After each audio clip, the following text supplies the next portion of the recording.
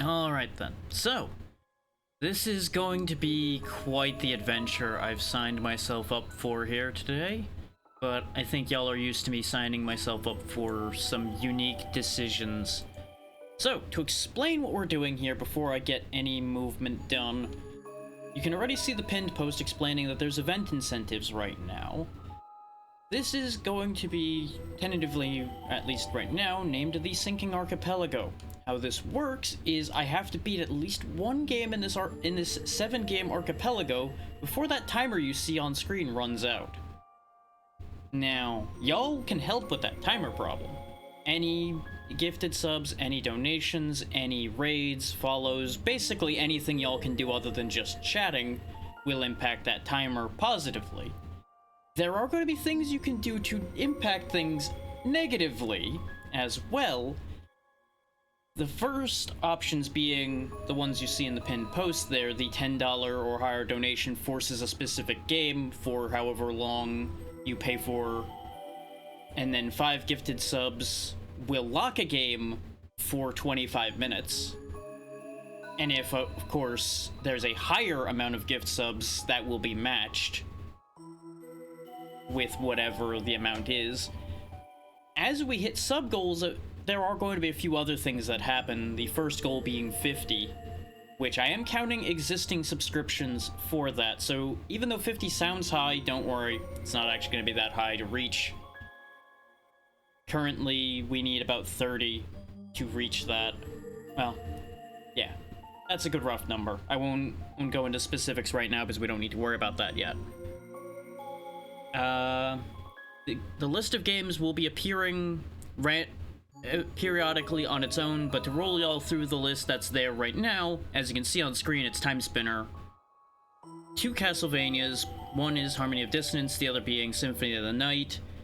There are 3 Metroid games in this one, Fusion, Super, and Zero Mission. And then there's the extra, the one I threw in to be funny, Ocarina of Time. The reason why I say I threw that in to be funny is because that's going to be the one that's going to give me the most trouble. Because while I've seen that done a decent amount, I've not done that before. That's going to be the interesting one. It's also the one with the second highest amount of checks, which will make life interesting. But that's what makes it fun, with the fact that y'all can shove me around. Now, to bring you up to date on what we got here in Time Spinner, because of the randomization, we actually started with literally more or less my ending setup from the stream, which is kind of funny. Bear in mind the things I've randomized for Time Spinner. Enemies are randomized. Every item can be anywhere. Even the information things I pull are checks. So like all the memories, all the data logs, all of those are checks. Everything enemies can drop could be a check. There's a lot going on here. And actually, while I'm talking about checks, let me roll y'all through the numbers here for a moment. Just so you get an idea of how screwed I might be.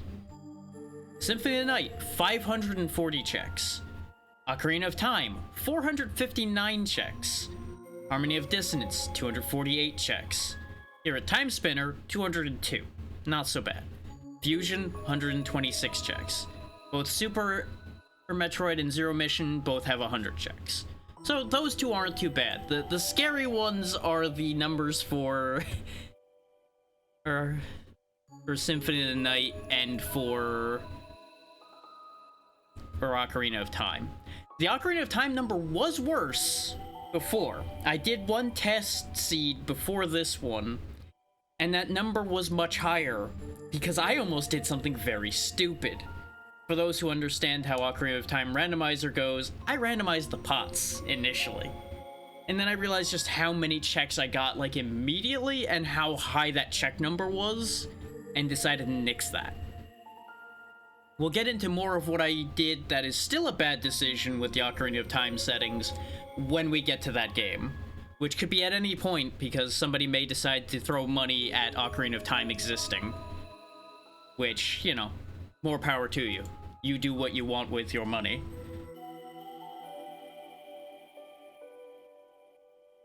Okay, I think that covers all the basic ideas here. Let's see what we can get done here in Time Spinner for a bit.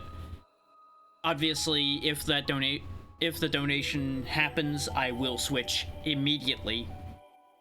Well, more or less immediately. There is going to be a couple seconds delay while I switch what's listed in the currently playing and things like that. And as a technical note to everyone, we got a karma coin for Symphony of the Night. Every game is currently running. Every single game is running and connected right now. They're all running behind this one, all muted. So I will have to mute and unmute games as we go as well. So bear that in mind. Oh, and convenient thing we have right off the top is we do have the Twin Pyramid key that would ordinarily let you travel to all the various warp gates and would ordinarily give you access to past and future. I have those separated now. And another thing in how Time Spinner is randomized is all of my access to various places, for the most part, is also randomized into item form. So for example, if I wanted to go to the past, I need to get an item that'll allow me access to the past. If I want in order to go through the gate that leads to the Emperor's Tower, which I do have that as my victory condition, is going and defeating the Emperor like we did before. We found our own Succubus hairpin, so we have double jump immediately. I am now terrified of what the seed is going to do to me. But yeah, as you can tell, enemies aren't where they belong in the slightest. But we can go over here immediately, which is going to be an interesting thought. What's in this box that they wanted me to get? A life vessel for Symphony of the Night. Okay, so far those two are attached at the hip. That could have good or bad results. Oh yeah, we have our little dragon friend immediately as part of the randomizer settings as well. You could have put him where he starts, or I believe you could have disabled him entirely if you wanted to. But it's just fun to have him around. Which, on the note of dragons in particular, I may or may not have made it into a certain team that I was talking about being the only team I would try to join. More on that when things are more officially followed through on. But there's your little teaser announcement about that for now. Yeah, being able to go into Sealed Cave immediately is certainly a concept.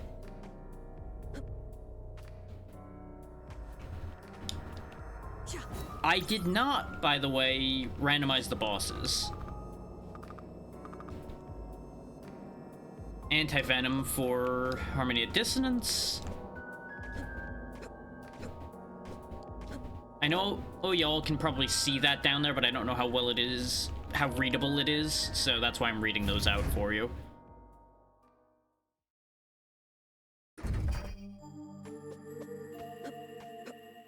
Which most of these should pop up the items on screen, but if any of them don't, I can always check. In fact, I'm probably going to have to adjust the way I have my screens laid out now that I think about it, because I forgot to make a space for the tracker. Because I forgot that that's how I did that last time. Yeah, we can hop up here immediately and get this box as well. This saves me a lot of going backwards. Okay, so we're tuned to modern times, which is where we currently are. So that's helpful, but not particularly helpful. I had a really nasty start with the previous set, by the way, because I had endgame enemies as the first things appearing, and they were still decently powerful, even with their health and everything scaled. That was a drumstick to Harmony of Dissonance. Wonderful. I'm going to be skimming past all the messages and such, because if y'all wanted to see them, you could go see the full playthrough that happened. We got places to be and checks to get.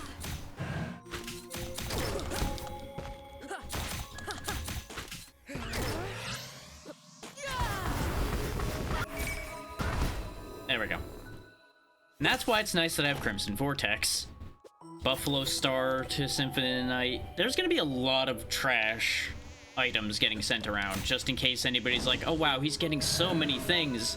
90% of this has been useless, in case anybody doesn't know what those things are. Basically, 9 items out of 10 that I've picked up so far have been consumable items. We have not gotten a single progression item yet. Outside of the double jump we got for our own game. What is... I don't recognize this thing. I think that's from the area we didn't go to in the playthrough. Which, there's a chance that I'm gonna have to deal with some stuff from that area. I did not set it so I had to go there, but there's a chance that the logic's gonna send me there. And that's gonna make life interesting. Is full disclosure, I did make the clear conditions for most of these fairly easy. Ocarina of Time needs to do a Triforce hunt of a random amount. Similar case with Fusion, though they still need to do the SAX fight to finish up. Super, I forget what I actually set the clear condition for that to be, but understand that the escape sequence is involved.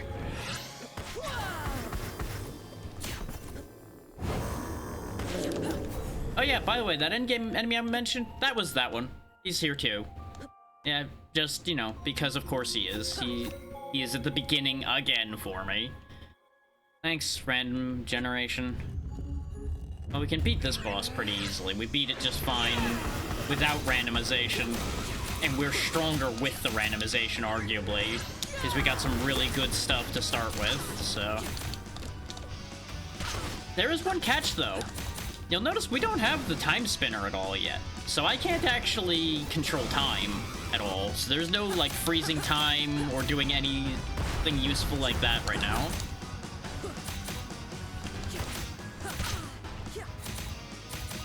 Nope, can't do that yet. Missing the pieces for that. That was what I was just explaining. He is not dying as quick as I expected him to. But then again, the orbs I do believe scale based on when you pick them up with the way the randomization settings are, so... That's probably complicating this a little bit for me.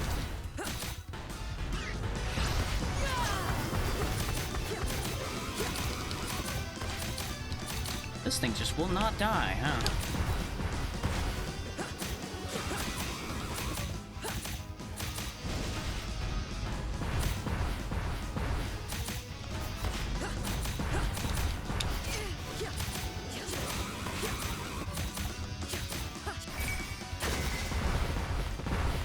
We are in this world's modern era at the moment.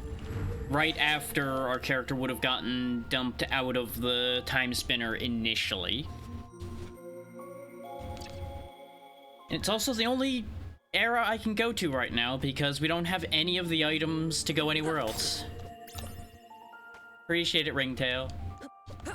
Hope you're doing well. Yeah, we'll just go ahead and skip this scene. We don't need to see that right now. I will say that this is not going to be a normal playthrough in the slightest because of the Archipelago, so buckle up for things to be weird and confusing. We can thankfully teleport immediately thanks to the pyramid. I could actually go straight to the military hangar because of the fact that we got the attunement for that, but I'm not going to do that. It'll be more beneficial to us for me to run through all of this and see what I can pick up along the way.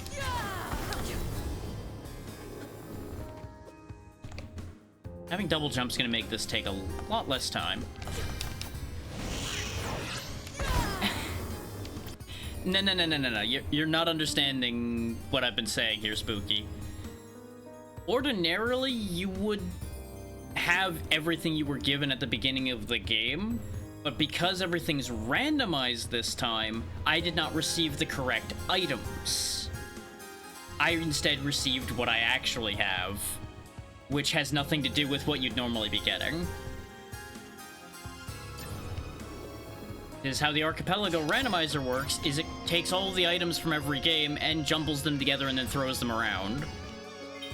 So like that isn't a message anymore, it's now Vlad's ring for Harmony of Dissonance instead.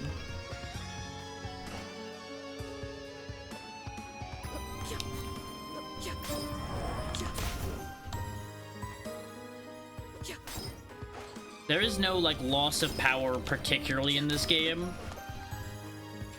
Thank you. The most you lose in this game, really, is the Time Spinner itself blowing up, and really, you didn't have direct control or access to that yourself for the most part anyway. So it's technically not really a loss. Hooray, the library check was 1 rupee for Ocarina of Time. Wonderful. I'm so glad to be starting that grand adventure of 1 rupee checks. That's gonna be helpful. Let me double check to make sure I turned the command itself on. I did not. There is a timed command to explain what Archipelago is, but I have just now turned on the regular command to explain Archipelago if people have questions about that. It is a very short explanation, but it'll make people's lives easier. Hello, Crow. Yes, yes, you are Crow, you sell things. His shop is also randomized, so we get Advisor Robe, Lab Glasses, Security Vest, and I did guarantee Warp Shards, because I was expecting to have a use for those, but I also don't actually need these as much as I thought I was going to because of the fact that I started myself with the Pyramid. We clearly want those Lab Glasses, so we'll grab them. I was half expecting there to be items in there for other games, but apparently no. Didn't end up with anybody else's checks in there, at least not yet. But those glasses will give us a bit of protection.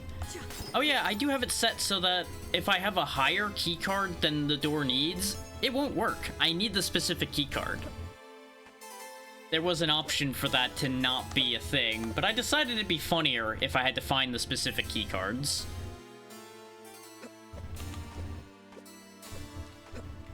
And while this does have an independent randomizer that I do intend to do at some point...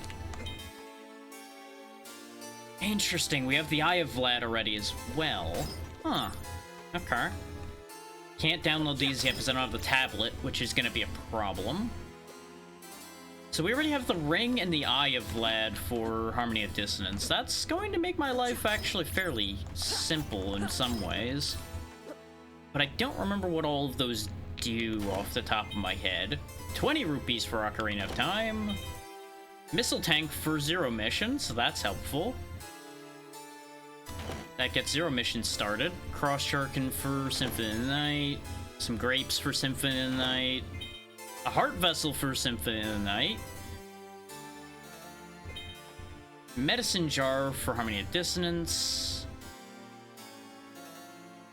This is part of why I started with Time Spinner today, is because I knew there was going to be a decent check density right off the top to get all the games up and running in case people decide to kick me to one game or another, or with a donation.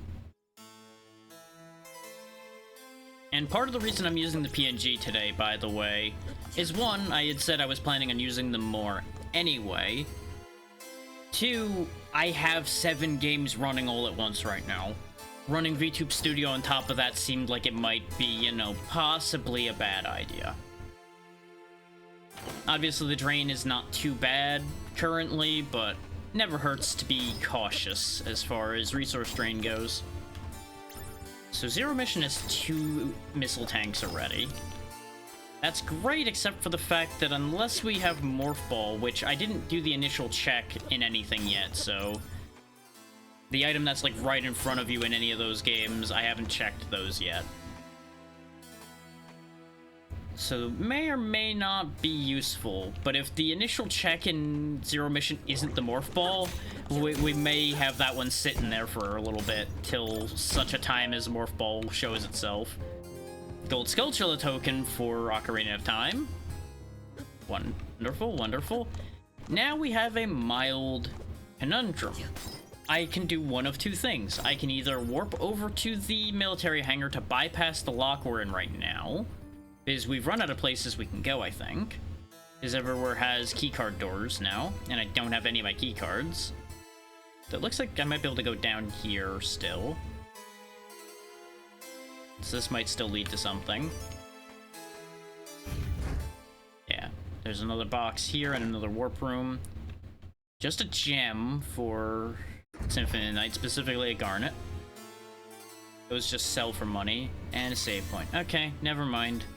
I mean, we were only 20 minutes in. I'll go ahead and warp over to the military hangar.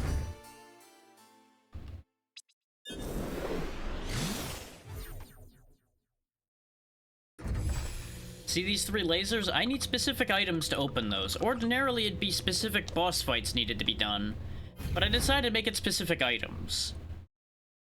Because I was given the option in the randomization. So, I opted to do that. I also did that because I initially thought I had turned boss randomization on. Turns out I didn't. 20 rupees. Smart potion for Symphony of the Night. Because, fun fact for all of you, I did all of the seed settings and such pretty late last night. So, to say I remember what the settings I set were would be a lie. And that was kind of on purpose. Oh, we actually can't go anywhere from here either. I thought I could get into the vent in the elevator, but I forgot that that's a different part. That's the floor above, I do believe, that has the vent. So actually, Time Spinner's stuck right now, I do believe. Is we can't enter the sealed cave yet because we don't have the key card. Most of the rest of the places in the present here do not have accessible areas right now because of the fact that the vines are still there because I have to burn them in the past. So yeah, we'll be switching games right now, actually.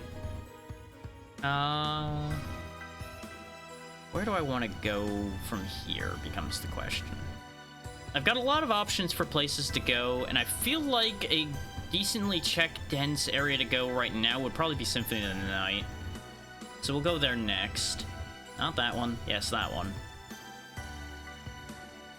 So I just need to do a little bit of volume mixer magic here. There won't be any sound from Symphony of the Night yet because of the fact that I'm on the pause menu. So before anybody's like, we can't hear it, you're not supposed to. I did not, however, set up a bunch of windows ahead of time because I just realized I didn't do that. But it'll be okay.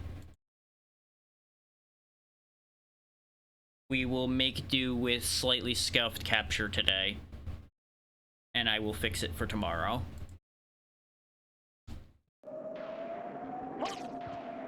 Oh yeah, let me fix the text. I just wanted you guys to be able to at least hear something.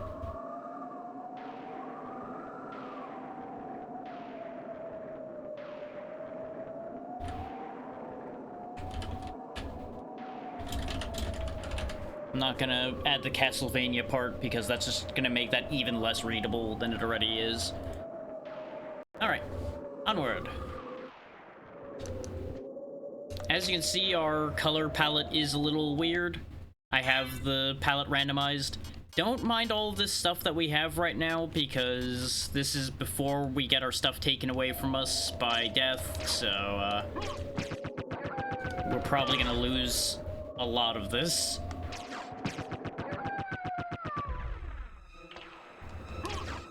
Now, funny things I've done for the randomization for Symphony of the Night. Specific main thing is every enemy I can hit is a check.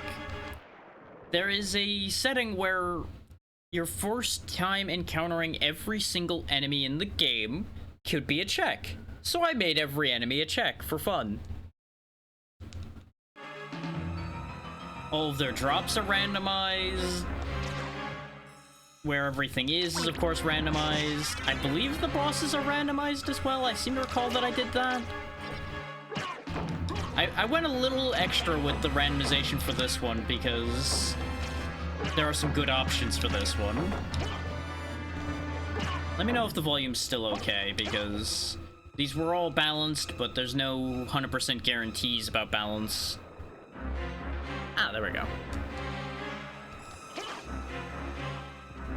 I will take care of that after this stream is over. But that was the email indicating the team invite for the Dragon Council. So, there is the confirmation. I will get all of the information up for that after this session, since unfortunately, a little bit of crunch on getting all this set up today. But yeah. Yes, yes. Ah, Alucard. Taking your stuff. Goodbye. Yeah, because all of your starting gear for Symphony of the Night is always taken away from you. So we now no longer have an actual weapon because we haven't gotten one yet from any of the checks that have been received. We do have a ring, though, that does nothing, because it's just a sell item. So, that's great, right? I forgot that I didn't have a weapon. That's part of why I chose this one, is that I thought I was going to have a weapon. But this will be funny. We'll just have to run around and, you know, punch things. I think... Did I set the candles to be checks as well? I did. That was the other funny thing.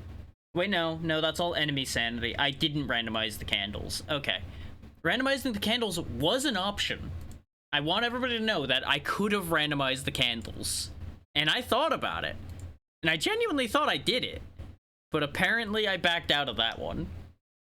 So, you know, feel free to call me a coward on that one, because apparently I cowarded out on that idea. There we go, we'll just put the tracker there so I can keep an eye on that. I thought that these were going to pop up on the screen in this one. Apparently they didn't. So I'll just keep the tracker visible for myself there and read off what we get. Right now we got bomb data for fusion, 50 rupees, a Triforce piece for Ocarina of Time, and the Griffin's Wing for Harmony of Dissonance. The Griffin's Wing is going to break that pretty hard, I'm pretty sure, because that's, I believe, the high jump for that game.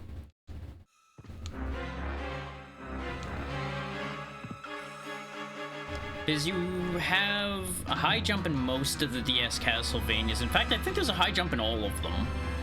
But they all have slightly different names. That's either the double jump or the high jump, though, I'm 90% sure.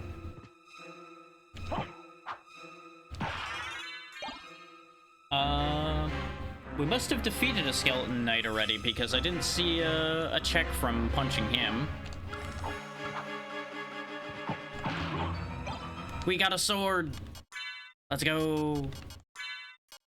That's actually a really good sword, too, so this has been broken wide open for me.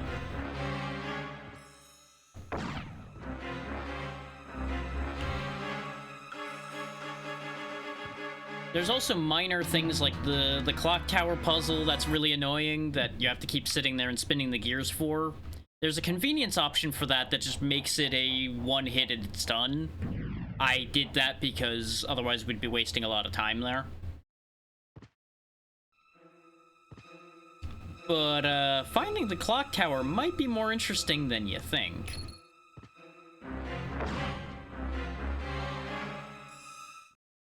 Da da da da da. Da da da da da da. Wait. Did I not? No, I randomized the areas in the other one. I randomized the area transitions in Harmony because I don't think it actually gave me the option in this one. I did randomize the music though. Heart refresh. Wonderful. Get back on the ground. Alright.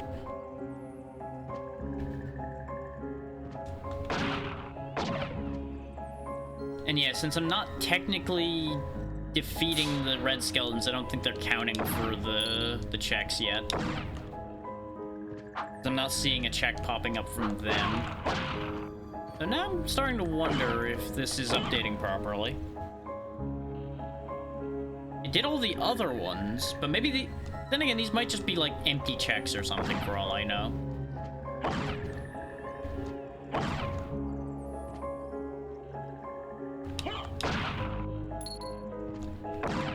So I don't know if the enemy randomizer does all of them or not. Now I know... Huh. So that one didn't... Yeah, I'm not sure this is updating properly. Because we haven't gotten anything from any of those, and something about that doesn't seem right.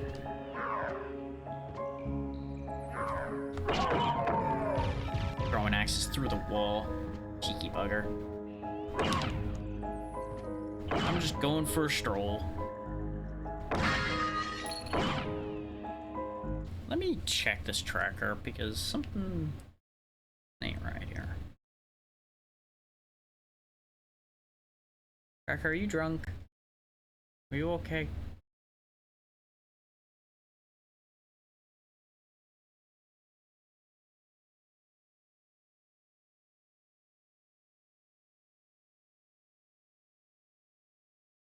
I'm just gonna quickly refresh the...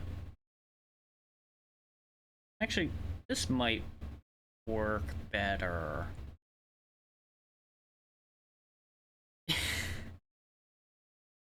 The red timer is how long I have to finish any of the games in this shuffle. That's the short version of that.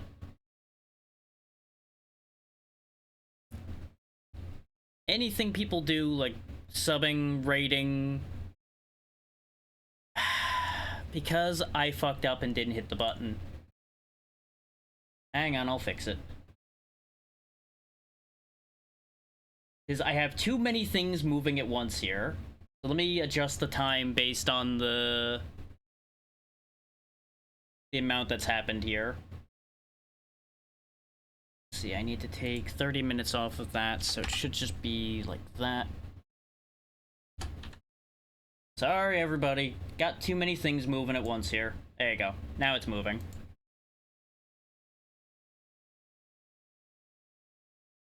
Nah, it's more like an explorer type thing. Hence, like, the rope coil and everything.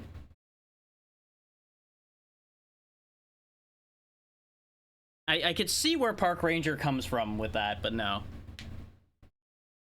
You just fix all of my windows now, because I had to screw up everything to try to fix that. I need a better setup for this kind of thing, but I have too many moving parts to really have this be neat and tidy ever.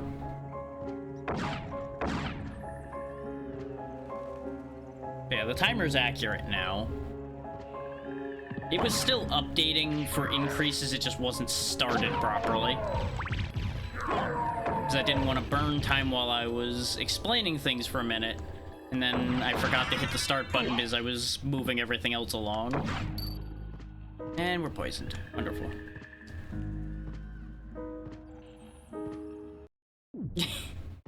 Nobody ever claimed the people behind Windows know what they're talking about.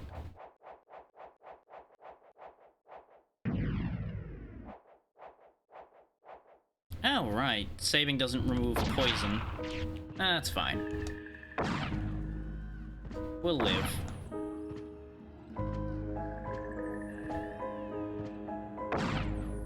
Oh boy. What now, Spooky? What have you discovered now?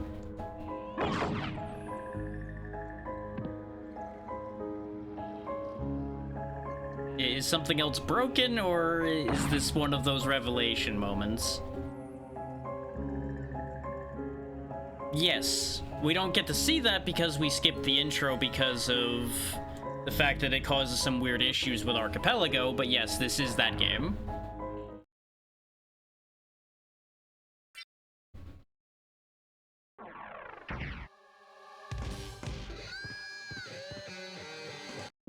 Because that's all part of the prologue where Richter fights Dracula. and then it goes into the game proper afterwards.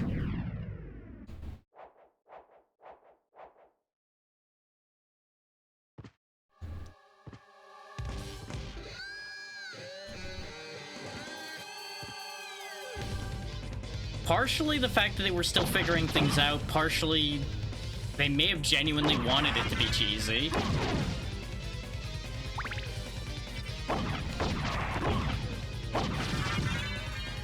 Like, there's definitely a mix of factors. I don't know if you can call it bad direction when voice acting was still fairly new by this point. You can't really say they're bad at something that they're literally learning how to do. I think that's a little unfair to call it bad direction. Not to mention the fact that I doubt the microphones and such they had were that good yet.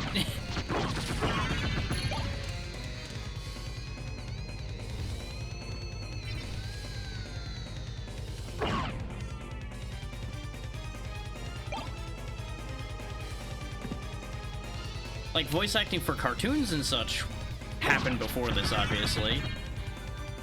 Oh, absolutely. I'm not trying to say that it's good. I'm just saying bad is a little harsh. Like, I would say that the statement that it's cheesy is correct, and just move on from there. But there's also a fairly long distance between PS1 games and GameCube and Dreamcast. Well, Dreamcast not as much. GameCube, yes. And it's not that long a distance, but there's a little bit of distance. And definitely a decent technology shift.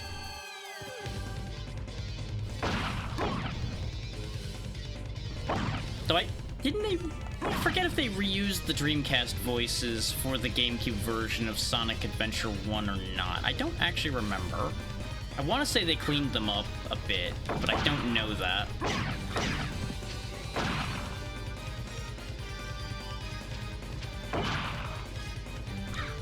Bear in mind, there's also a fair amount of, oh yeah, let's just use people on the dev team for voices that happened at a few points as well. And still happens, depending on the budget. Yeah, that's the Spike Hallway. We can't do that right now. Well, technically I could, but the odds of me dying doing it are very high. Okay, these should have been checks. Why am I not seeing checks happening? Why has something broke here?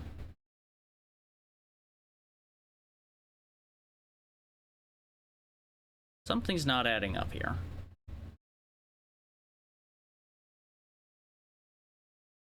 Ah, that's because this tracker's stupid. Okay, hang on. I need to now look back through this and see which ones I've been sending that I didn't tell y'all. So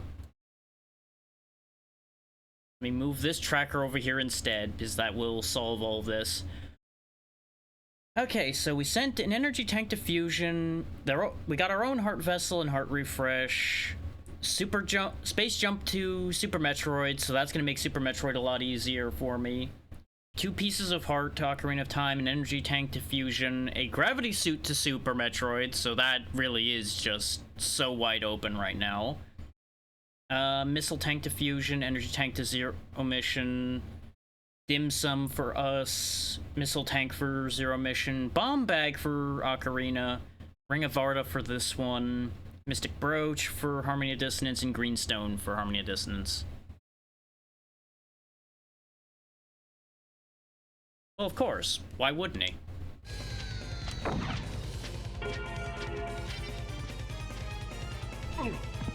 Hasn't Toby Fox voice acted in a couple things, so it kind of seems more natural to voice act in your own thing when you've already done it before. We got a bottle with fish for Ocarina of Time.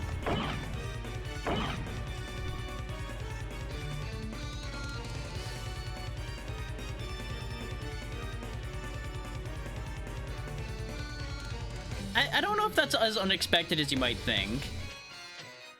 Now, doing it for the Japanese dub, that's more of a surprise. Though hell, for all I know, he's fluent with Japanese, which, to do it for a Japanese dub, presumably you would have to be.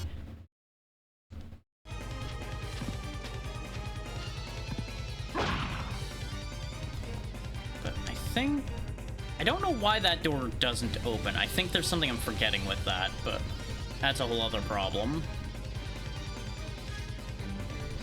We've now generated a ton of checks, so that's a good thing. Right, that one you can't get through because you gotta open it from the other side. That one makes sense, because you gotta break the little statue that's holding the door shut. Good. More people should learn more languages. That's just a de facto statement.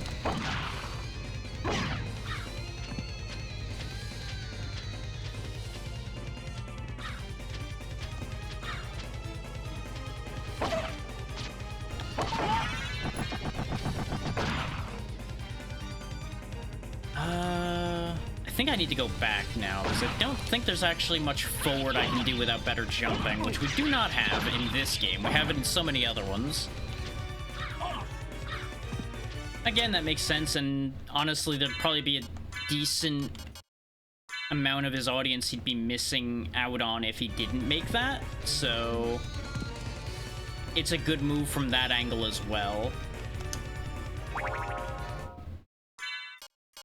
For those that don't know, you have to throw your food on the ground in order to eat in this game. Though, no, the save point wasn't nearby, so we'll use this. Because that's how it's designed. They did not give you a means of using things with the way this one was made. Why? You'd have to ask the people that made it. Because I sure as hell don't know. Maybe they thought it was funny? I don't know.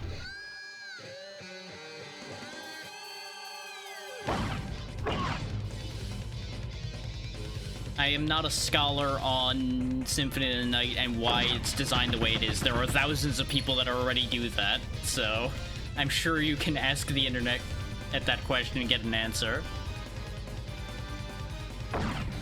Again, I've already answered that question as best as I can. I cannot just make an answer appear just because you're asking the question. I had asked that question long ago and gave up trying to think of the answer.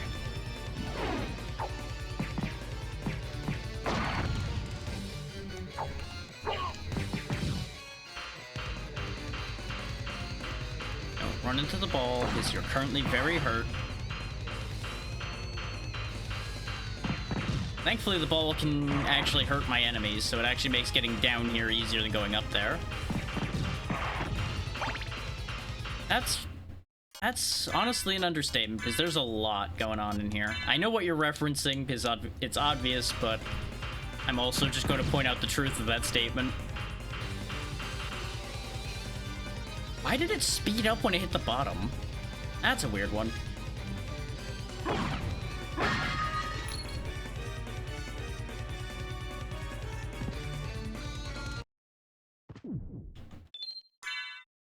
Yeah, I mean, there's a lot of oddities to this game. For all that this is a beloved game, it does have its strange decisions here and there.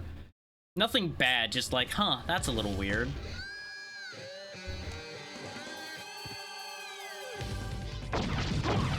Why am I going back up the stairs?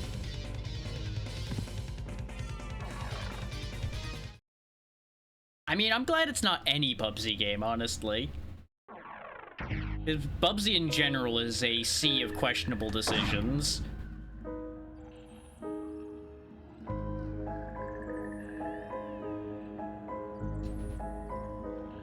Didn't mean to fall that far. Thought there was gonna be another ledge there. Alucard, please stop hitting your head. I know your sprite is really tall, but just stop. This is gonna be a boss fight. We did just save, though, so this should be fine. We also have a very powerful weapon. I just need to not just take hit after hit like an idiot. Yeah, this is why I wasn't worried. 2 hits and he died.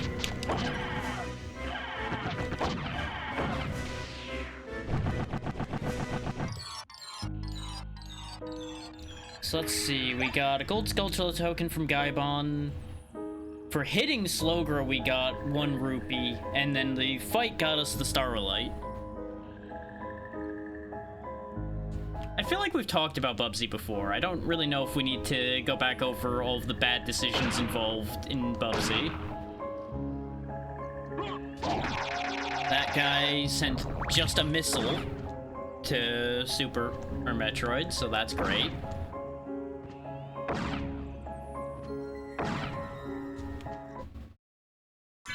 No, that's fair. It is understandable to be confused by the decisions of the deranged developers of certain things. Yeah, this makes crosses better. Oh yeah, the Ring of Varda's like a stupid good ring. Based on how much it increases my attack, I'm actually not gonna put it on yet because it's gonna make things too easy. We'll save that for later.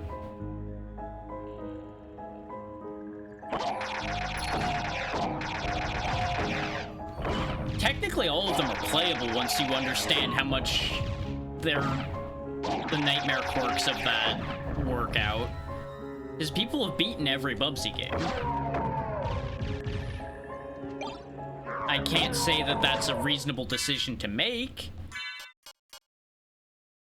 That's a lot of defense.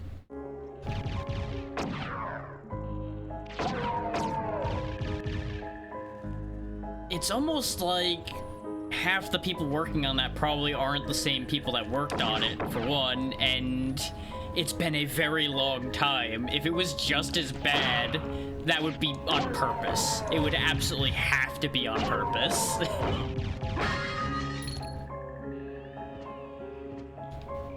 That globe was Morph Ball for Fusion, so Fusion is in so good a position.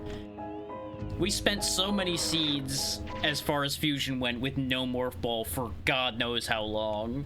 So having Morph Ball and bombs already, we're probably going there soon if somebody doesn't send me somewhere else. That is so good.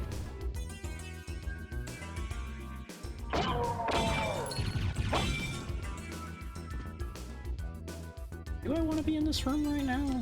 I mean, I guess I'm here, so... Whee! Yes. There is also a Saturn version, and... technically there are newer versions because it got put on at least the PlayStation 3 eShop, I think it was? It probably still is on the eShop at this point.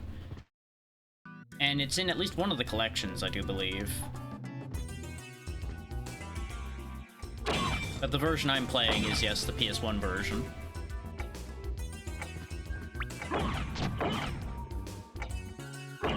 That's the advantage of the power the PS1 gave people. If it's actually used properly, it can do a lot. Like, artistically and musically, this game does fantastic work, and I will never dispute that. And it controls well and plays well, obviously, or I wouldn't be playing it again. It just has its little foibles, like everything else does.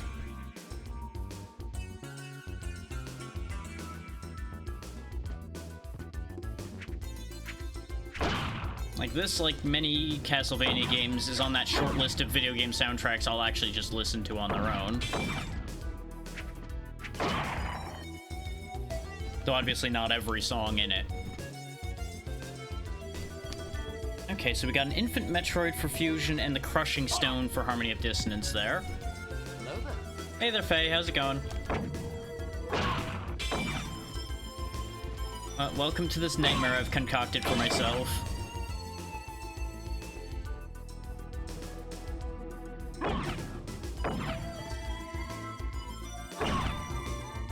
Which, assuming the pinned message hasn't broken, you should get an idea what the incentives are, but the basic idea here is, as long as that timer's still going, I still have a chance to finish one of these games that have been merged together into one massive checks that I need to make work so that any of these games finish.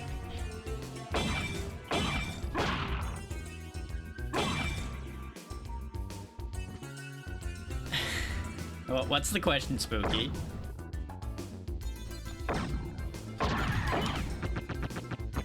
That was 30 arrows, and the table was ice missiles. It was for fusion.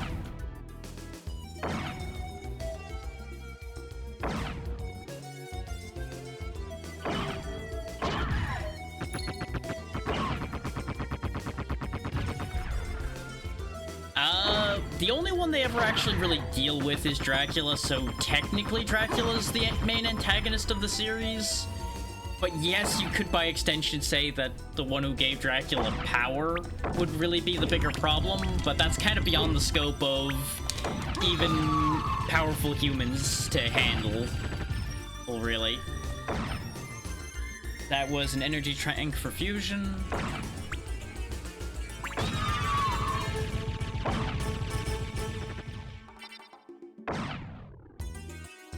Like, technically, you do end up facing off against a couple other things depending on the Castlevania game, but yeah, Dracula's 9 times out of 10 the final antagonist of anything. Because a lot of the times he is behind the thing that causes the thought to be main antagonist. Yeah, you know. Got their fingers in a lot of pies so they can get away with a lot of things. So we got padded armor for Harmony of Dissonance and our first strength upgrade for Ocarina of Time already. This is the blessing and curse of Archipelago, is you end up opening up some of your games so much before you even get to them. Just by playing one of them for a while.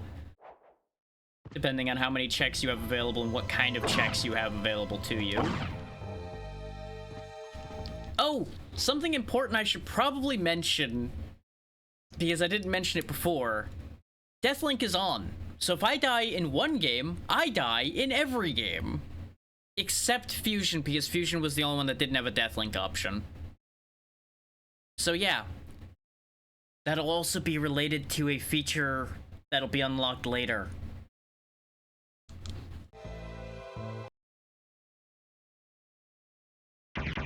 Another boss fight. I should be able to do this one, because we have a stupid strong sword. Though, thinking about it, this might actually be more of a problem than I thought it was, because I just remembered a thing. Hi, Doppelganger. Oh, right, no, he doesn't have my sword. He has his own sword. Never mind, we're fine. If he had the same sword I did, I'd be in trouble here. Remy, thank you for the raid. What were we up to today? You're just in time for me to be picking up yet another item for a different game, because what we're doing here today is a 7-game Archipelago. For those who do not know how Archipelago works, is it takes every item that can be randomized in every game that's connected to it, puts them in a giant pile, shakes the bottle up, and dumps them everywhere. So that's what I'm dealing with right now. How was Overwatch, Remy? Hopefully you had a good time.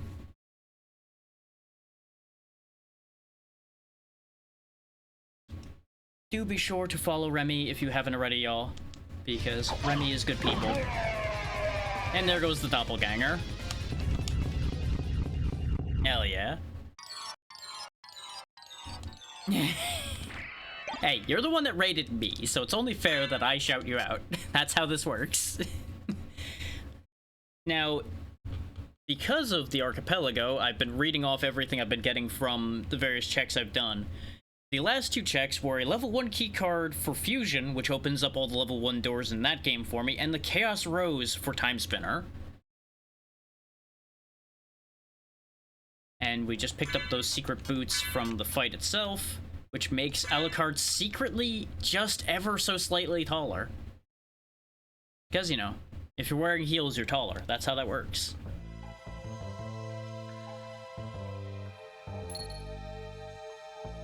That was... I picked up $400, and it turned out to be a wallet upgrade for Ocarina of Time. So it actually was just a bag of money in reality. Incredible.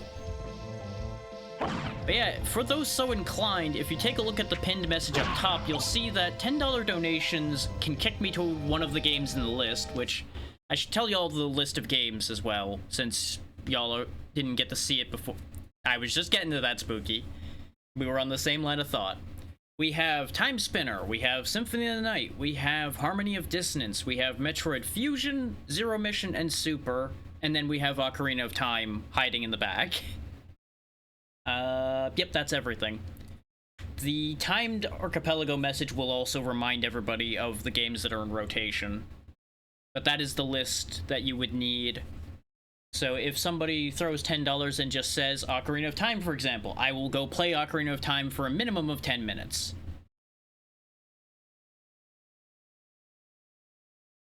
That's not in Archipelago, so it wouldn't be in the pool.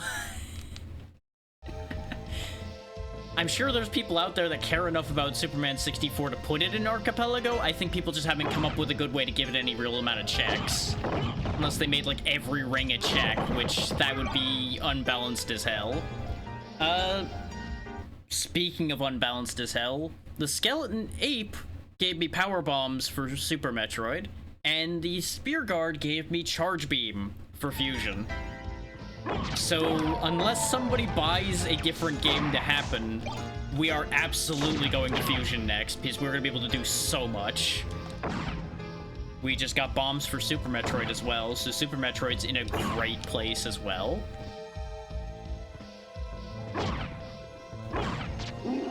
That was a Fusion Energy Tank and a Shuriken for ourselves. Enemy randomization might have been a bad idea. Enemy randomization might have been too many checks that are a little too easy to reach. I expected it to just give me a lot of junk items and it would just be funny, rather than it giving me, like, half my progression items. Which, it's not that many, but it is a lot more than I expected. Like, this is a shockingly front-loaded seed so far, which makes me very worried that it's going to become a nightmare before too long. That looks like a money bag, but we all know that it probably isn't actually a money bag. Now, if I could just make the jump, I think I actually might be failing the jump because of the slight height increase, funnily enough, because this is a tight jump by normal standards. Yep, all I had to do was take the shoes off. And that was an Umbra Orb for Time Spinner, which is a weapon for those who don't know how Time Spinner works. So that's actually potentially really good.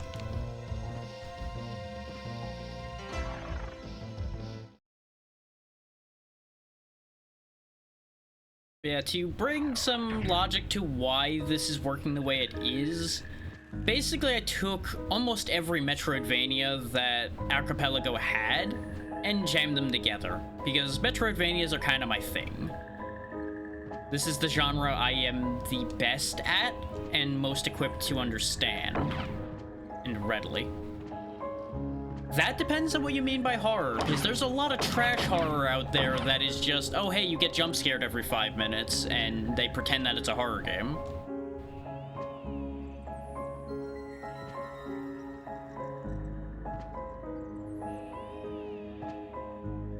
Though honestly, for the most part, it's not like a priority genre for me.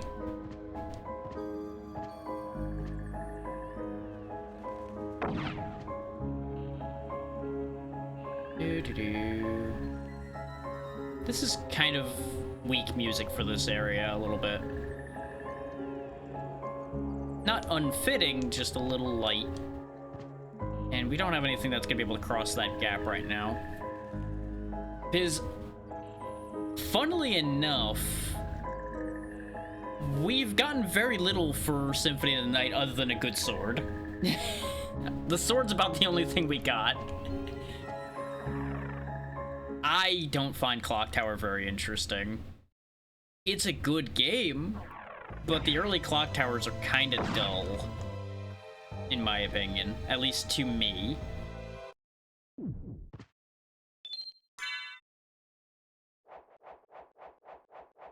Because bear in mind, horror doesn't particularly affect me. Like, the last horror-related thing that even affected me a little bit was World of Horror, and that didn't hit that hard for me either. That hit sometimes on very specific things, and that was about it.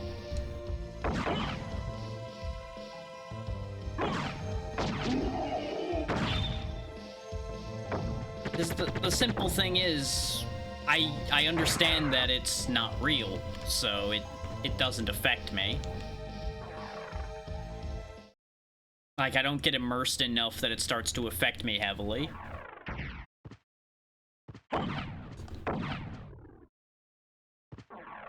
Yeah, that's fair. Hey, Trudy. Yep, there you go. There's your timed explanation of how Archipelago works for those who might be confused still. And there's also a convenient listing of all the games at play today. That was a Triforce piece for Ocarina of Time. His reminder, Ocarina of Time is on a Triforce hunt. If it doesn't find enough pieces of the Triforce, the game cannot end.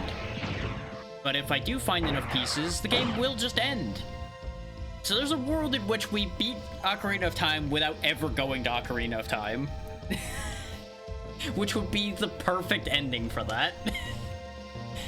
As far as I'm concerned, because that would just be very funny. It is its own game.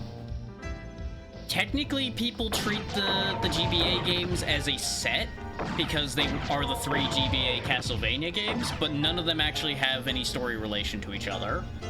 The vast majority of Castlevania games are actually completely their own plot line. There is a timeline, technically, that people tout around, but that's just a timeline in that dates are mentioned. And these are various occurrences where the Belmonts or people connected to the Belmonts have fought Dracula, more or less. This is a simplification, but that's the point. Like, Harmony of Dissonance is another Castlevania game, but that's as far as anything there goes. Like, if you're asking if it's part of the Castlevania series, we're in it right now. I believe Dracula's castle is named Castlevania occasionally. I don't think it, like, is a specific, like, oh yeah, that's definitely its name, but I believe it has been referred to as that, and that's where that whole connecting point comes from. I don't know that for sure, that's just a theory, I believe.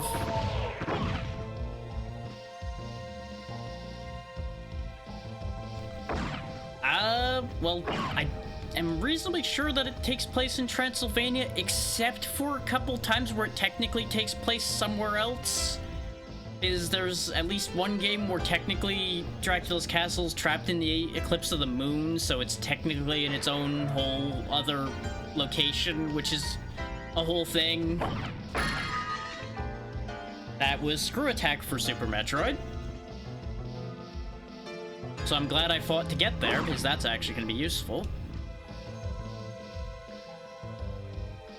And people that know the lore and everything can correct me on certain bits and pieces here.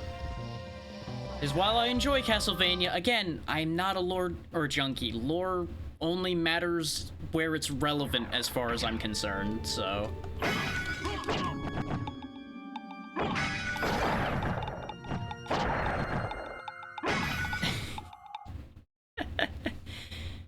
Because they're not from there.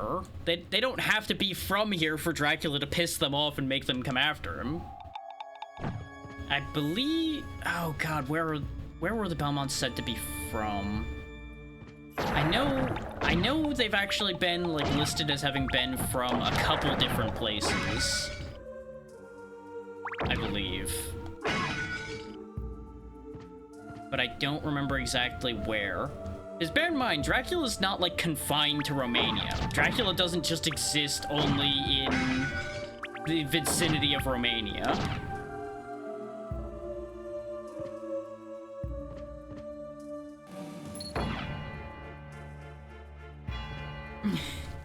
So it's one of those, okay, you're a problem, you need to stop being a problem. Because there are multiple occasions where he directly attacks either a Belmont or someone close to a Belmont, and that's kind of where that continues from a bit.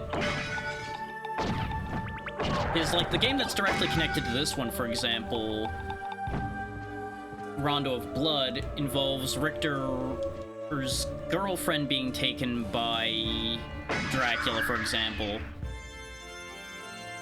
I believe it's only girlfriend. It might... I think that's correct? Or is it sister? I forget. Some female connection to Richter gets taken by Dracula. Richter is unhappy with that, therefore Richter goes and tries to deal with Dracula. Shenanigans ensue, and then far later, Dracula is revived, and that's how the prologue of this game happens, in that Richter comes back to the castle, theoretically defeats Dracula, and, well, as you can tell by the fact that Alucard's had to step up and be here, that didn't work out.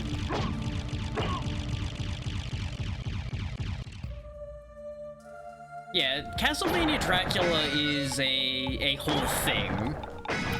Castlevania Dracula is a lot of different things, actually. Depending on context, he ends up having a lot of different aspects to him. Usually a fairly typical iteration of Dracula, but sometimes he's got some real odd stuff going on. Yeah, you know what, we'll use the katana for a bit. This way I don't accidentally hit the wrong button. Because now both my attack buttons will use that, because it's a two-handed weapon.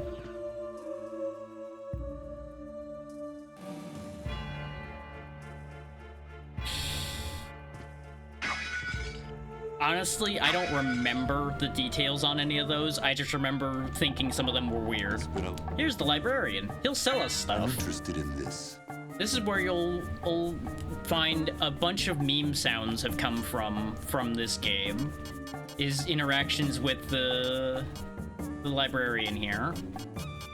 This was also supposed to have checks for other games in it. Why is there no checks for other games in here?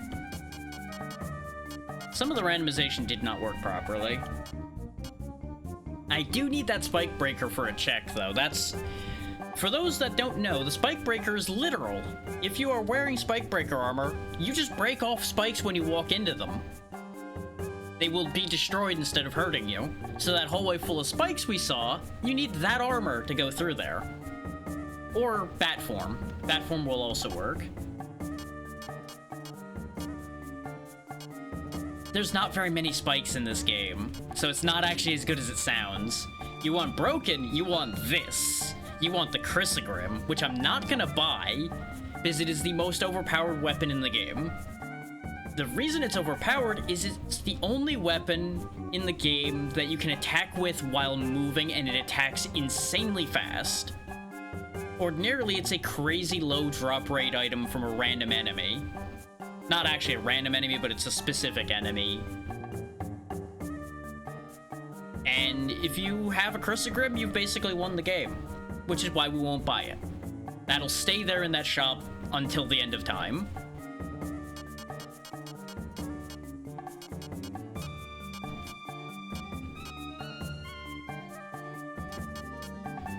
Yeah, no, now you're understanding, because the Spike Breaker sounds incredible, but it's only incredible in the context of your average platformer where spikes are important. In this game, there's like 5 locations with any spikes, and most of them don't have many. So it's useful as being decent armor, but the spike breaking advantage is not actually as important as it sounds. Yeah, this Y-hander's slightly better. Let's go ahead and grab some armor.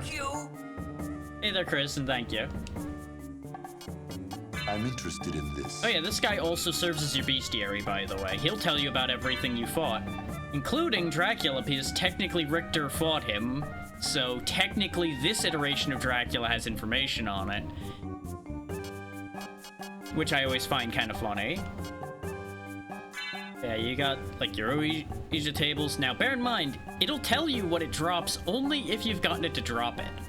So... But it will tell you if something has got an empty drop slot, I believe.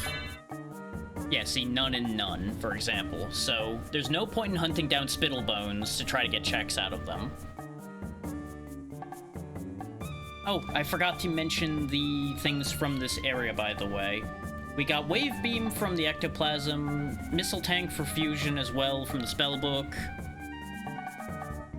It does, but nothing important usually comes out of the enemies outside of a randomizer.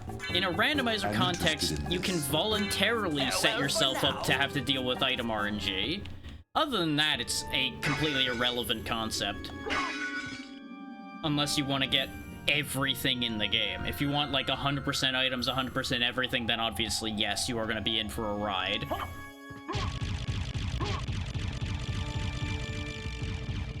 We don't have double jump or anything, so we're not getting up there yet.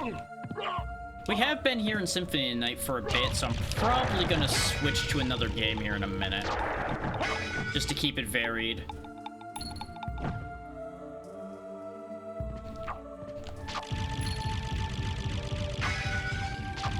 And we have gotten a lot of options for a lot of games, so I want to show off what we've gained a bit. That was another missile tank, and we also got high jump for Fusion. Fusion is so stacked already. I kind of feel bad.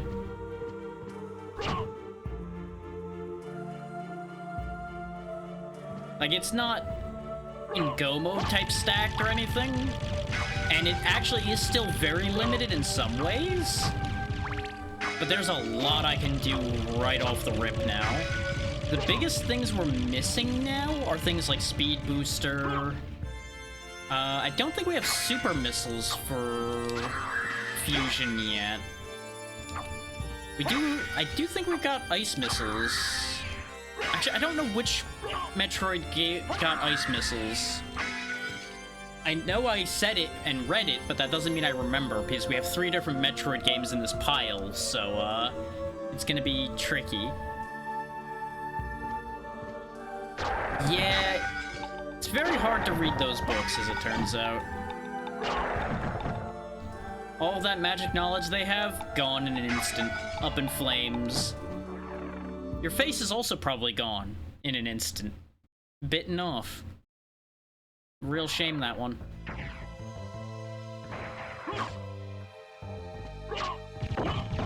Yeah, we'll climb back up to the save point up there, and then we'll switch games again.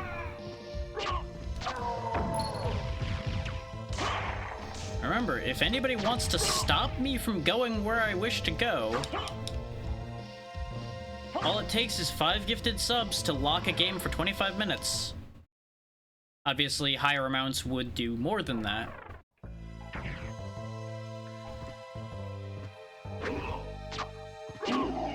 Or if you want to do it another way, you can spend $10 to force me to play whatever game out of the list that you want for 10 minutes. And yeah, Dracula, I think, is just... he's read all those books already. He doesn't have to worry about them setting on fire.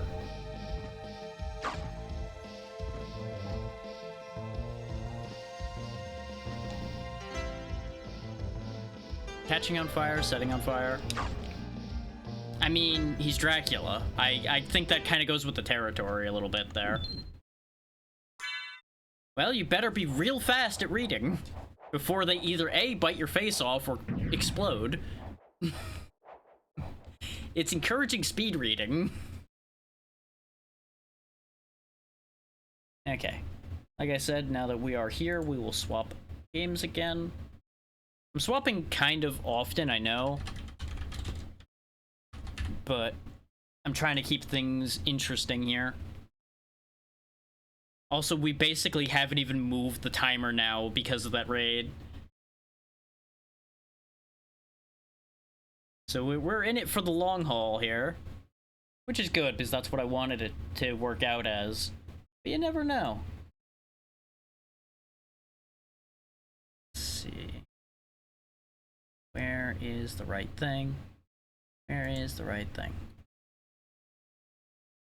There it goes. Thankfully, I have everything sized for Game Boy Advance nicely in this capture set already. You will have audio in a second, in case anybody's like, where's the audio? I need to turn it back on first.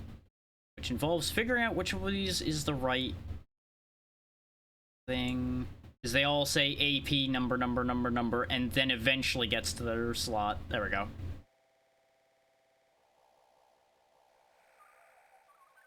There we go. Fixed all of that.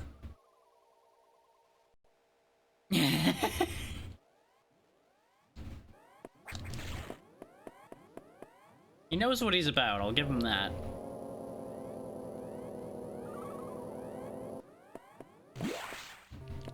But yeah, remember what I just said about having a lot of stuff? Yeah, we have Charge Beam, Wave Beam. Yeah, this was the one that got Ice Missiles. We have Morph Ball, High Jump. We have a lot, but not at the same time.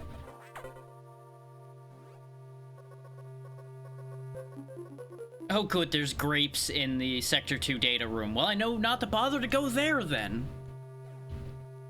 That's how the navigation rooms in the randomized version of Fusion works, is they'll give you hints instead of telling you what your objective in that sector is. Which is pretty nice.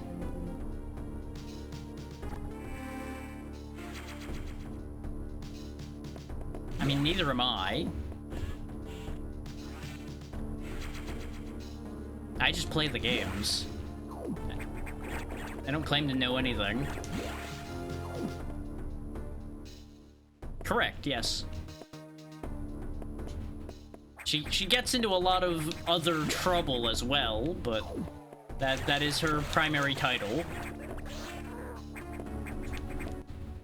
Yeah, we only have level 0 and level 1 locks open.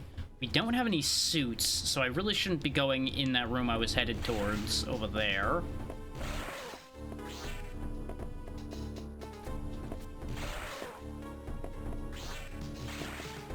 Yeah, I'm not sure why it's a question mark that and she would be a bounty hunter. I don't know why there's any confusion on that concept relative to what's happening. Pop that open. We could do this whole sequence where we have to... Well, actually, yeah, we have to do this whole sequence in order to open the door, so...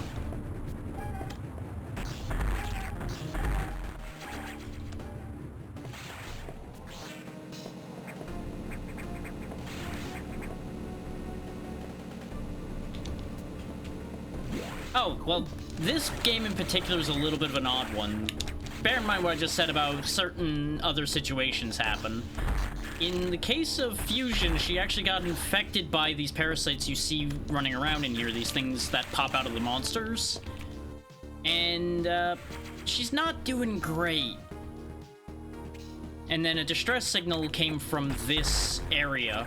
So since she had gotten sort of cured of the parasites and the parasites were sent here, she's the only one who can handle this problem, because anyone else would just get turned into another parasite host.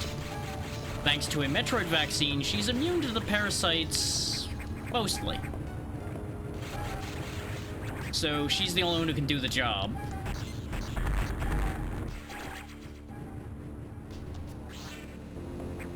This is, again, a simplification, but it covers the main points.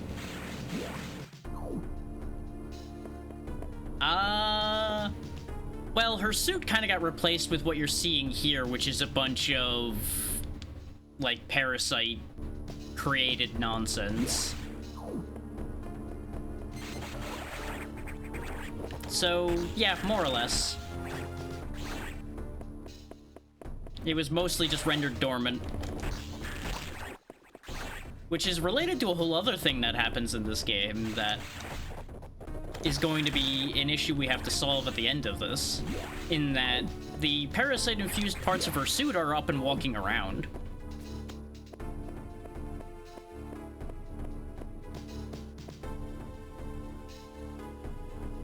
No, there's no way that that's actually my speed booster again. There's no fucking way that that's the speed booster again. That's because it's not my speed booster. You know what? Fair play, game, you got me. That's actually the Super Metroid speed booster, not Fusion speed booster. God damn it. That would have been so big if that had been real. You'll notice all these blocks have icons on them. Ordinarily, they wouldn't. You would have to actually hit them with something to find out what you're supposed to break them with. one of the randomizer features is that it shows what all of them need. Saves time and wasted resources, because I certainly don't remember what every single block in this game needs in order to be broken.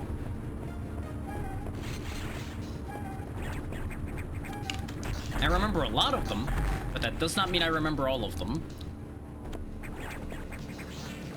And the amount of game switching happening, by the way, is why we're just in retro right now, because I'm not going to sit there and change category every time I change games.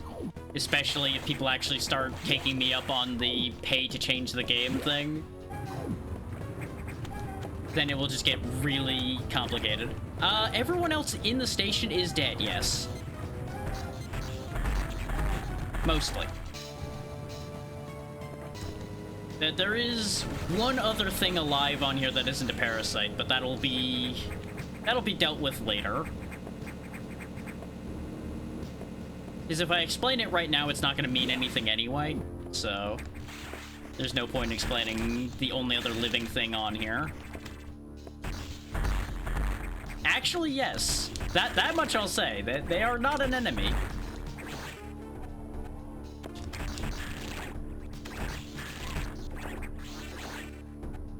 Having ice missiles is actually going to be both helpful and kind of annoying. Yeah, no, your joke is real, though. Your joke is the truth.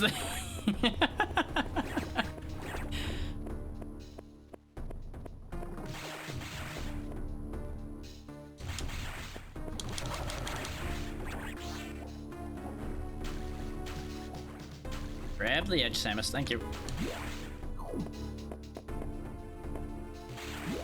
We have bombs, so we can go this way. Right, we need speed booster to get up there, though. Because what you do is, while having... Actually, you might be able to technically... No. No. Yeah, exactly. Yeah, because these, I think, don't stay broken. If they do, you might be able to Shine Spark there. I mean, obviously you have to Shine Spark to get up there to begin with, but you might be able to do that without Gravity Suit, is the idea that I was positing in my brain. Because for those who don't know what the Gravity Suit does, it allows you to walk around in water as if you're not in water anymore. Otherwise, water has fairly significant effects on your mobility, as you saw when I fell in the water before.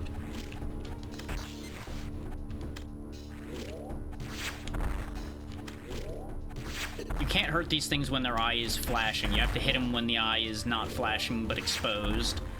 So they're kind of annoying when you have to keep climbing up and down a ladder to fight them. But we have a lot of health thanks to all the tanks that were found in other games. Ordinarily, you'd be starting with, I think, like 3 or 4 energy tanks. So, you know, like 400 hit points, give or take. Instead, we have more like 700. Oh no, it's a fake statue! Yeah, the X-Parasites are kind of funny. They can be basically anything. Organic or inorganic. Well, there's our Varia suit, which means heat isn't bad. So the hot rooms aren't scary anymore.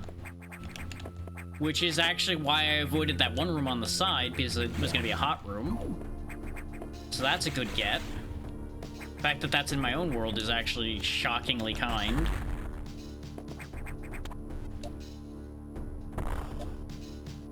So it's funny you say it'd be a shame if water was dangerous there, Spooky, because lava has similar effects to water, and lava hurts you. So, yeah. Super missiles for Super Metroid.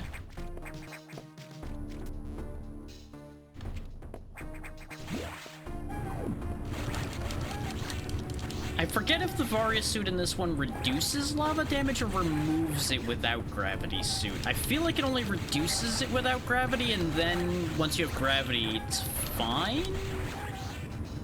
I don't remember. The actual, like, suit usage sometimes eludes me.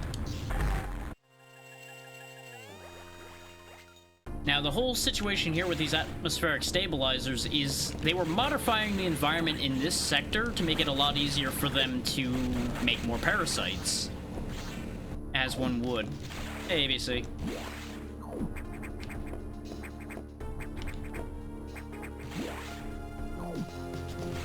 Behold, a secret.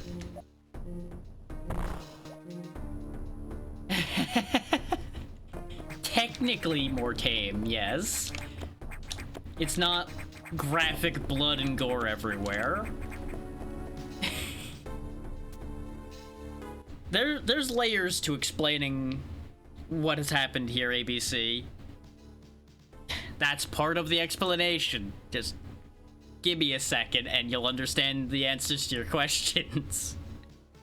So what's currently happening is we have a 7-game Archipelago, which you've seen me do Archipelago before. Presumably you remember, but we'll get to that in a second. If that timer runs out before I beat any games, I lose. If I beat one game before that timer is up, I win. What happens when I lose has not been decided yet. We'll figure that out if that happens.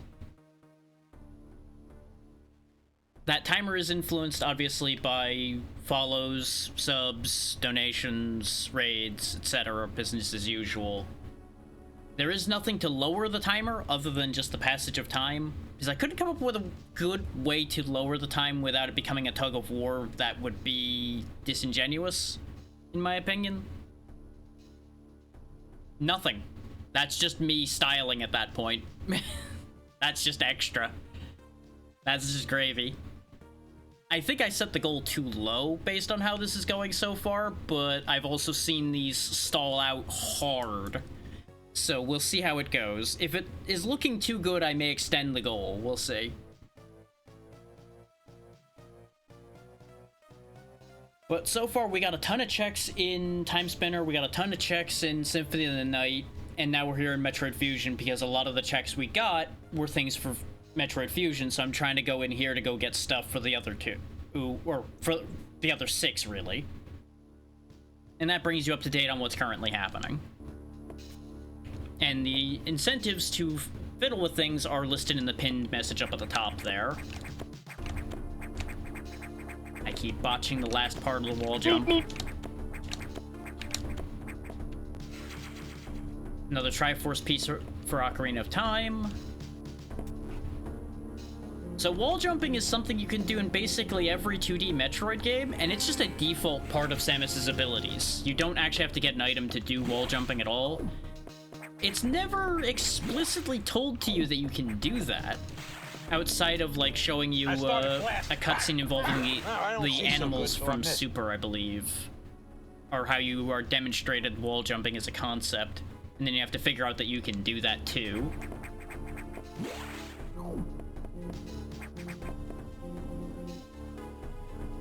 The Zelda timeline is a disaster zone because I'm pretty confident the people making the Zelda games didn't actually pay attention to the concept of a timeline until the community convinced themselves that there was an importance to a timeline and wanted to make the timeline into a thing. I've actually straight up heard that from much larger Zelda fans than myself, which I basically acknowledge the Zelda games exist, and that's about the extent I get to there. So for fans to be saying that, I'm pretty safe thinking that that's at least partially true.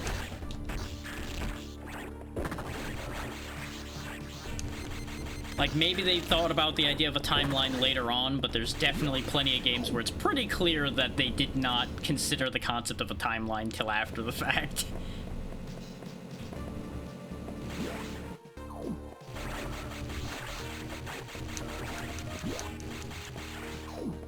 Which, admittedly, they should have expected to get into trouble there, considering they had a consistent protagonist and a consistent antagonist in Link and Ganon. But, you know.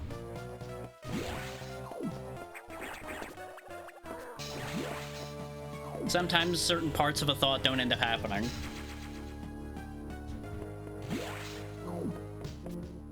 Also not sure... Oh, that's why. Yeah, you double exclamation pointed there. I was worried for a second that the bot fucked up, but I'm literally looking at the bot being active right now, so there's no way that that's a problem. Nuts to this sector. We're going somewhere else. We have the power to go a lot of places, so I'm just gonna wander around a bit. Go wander around, trigger various checks to happen.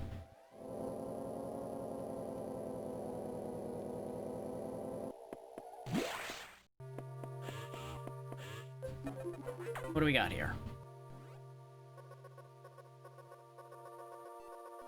Life vessel can be found in Zazabi area. Okay. Not a high priority to go to Zazabi area then. Which Zazabi area I believe refers to... No, it's not one of the boss rooms. It's a specific room. Yeah, aren't they like all reincarnations or some nonsense like that?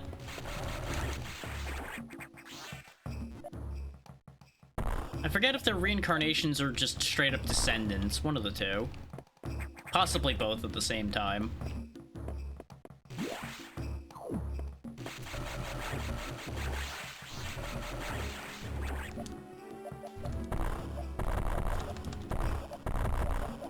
What I'm doing here is, well, I'm jumping. What you do is, well, you do it better than I do it, but I'm lazy, so I just start mashing bomb, and eventually it'll work itself out for the most part, most of the time. But you can chain bombs in the air pretty well, if you're better at it than I am. Usually I'm better than this, but I'm apparently just doing a terrible job today, so we'll just do it this way. If I didn't have high jump, I wouldn't have been able to do that, by the way. Because it would be a much tighter jump to do.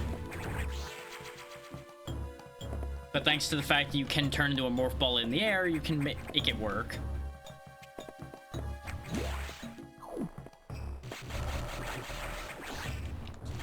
Oh, by the way, ordinarily your shots would not go through walls. That's what the wave beam's doing for me.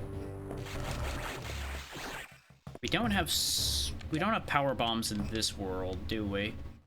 No, we do not. We only have regular bombs.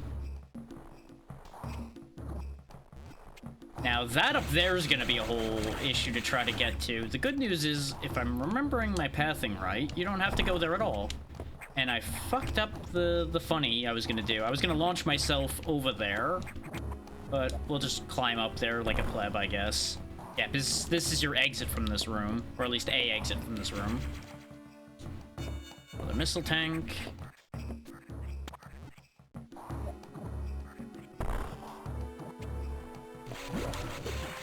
Now, there's a bunch of even easier checks I could be going to get right now, back at the beginning of the game. Because you don't ordinarily start in the sector selector area that you saw me appear in.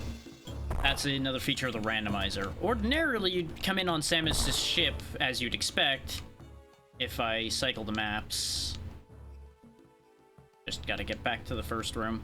Right there where that yellow icon is. That's where you would ordinarily spawn in. And the game does a pretty good job of making things a lot more eerie than the randomized version does. This is just like, oh yeah, you're just running around doing stuff. Nothing to worry about here.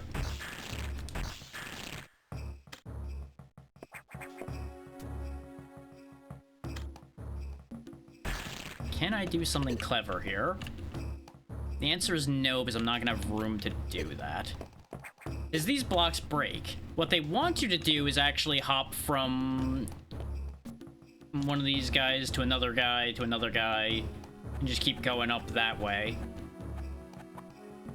You can, however, do it a really silly way, and I'm gonna try to do it, but I need to get the positioning right.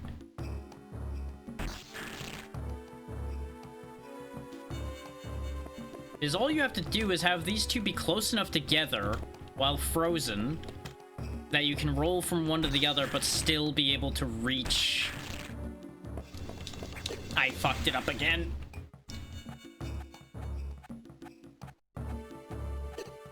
Because the idea is you get them close together, you morph ball onto the first one, and then you roll under the gap and then you just jump up, and it's nice and easy. I'm just doing a bad job of it today. I have done this before.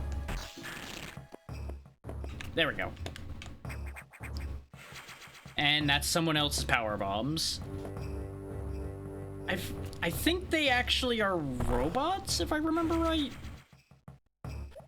Big mana prism for harmony at dissonance, which... Oh, I do have spring ball. Right, because high jump activates spring ball, I believe. Ordinarily, the morph ball can't jump.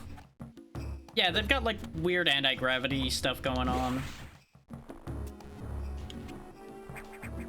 Like, you can't actually, like, see an engine under them, but I believe that's how they work, is that they've got, like, a hover device of some kind.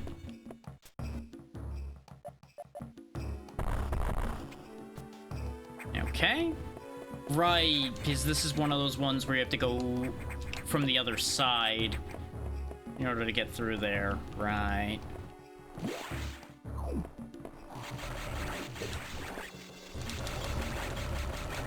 Nah. That's just how they work. I mean, they are bugs, but they are not bugged out.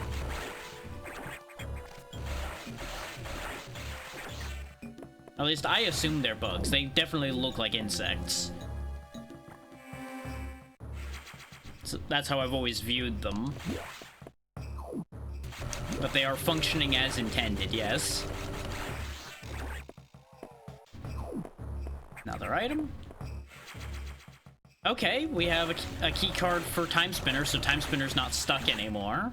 His key card B actually opens a lot of doors where Time Spinner currently is, so that's good.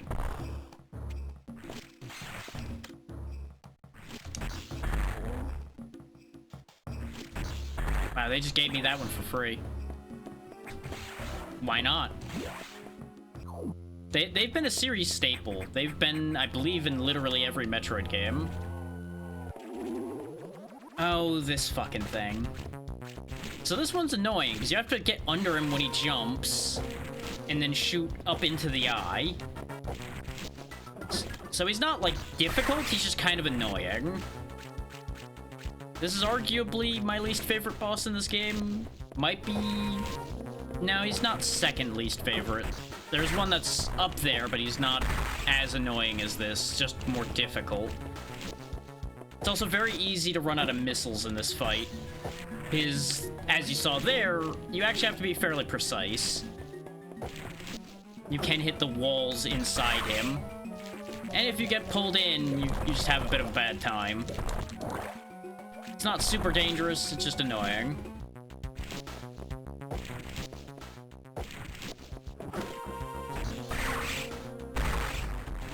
And as you can see, he gets shorter every time you deal damage to him.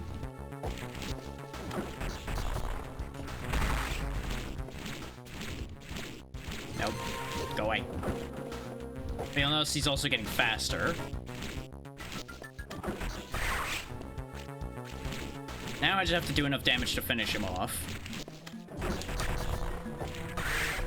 And there he goes. Oh yeah, that's the point. There's a lot of weird designs that run around in here. This was a research station studying, like, an array of alien species and such. So there's a pretty wide variety of things running around on this station, all having been consumed by the X-parasites and just been copied by them, basically. Because that's what they do. They take over something and then they just make a copy of it.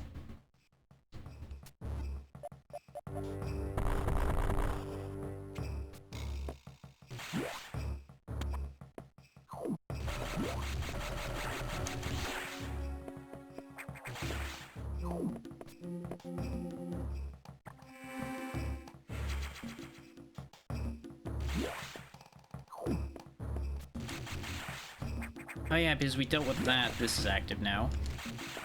Yeah, I told you hit the nail on the head when you said that.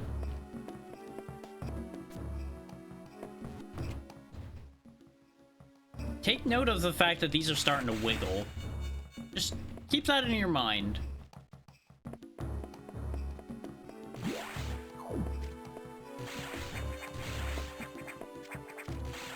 I want to say the thing is one of the bits that inspired this to begin with. Because I want to say this predates Dead Space by a little bit.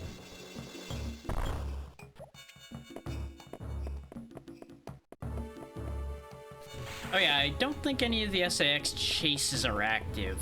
This would ordinarily be one of the places you'd encounter the SAX, which is your suit possessed by the X-Parasites. And it's very dangerous, because it has all of Samus's abilities, and most of the time when you run into it, you don't. You're also incredibly vulnerable to ice, which it has. Yes, the thing predates a lot of things, because it's a pretty old movie. Ooh, healing mail for Symphony of the Night. That's actually fairly helpful. That is armor that gives you life regen. I do believe. We don't have gravity, so I don't want to fall down in there. I just wanted to take a look to make sure there isn't a nearby item there. Though it is kind enough in the randomizer to mark where all the items are, because you have all the maps and everything immediately.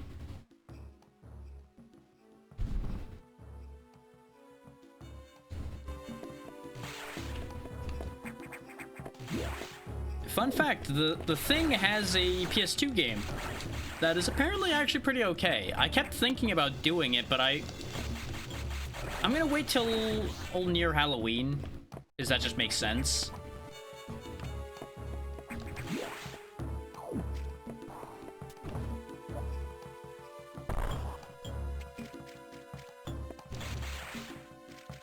Is it as decent as I keep hearing that it is, or is that one of those things where people are nostalgia goggling it? Oh yeah, right, there is a PC port as well. And there is a remade version now, or I should say remastered version, out and about these days as well, I do believe.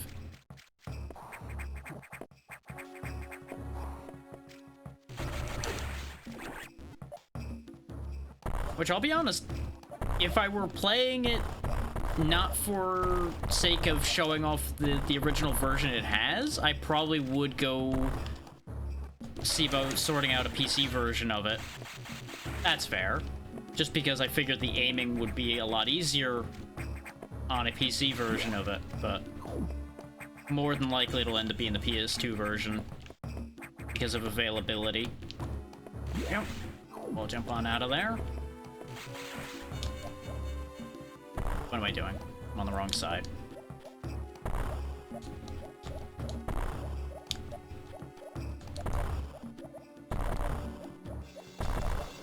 This is going to be a pain to do, and I probably shouldn't be bothering. Yeah, you know what? We'll come back to that idea later. So I'm pretty sure that's actually an exit point, not an entry point. Pretty sure you're supposed to fall down from up there where the data room is, and then exit through that at a bomb spot. But it can be fun to do these things backwards sometimes, because one of the wonderful things about Metroid games in particular is you can break them really hard if you are A, stubborn enough, or B, good enough to figure out how to do so. Because they give you, like, a ton of inbuilt tools to do things that would not necessarily be intended pathing. And then there's just a bunch of holes they left to do exactly that as well. There's things like shine sparking and wall jumping and such obviously give you the ability to do things that may not necessarily have been in the correct order to begin with. Shine sparking is a little trickier to use in that regard because you have to build up enough speed for the speed booster to activate, which takes a certain amount of space to happen. Whereas wall jumping can just be done if there's two walls near each other. Which is also why you'll see a bunch of places where the walls are spaced really far apart. It's so that you can't wall jump your way up there. It's all intentional.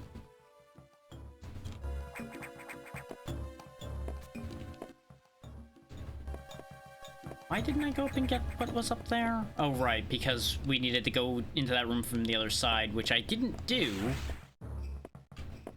even though we have access to the other side of it. So let's go to the other side of that and do that bit then. Unless there's a reason that I didn't do that I forgot about that quickly. Oh, yeah, you know, that might have something to do with it. The fact that I need power bombs that I don't have, yeah, that might have something to do with it, huh? Yeah, that would definitely do it.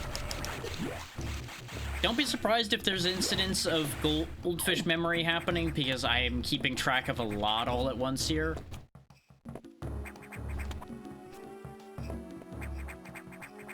We have been in Fusion for almost an hour, though, so once we hit the hour mark, I'll probably switch again. Unless someone dictates otherwise.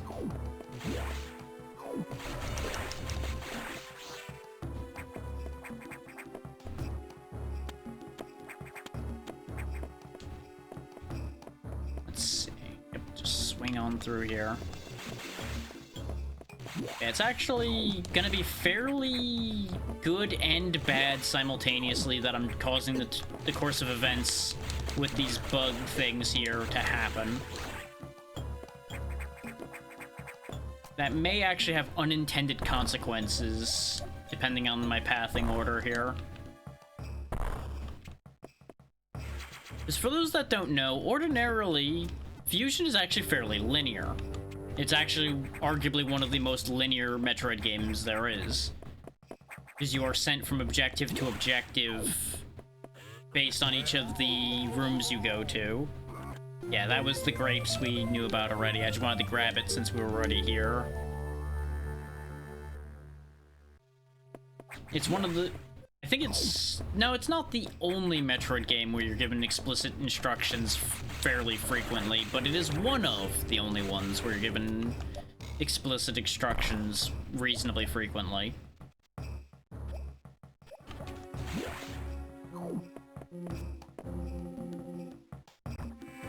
Is every time you enter a sector, you are told where the sector boss is more often than not.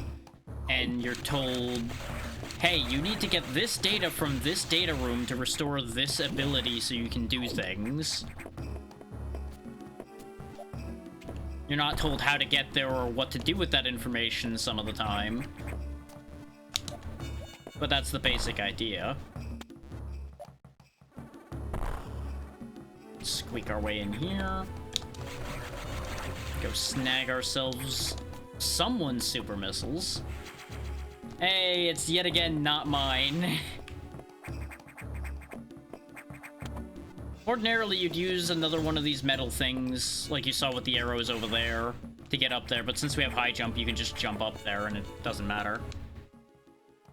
There's no real point in me dropping down this shaft, honestly, because there's no item in there. So there's no reason for me to go there. I'm not aiming for like 100% map completion or anything. So... Oh, by the way, if I need to, there is a warp to start button. I used this a lot when I was showing off the test version of this I did when I combined it with just Zero Mission, because we kept getting stuck in weird places because I was running off and doing stupid things. But it's not kidding about recent progress not being saved. Any map completion from after I saved last is lost. All the items are kept because that's how Archipelago works. But otherwise, it basically reverts you as if you had died. So it's not just a freebie like some randomizers have. But it is very nice for when you randomly softlock yourself, because this game does have a fair few places you can softlock yourself, depending on what you have. Such as one of those alarm doors you saw me open, the ones with the, like, spinny thing in front of it that you shoot that and it opens the door. You can get stuck on the wrong side of those fairly easily, though there's only a couple places where you can get completely stuck on the wrong side of them. This sector being one of them. I think it was this sector. It's either this or Sector 1. 1 and 2 kind of blend together to me a little bit. They're less distinct than the other sectors. Is that my wave? That is my wide beam. Okay. I was gonna say, it couldn't be wave beam for me because I have it. Wide beam just makes you basically do a tri-shot that then comes back together with wave beam. If I turn wave beam off, you'll notice it just turns into a 3 wide spread headshot, essentially. It's very helpful, because I believe it increases your damage straight up, and then it also just gives you more coverage to hit more enemies. Now, can I? No, I can't pseudo screw. Okay, never mind.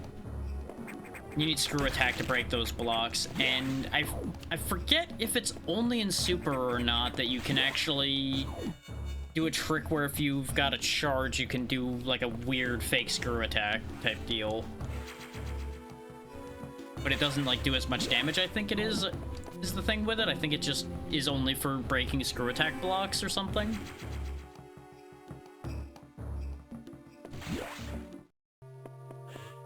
I know I'm or something a lot because there's pieces of information bouncing around in my brain and I don't remember all of them well enough to be like, yeah, this is absolutely how this works. This is a thing. That's how that works. Because, you know, I've got information for 7 games stirring in my brain simultaneously right now. We don't want to go to Aqua right now. Aqua is probably the only place I don't really want to be right now. Because we don't have gravity suit, I really don't want to be there. Is most of Aqua, as you might imagine, is underwater. If you go there without gravity suit, you will be sad. Because you won't be able to do anything. You will fall to the bottom of the water and be very upset because you can't do jack shit. Here in Nocturne, we can do some things. There's actually one thing in particular that I want to point out, that I've pointed out like every time I've done this. But it's a fun thing. That's specific to this place. Actually, no, it's not specific to this place necessarily. There's one other place where this happens too. But here in the dark section, we just keep on... Oh, I need super missiles to get through him. That's why the data door wasn't open, because we're technically not in logic being here. Oh, there's Super Metroid's Varia suit, so that's actually a very big get. I'm glad I came in here. Yeah, the navigation rooms only activate if you're able to do things in logic in the place that you're going to. So since I can't actually properly enter this area and do much, like I can't even go into the shortcut room over there, because that's what those tubes are, for those wondering. They connect you to the section, the sector that is labeled on it. So like the one right there would lead to a section of Aqua that would have actually been kind of useful to get to. More often than not, I've found some very good checks stuffed down there.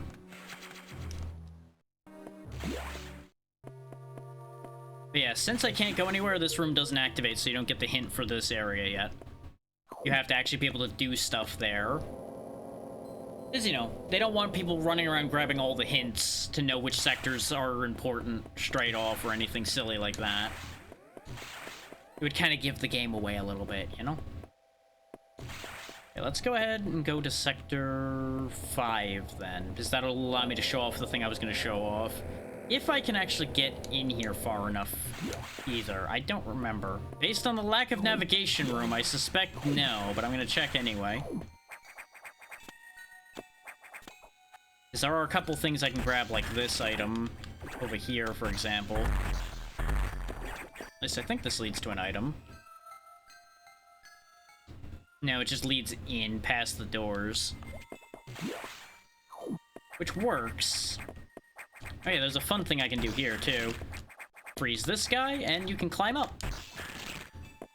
Metroid games love their ice missile platforming. Which, honestly, it's kind of fun, so I'm down for it. 5 bombs for Ocarina of Time. Very worth me jumping in here.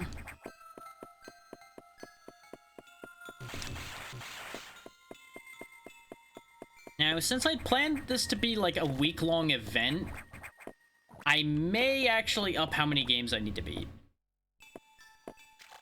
I mean, technically, I guess you could say it's live platforming, but they're not really, like, moving. So they're not they're really not very far removed from just a platform at that point.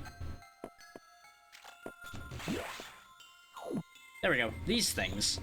These are ice X. They adapted to provide cold whenever they made contact with something as a specific means of fighting us, I do believe. But since we have the Varia suit, they now run away from us because they know that they can't hurt us anymore. We're immune to cold because of the Varia suit, so we can consume them just like any other parasites. Their one advantage has been removed. Ordinarily, you would get to sector, the Nocturne sector, without protection from cold. And there's a section in there where there's a ton of ice X, and they will rip you apart. Like, it's designed to be really rough to get through. Because, you know, it's meant to actually make you fear the X parasites again. And more often than not, at least, I would assume that's the intent there. Because after a bit, you get used to the fact that you can just pick the parasites out of whatever you kill, and it's like, well, these guys really aren't much of a thing, huh? Yeah, this is a big missile-only one as well, and I don't have any. Actually, I think a power bomb would kill it too, but you know what else I don't have? That. So, this is why the data room wasn't open, though, is because there's not really anything here or for us at the moment. We picked up one thing and it wasn't useful.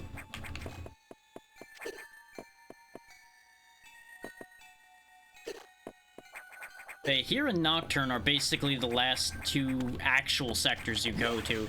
Shocking concept that sectors 5 and 6 are the last ones out of 6 sectors. But, you know, there is some back and forth and such as you'd expect from a Metroidvania, so obviously it's not all cut and dry there.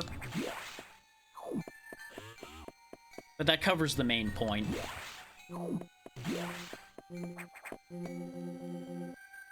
And save again. Where do I want to go from here? That's a question. Because we've played this for a bit now, so it's only fair that I hop to the next one now. We could go to one of the other Metroids because we've given a bunch of items there. I still haven't seen anything that tells me I absolutely want to go to Ocarina of Time right now. Because we haven't gotten anything big for that. We've gotten a wallet and some other goodies, but nothing major. Well, good news. If you want proof, you can go watch the playthrough I did of the game in before.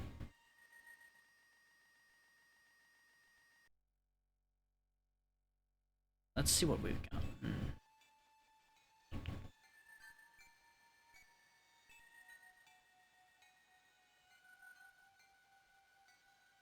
I mean, at the very least, it wouldn't be a bad idea to go to Ocarina of Time for a moment just to see how many Triforce pieces I need. But looking at what we've gotten for it, I don't think there's that much we can do. Like, there's a few things I can do immediately. Like, I can go buy some stuff. Because I do have items randomized into the shops of Ocarina of Time. And we did get a wallet. So there is plenty of room to have money. So there's potentially useful things in there. But I think what we'll do is we'll go to Harmony of Dissonance first, because I'm curious to see what those items do, because I don't remember. And then we'll either go to another Metroid or we'll go to OOT. Yeah, what's up?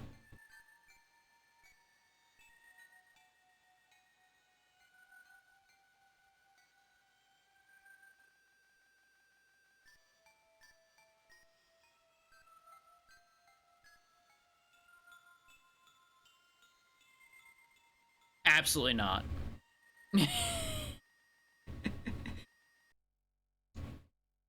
I don't even know Ocarina of Time that well. That is in there as the funny option.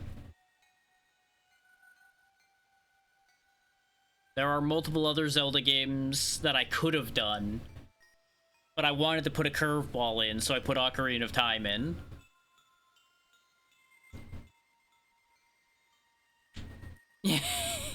Well, see, here's the thing.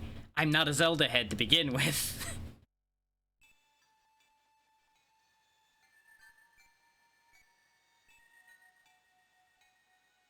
Like, it's basically in A is the funny option, B because it is Metroidvania adjacent. Because they path functionally the same. If you think about it.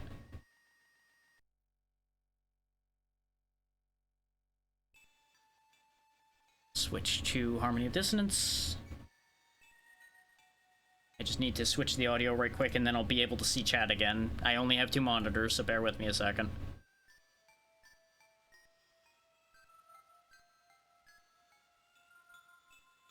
That one.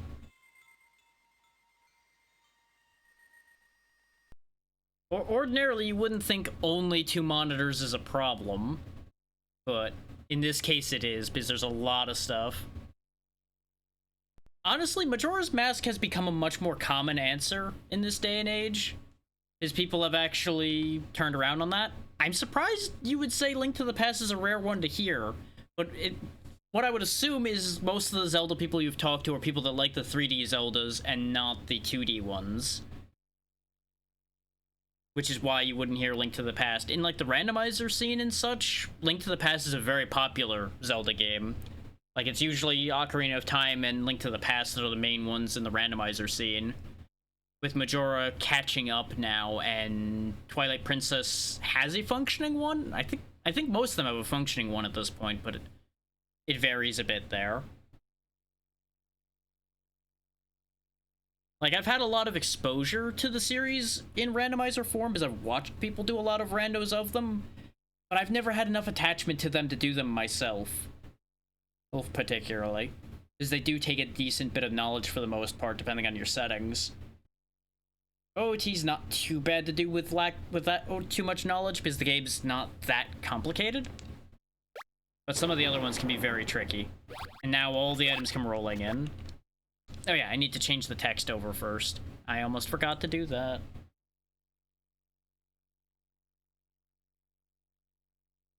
Eventually I'm gonna forget something again, because there's so many moving parts to this.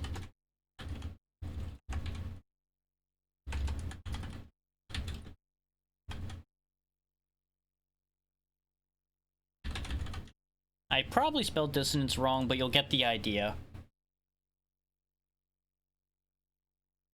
Now, for me personally, I don't really have a favorite Zelda game, because I've not spent enough time on any of them to be like, oh yeah, I like this one in particular.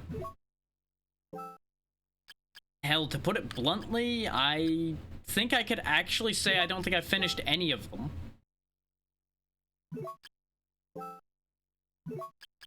Yeah, how Harmony of Dissonance works is a bunch of stones and such are your weapons because they are attached to your whip. Like right now we have the green stone. Oh, hang on, we're still getting more items, so I'm not gonna be able to show everything completely. Like your whip animation is not actually gonna change. This is also one of the handful of games where you have total control over the whip once you hold the attack button. You can just kind of waggle it around freely. Don't ask how that works. That's just incredible capability of the Belmonts to do things. But yeah, we have the Griffin's Wing, which allows us to do high jump, and we have the Eye of Vlad that negates curses, and Vlad's Ring that increases luck. So that's all we got at the moment. And we got some gear, which is nice. Oh, I do probably want to just keep the Crushing Stone on, actually, because even though it's a little bit weaker, I do need it to get through certain places, and I'm not going to remember where all of those are. So we'll just keep that on for now. I'm sure nothing bad will happen if we just climb over this suit of armor that's sitting here. Oh no, it's awake. I will sassy pose at you until you attack me. Goodbye. So yeah, this Castlevania starts with a chase sequence. You've got to actually just outrun this thing, which is not very hard to do at all, as you can tell, because he's kind of slow. I know, right? What a surprise. Yeah, you just gotta keep running until you get to the castle's drawbridge, which raises on its own. Which might be, you know, slightly suspicious. One wonders why that just conveniently raised to defeat the enemy that was chasing us, and the door just kind of opens for us. It's almost like it's a trap or something.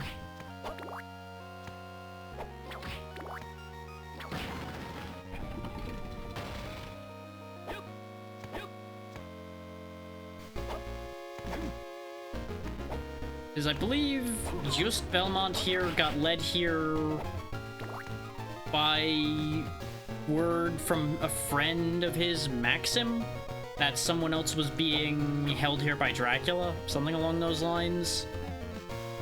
Which we left Maxim at the door, as he was hurt or something, if I recall right. Then we, of course, hopped over that armor, and now we're in here. And that was a Meteor Sparrow trap to Time Spinner that I picked up. So Time Spinner's gonna have a great time when we come back to that. Now, if you don't know what a Meteor Sparrow is, don't worry, you'll learn.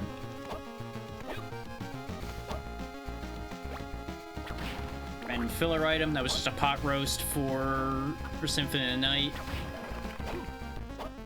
It's kind of funny that it actually says, like, filler item and such for this one, instead of just saying what the item is, but some of these item names are pretty long.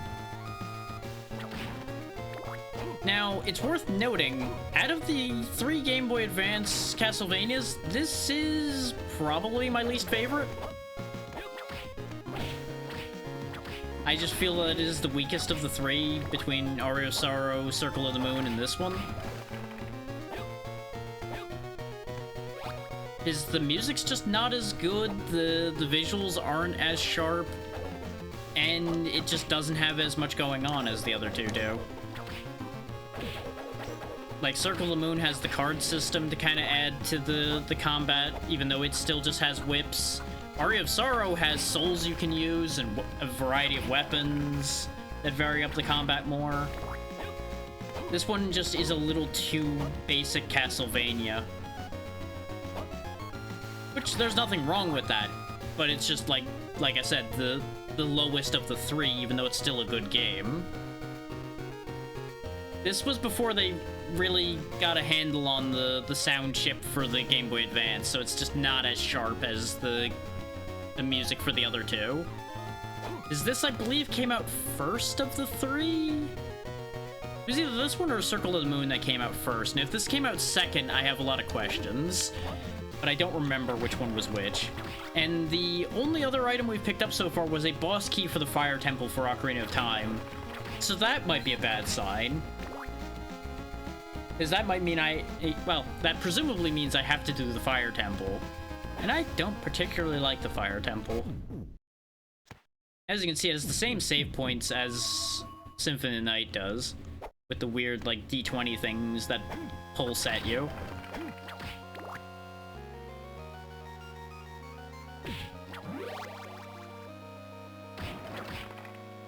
That's kind of what I'm saying, yeah.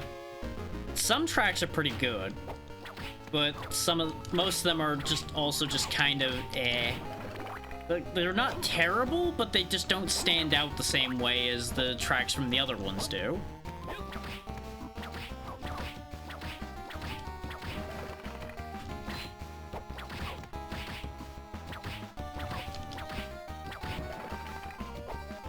And with the way this series reuses music, it's kind of important that every iteration of...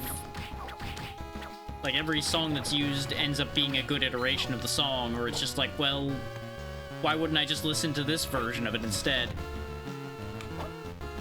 That jump I did to get up here, by the way, is our high jump. It takes you straight up until I believe you hit a ceiling. Is, I believe, how this particular one's high jump works. Some of them are just you jump really high. Some of them slam you into the nearest ceiling. Whee! As you might imagine, having that kind of high jump early on does allow for some significant logic breaking, if you know where you're going.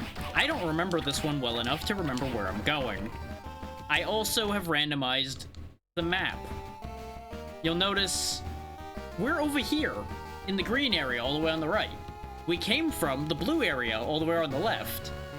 Every door takes me to a random area instead of the area it's supposed to take you to. Because I thought that would be funny. And there's an extra layer to that, in that they can take you to different castles.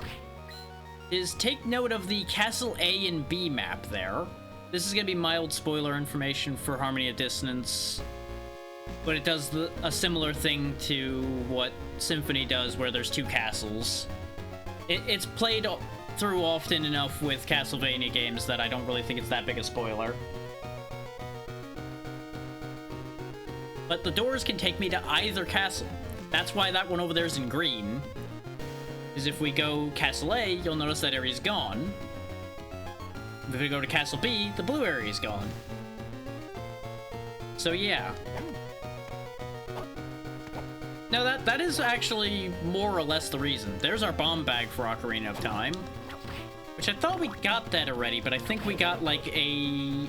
Actually, no, that's probably progressive bomb bag, so it's probably like a bomb bag upgrade happened. Because I know we got bombs, and I thought we got bomb bag at some point. I'm not sure.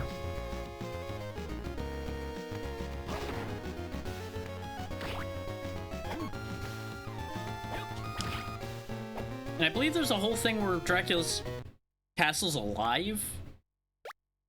Like, it is actually a creature in and of itself. I believe was a thing that was brought up at some point.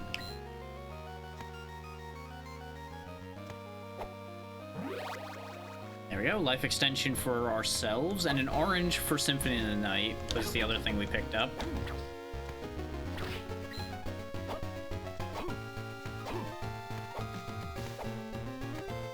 Now, I remember a warning about the warp rooms in the text file, so I'm not going to touch that warp room until I have another one. Because I believe the warning was that if you use a warp room when you don't have another connected one, it just crashes or something like that. So, you know, just don't do that.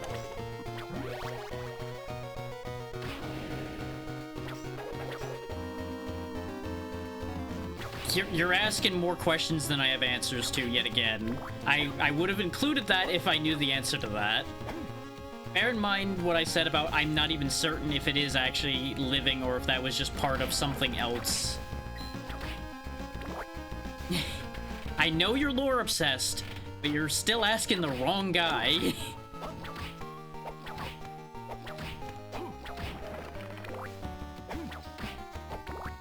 Remember, the Google machine is your friend. It will tell you many things that I cannot.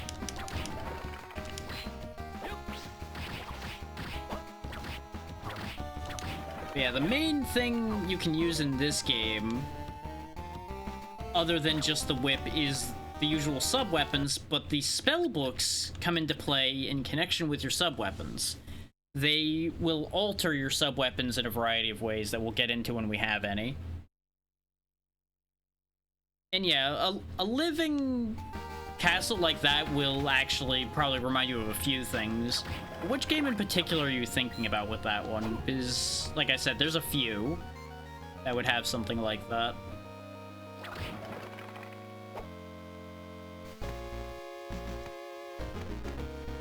That doesn't narrow it down much at all. That still could be minimum 8 other genres?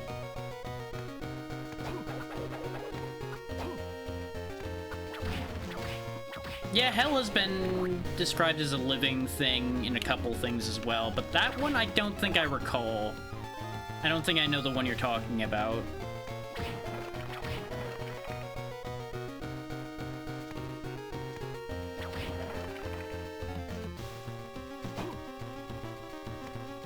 Oh, yeah, that makes sense.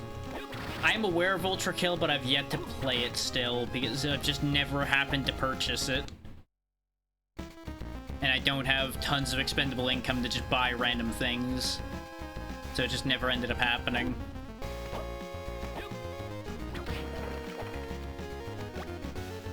That was just a super missile for Super Metroid.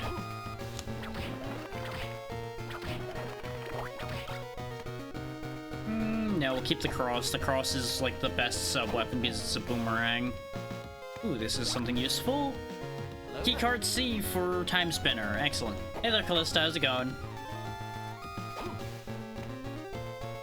Yeah, no, one of the things I was thinking of as far as living buildings go is living buildings are a way that a lot of like roguelikes and such can explain away the way the building moves around and everything. Sounds good. Do what you gotta do. But I'm glad you're here.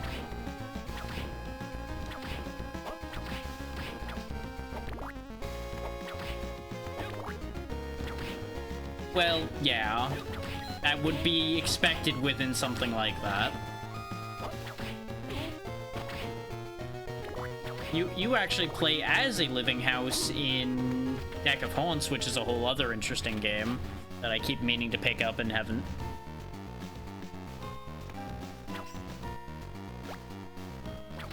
That was another singular missile for Super Metroid. And that's why you keep the crushing rock on hand, because doors like that need to be broken down. You can't open them any other way, as far as I'm aware. There's one other very pivotal item for this game that we don't have yet that may cause us surprise issues at some point, depending on where the randomized areas take us. Which is part of why I randomized the areas, is so that this game didn't end up stuck super quick if I ended up here for a while.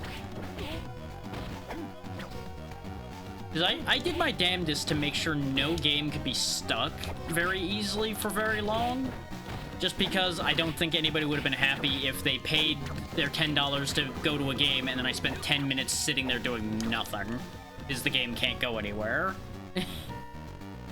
I tried to make this reasonably open so that people would be able to get bang for their buck.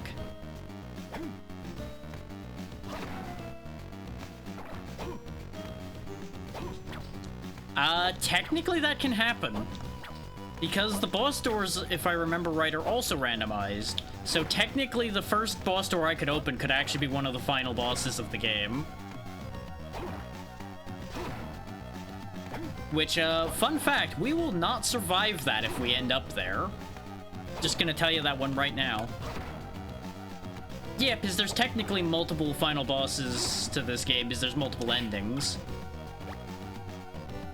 So technically you have multiple final bosses. That was 10 bomb chews for Ocarina of Time, which I guess is a useful item. I guess it's right about that. It's interesting that it calls bombs filler, but calls bomb chews useful. But I guess, no, because there's more checks that you'd get from bombs than bomb chews. That's not a quick and easy thing to answer. The short version is you have to do a certain fight with specific items equipped for one of the parts of it, and then I believe it's mostly just a matter of completing Castle B for another one. And then there's a third ending as well.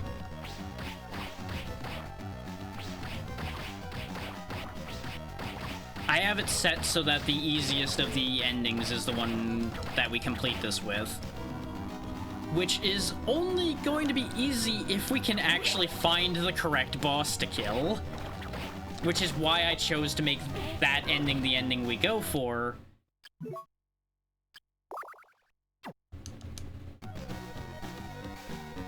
Because I figure it'll still be reasonably difficult because I have to find a specific room somewhere in this randomized mess of a castle. The fight itself won't be that hard, but more often than not, these fights aren't that difficult as long as you're properly prepared for them.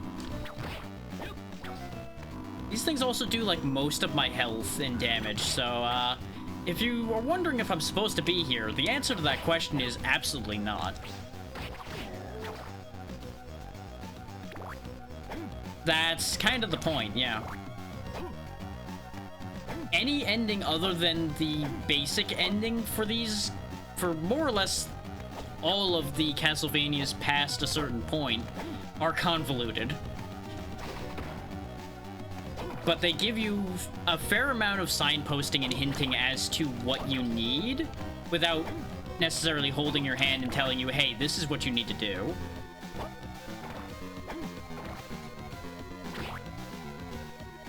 And that's the thing. These are not the main ending of the game. They are the better endings in terms of the results for everyone involved are better. But there is still a way to get to credits without doing any of that. Which at that point is fair enough. If the only way to get an actual ending was convoluted as hell, then I'd have some questions. Hi, Death.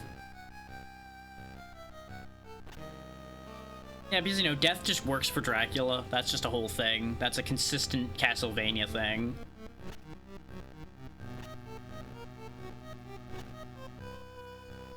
And bear in mind, we didn't actually know for a fact this was Dracula's castle during any of this till now. Death being here was the confirmation that this is Dracula's castle.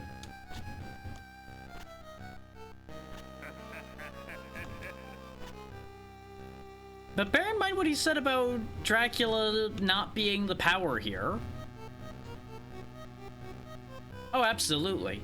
And he continues to do so as a vampire because, you know, that's kind of what he does. Laser 1 for Time Spinner, so that's one of the 3 lasers on the military hangar out of the way. Which, those 3 lasers and enough power to beat the Emperor is basically the only things keeping Time Spinner from being completed, by the way. But we do need to be strong enough to survive the Emperor's tower. So that's going to be the main holdback for Time Spinner. Oh, yeah. And I believe in Lament of Innocence, I believe it was actually a deal with Death himself that Dracula had made to become Dracula. But that changed around here and there, and it goes back and forth between being a deal with Death, being a deal with the devil, deal with chaos. A variety of things are the reason why Dracula is what he is. All of which being some flavor of evil somewhere.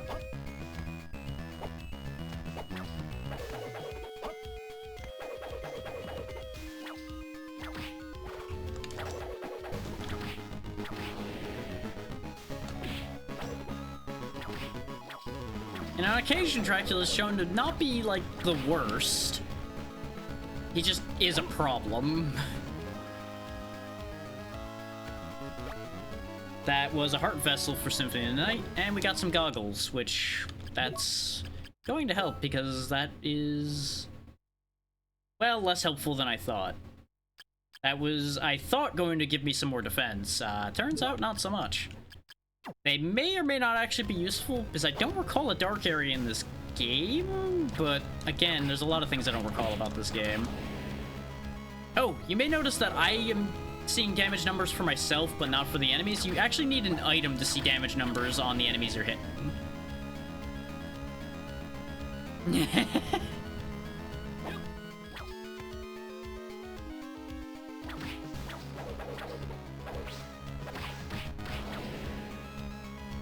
You know, evil factions are great at offering power to people that want it. So, it's very easy to be like, oh yeah, I got my evil McEvil powers from this evil faction this time.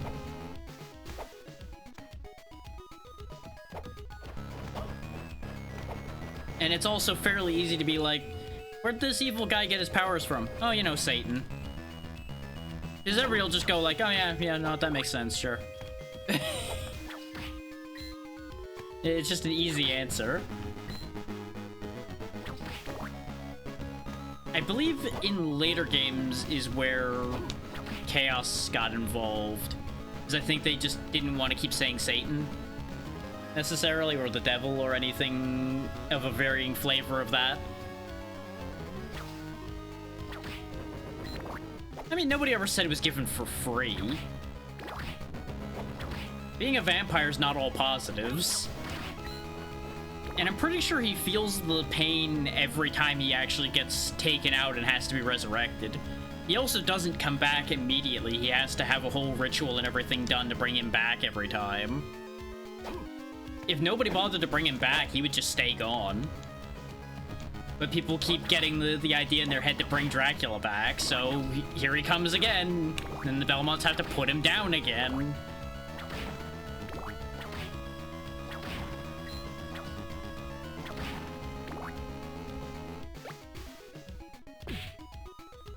Like, it's just a whole thing. And I have to imagine the whole being resurrected thing is probably not that enjoyable either.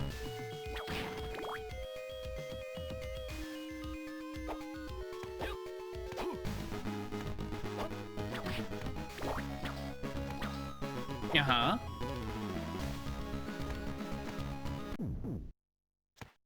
There are many things that happen when Dracula's dead, usually much rejoicing. At least by the humans of the world, for the most part. Plus or minus the ones that want power from him. No idea. I don't think it's ever addressed where he is when he's dead. He just is dead. So they just don't really think about him anymore, because why worry about the guy who's dead? Oh, I don't think this is gonna be too bad. This is just Giant Bat. This one I think is a... Yeah, we're in the first... This is the first boss, so this is fine. Well, it'll be mostly fine anyway. We still don't have a ton of health, so he can actually be a little bit of a threat.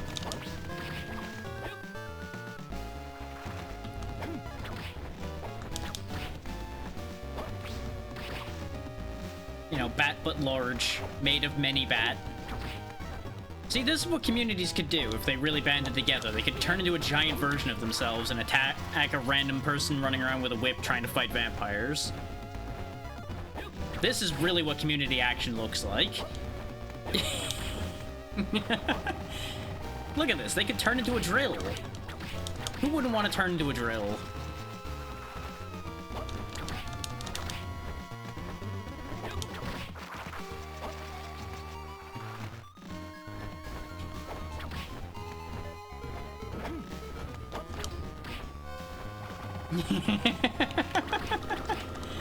It's a real shame that the whole turning into a drill thing is not that effective, but you know, it looks cool.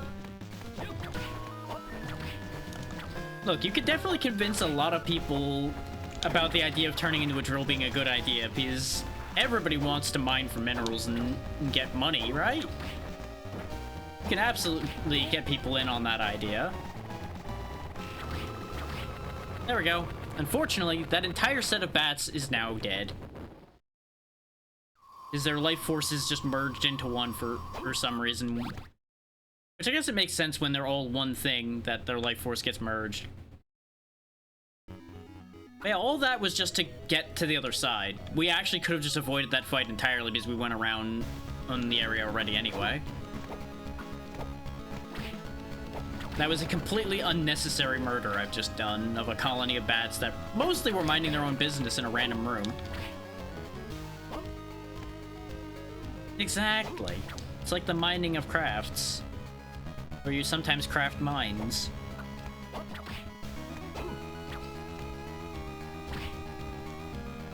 Yeah, I haven't been over here yet. Item. Give. Art vessel. Okay. Not exciting, but useful. Honestly, Symphony of the Night does need a decent amount of life vessels, because that's how you get your max health up, other than levels in Symphony of the Night. Just like the rest of these. They're just not called life vessels in these, they're called just like HP max or insert other thing. That means exactly the same thing.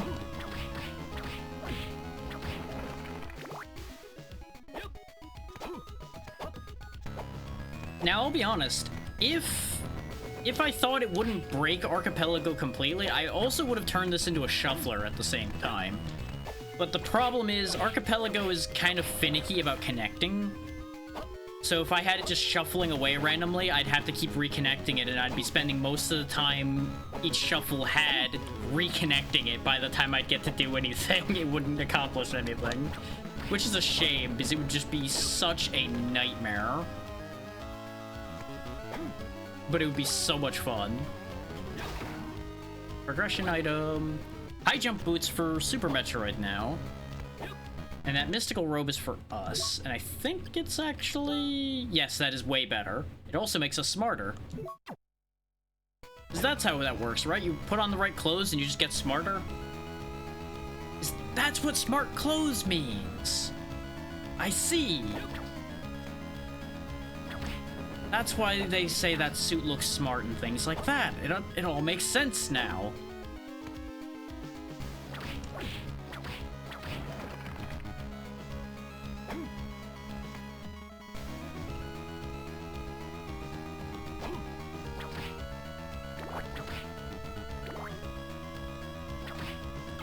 Knife.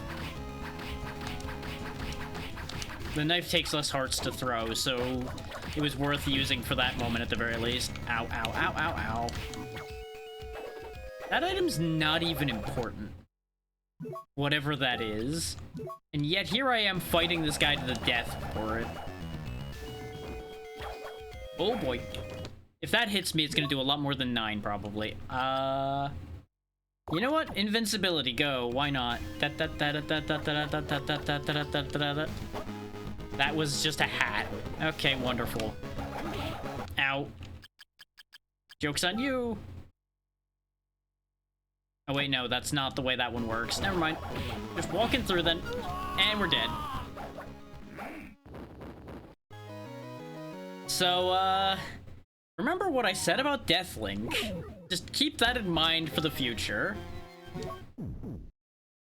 The good news is, anything I picked up is saved still. The bad news is, technically, we would have to refight the bat again. I say technically, because if it was needed to get somewhere, I would have to fight it again. But because we can just go around that room, I don't have to fight it again if I don't want to. The orbs do make you stronger, I think? I know it does in certain modes of some of these. I don't know if it's in all of them. And it wouldn't take that long to kill the giant bat again, but I just really can't move myself to care enough to do it at the moment. So I think we're just gonna go up and over and go back into the bit that we were in over there.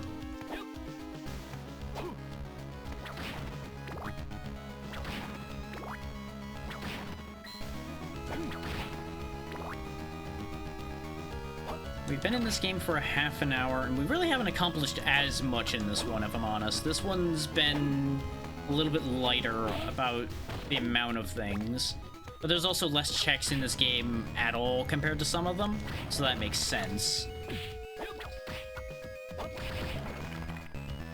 But yeah, based on the fact that I still don't have anything, like, crazy good for Ocarina of Time, we might not go to it next. Depends on what happens in the next, like, 30 minutes.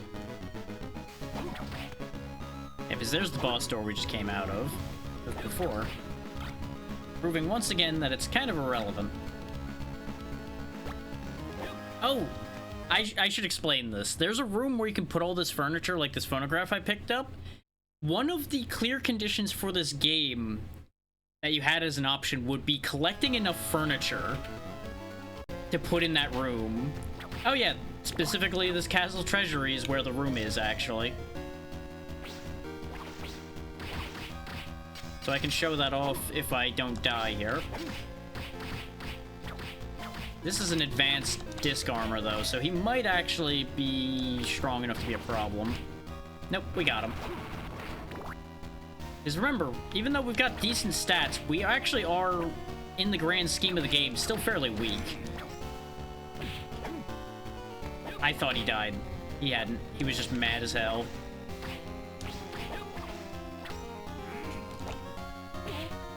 Jumped wrong, but we lived. It's fine.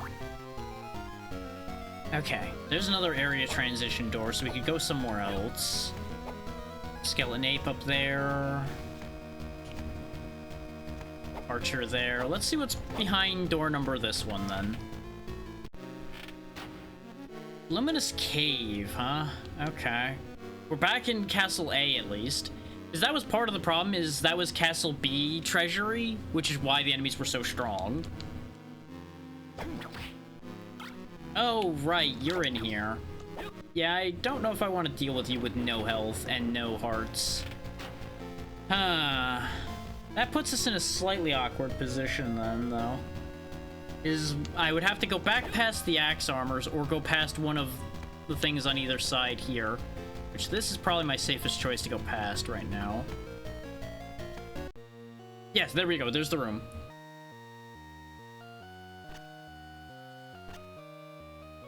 Yeah, for some reason, just starts putting stuff in this room because it's just a nice room.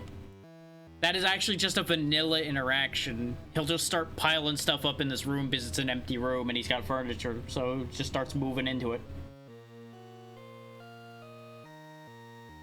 Why? And this isn't the only game where something like that is a thing. Like in Curse of Darkness, you can actually collect chairs. Which actually, Curse of Darkness is one of the ones that technically involves Dracula still being dead. And it mattering that he's dead, because he like places a curse on humanity when he dies one of the times. Which is relevant in multiple games, because I believe Dracula's curse is also that one. You know, as the name would suggest. I don't know if that barrel makes it down the stairs, is why I'm kind of being careful here. Okay, it doesn't. So he's actually a non-issue. These two might be a problem. If I time my jump wrong. There we go. And we're dead again. So I think Harmony of Dissonance might be a little stuck at the moment. Like, not completely stuck. If I wanted to be, like, really careful, I could go further.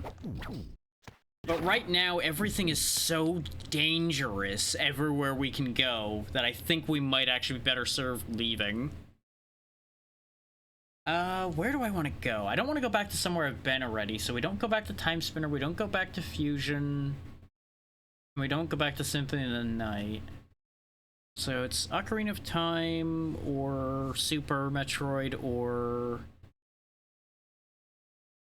I think that's it, right? No. Or Zero Mission. Zero Mission's an option as well. I think we will actually go ahead and go to Ocarina of Time, even though I've not gained that much for it. Because there is still enough checks and such I can do to make something happen there. Just gotta find it. There it is. That up.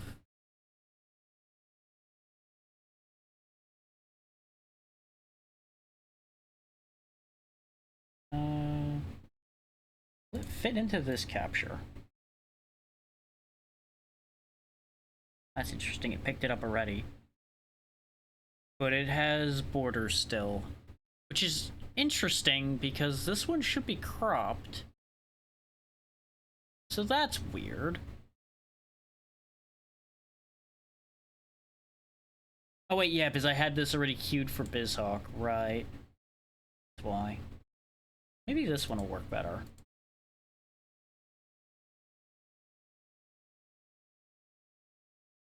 Bear with me a second.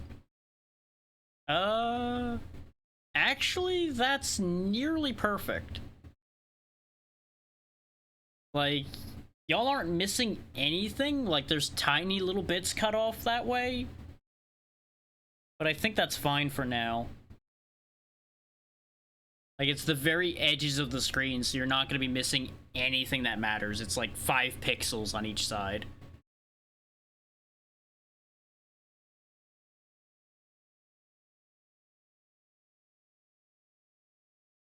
I am not the biggest fan of that number I'm seeing spinning at the bottom of the screen there, though.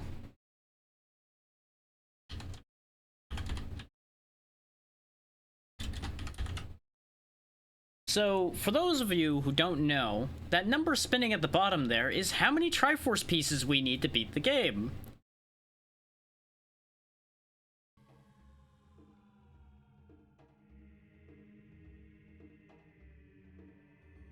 So yeah, it's not looking like we're gonna be beating Ocarina of Time anytime soon.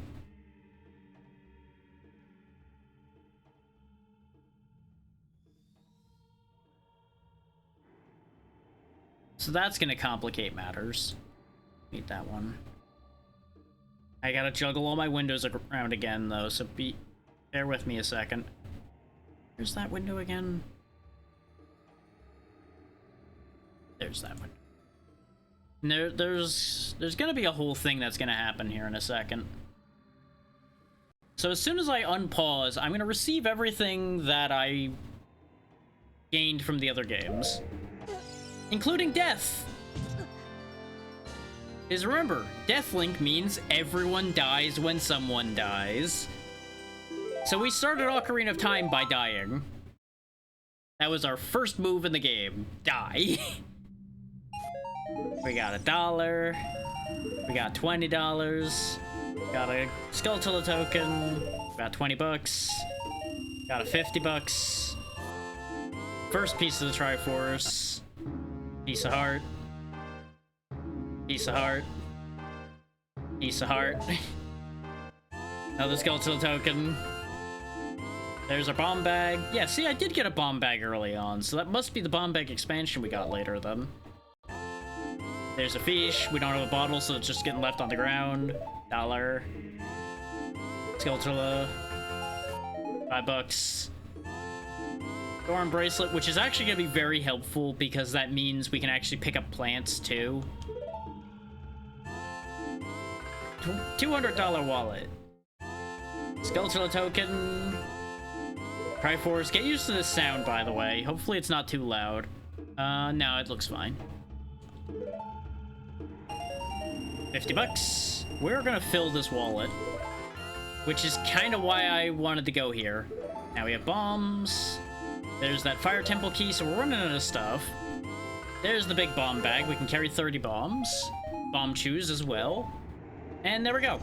Now you'll notice we didn't die twice. That's because I believe Deathlink only actually takes place once.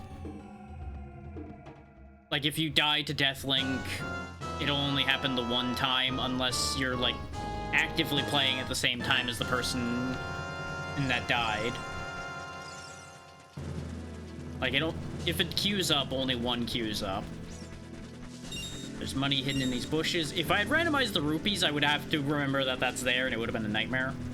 I did think about randomizing the freestanding rupees, but I thought better of it. Now, which of these houses is actually the shop? You guys suck. Go away. Or if I had the pots still randomized, that house would matter, but right now it doesn't. How does that look on the meter? That's alright. Very aggressive Kokiri Forest here. The music is all randomized. There's a house in here that has 4 chests in it, and then there's a house in here that has the shop. And I've missed it both times so far. I've missed both of them.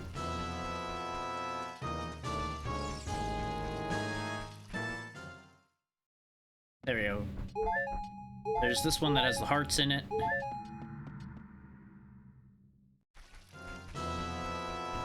See this sucker who can't lift plants? We can lift plants. Right, that one's the shop. The fancy looking one, of course, is the shop. Up with the lady sitting on top. Now, you'll notice 3 of them are Archipelago checks, because all those letters are Archipelago checks. And then there's a couple things for May in here.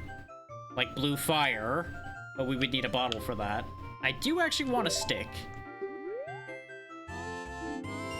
Sticks are kind of important, despite the fact that you might think they aren't. We don't have a sword. We got an... We're gonna buy all of these.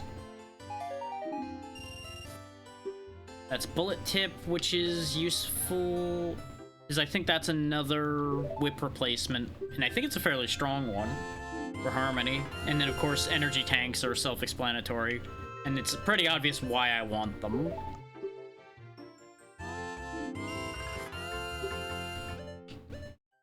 We'll go ahead and grab the Skulltula token as well.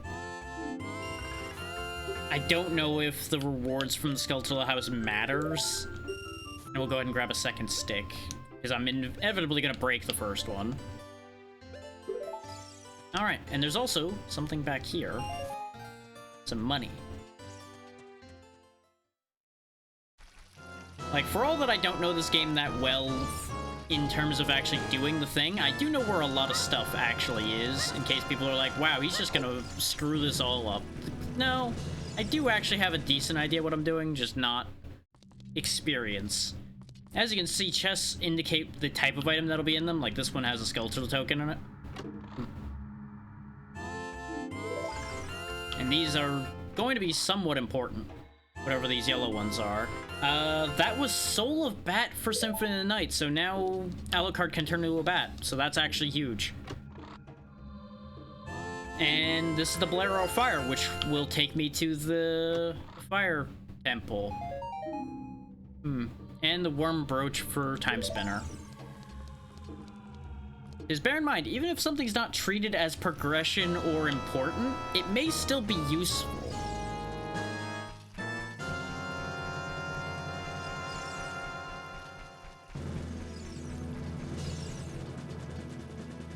Okay, I am going to miss checks. Absolutely. There are going to be places I'm not going to think to go. There are going to be things I'm not going to think to pick up. But we will make the best of it.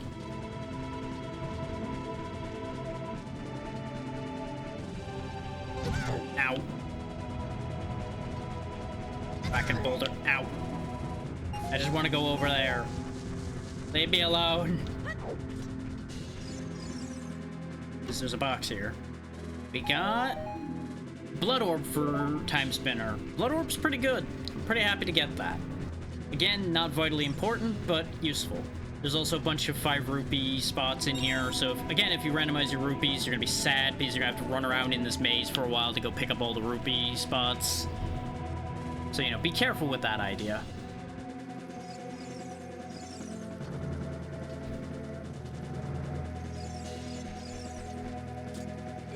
But yeah, more or less this whole area is meant to be your tutorial about how a lot of things work. And my buttons are a little funky because I didn't mess with how BizHawk set the controls, and I really should have.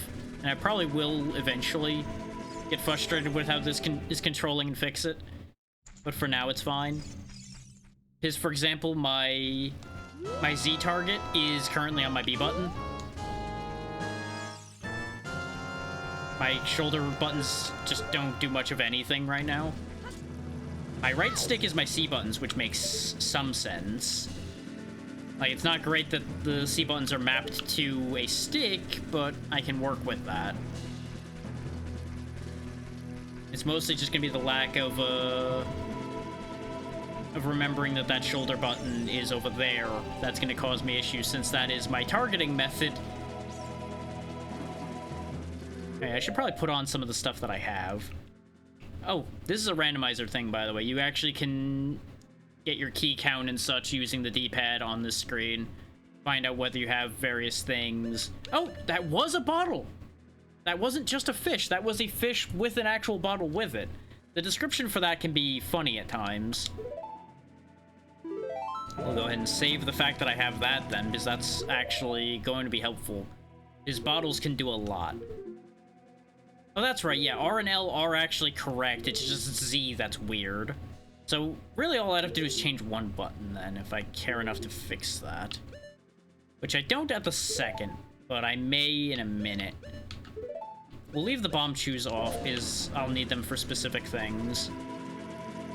Let's go ahead and head over to the Deku tree, because that's technically where you're supposed to be going right off the top, but it doesn't matter as much to us here.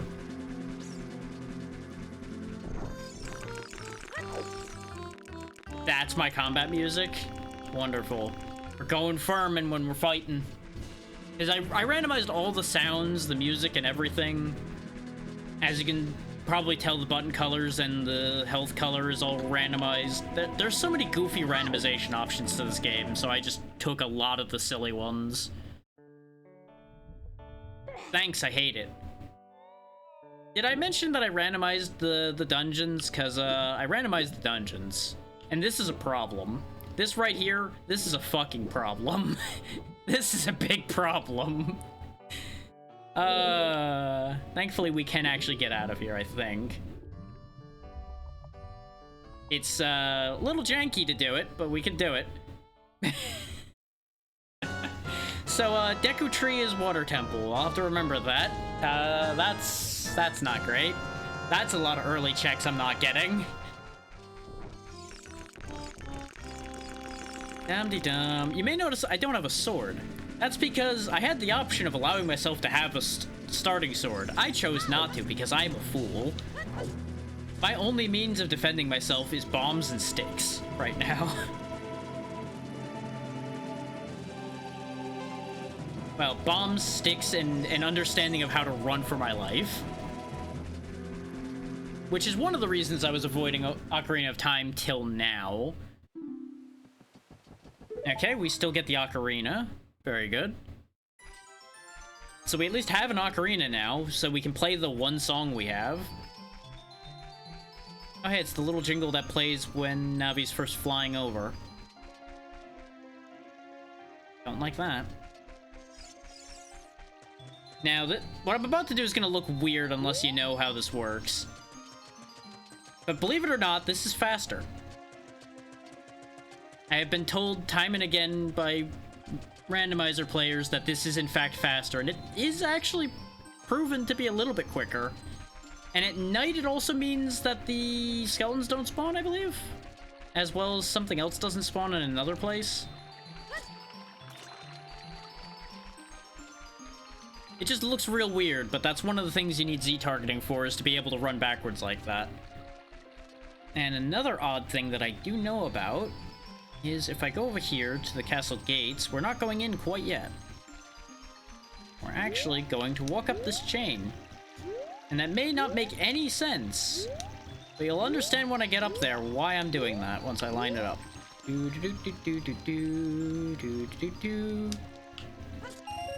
There's just invisible money up there for some reason. There's invisible money in a bunch of random places in this game, and I have no idea why, but I've learned where a lot of them are. But before we go into town, especially since it's about to turn nighttime anyway, let's go ahead and blow this rock up. That should be close enough. Or not? Okay, fine. Here. That bomb is special, just for you. So I also randomized the grottos, because again, I'm a fool, and we can't do anything with that right now. I made these settings very bad for someone who doesn't know this game backwards and forwards. There's the skeletons. They're just kind of hanging out. They're fine. Don't really have to worry about them too much. Let's go to Kakariko, which is just right over here. Really, I should have went to Castletown straight away, because there's a lot of easy checks to get there too, but it's fine. Again, don't know what I'm doing, just making it up as I go along based on what I've seen people do. And I've absorbed enough of these randomizers that I know basic routing decently well. I just don't have the actual hands-on experience.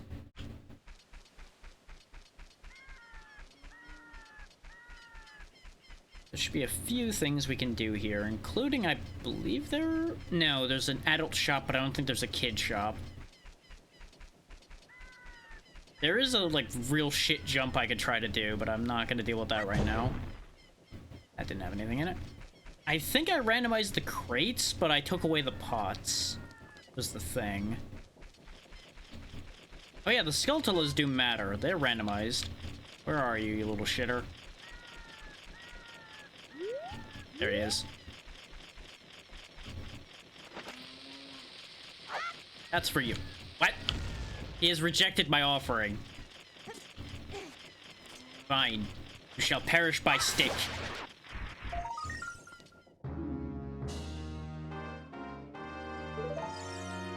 Leap stone for Symphony of the Night. That is your double jump for Symphony of the Night, I do believe. So that's actually very good. That was very important to get. So I'm glad I just attacked that Skulltula because I heard it. Which, as you noticed, Skulltulas are pretty loud, so I'm not going to miss them if they're out and about. It's the hidden ones that are going to be a little bit of an issue. Zero Mission God Variasuit. These Skulltulas were really important. I'm glad I went this way. This is seemingly like I knew to go in this order, and I assure you I'm just genuinely just picking right now. Cow has something, but there's another funny up here. They just got 20 bucks up here for some reason. And I found that completely by accident when I was running around testing controls and making sure everything was working properly. Is that one I don't think I've ever seen randomizer players go and get. And of course these two are hanging out in here, but they don't matter. They're irrelevant. They're just villagers. Villagers don't matter. I've got a guard standing outside their house for some reason. It's a little weird. Yeah, this is part of the reason why I unrandomized the pots, is so that I could get health and rupees consistently if I need them. Because otherwise that was going to be a whole issue. We could go to the graveyard. I'd have to remember which graves to open, but that's fine. I think we're too late for Dampe. He's doing his tour.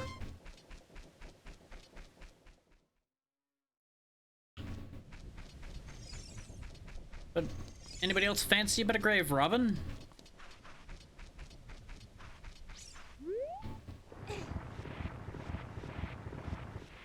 I was gonna be very surprised if I remembered the right one straight away. Hello, Poe. Could you not? There we go. I was close. I was next to one of the right ones.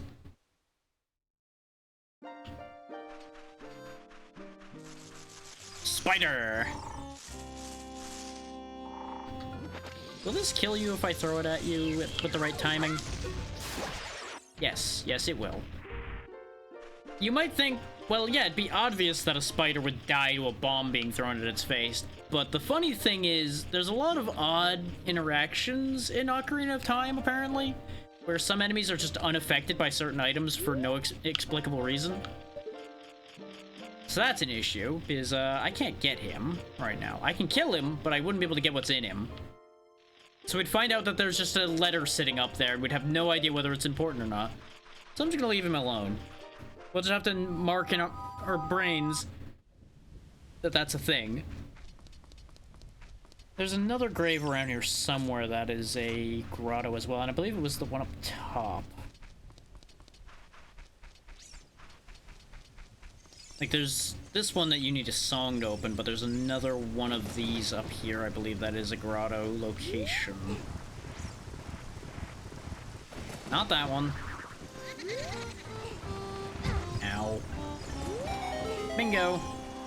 Once again, I get the one right next to the correct answer. Whee! Oh. I don't have anything to get you guys out of the ground with, I don't think, unless a bomb works. Oh, it does work. Wakey wakey, sell me things.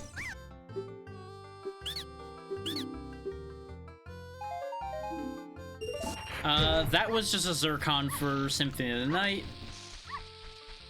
Oh, my low health noise is dogs. Wonderful.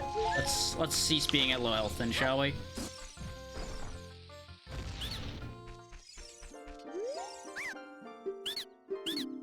Good thing I understand how to use bombs. This one was important for Super Metroid. It was, well, I don't know if it's that important. It was an energy tank. Those are kind of important, but like not, oh my god, the game won't go anywhere if I don't have those.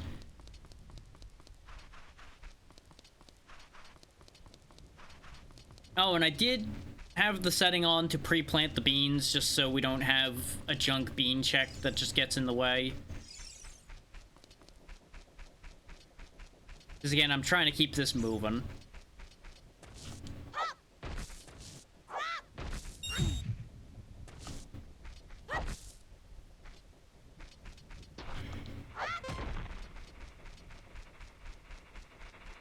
Oh, there's bugs. Actually...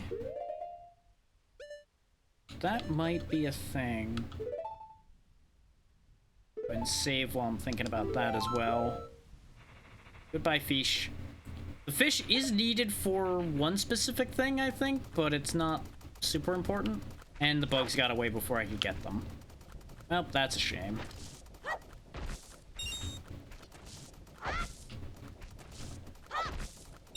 I may as well pick the fish back up for now, then.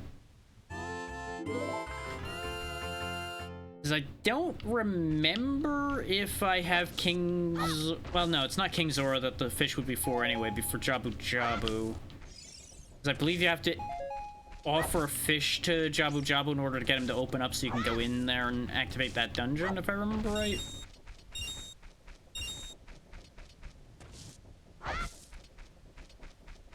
Which is, I think, quite literally the entire reason you have the ability to put a fish in a jar in this game at all.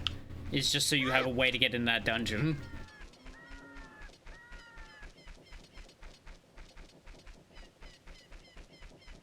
Now, the whole time I've been running around on like this, time is passing, so... It should turn daytime before too awful long. I'm just trying to make sure I've done everything I can over this way.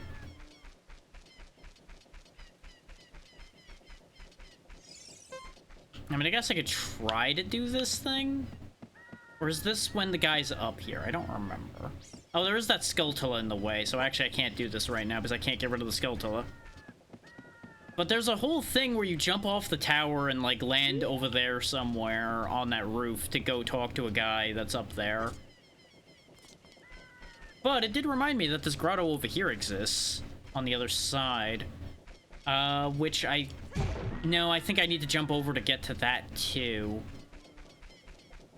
Because I think that's why you jump off the tower, actually, is to get to that grotto.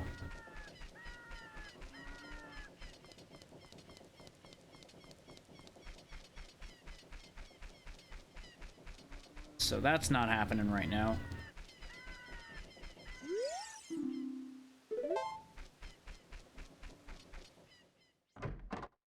Anything in here? This would be a shop if anybody was here, but nobody's here. I mean, I guess we could go walk up Death Mountain. What could possibly go wrong with walking up Death Mountain?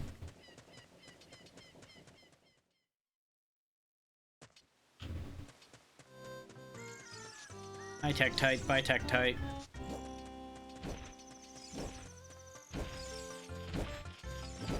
This is what's commonly referred to as a bad idea, what I'm doing right now. But I don't have any great ideas. Knock, knock.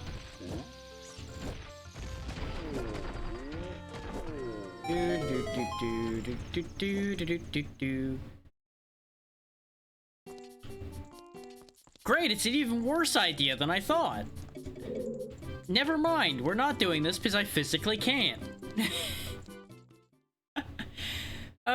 So we found two of the worst temples so far, huh? Okay, great, great. I'm glad that all of my early options are awful. That, I believe, would have ordinarily been Dodongo's Cavern. And instead, it's the Shadow Temple. Because that's what you want to see when you don't have lens or hookshot or hover boots or anything.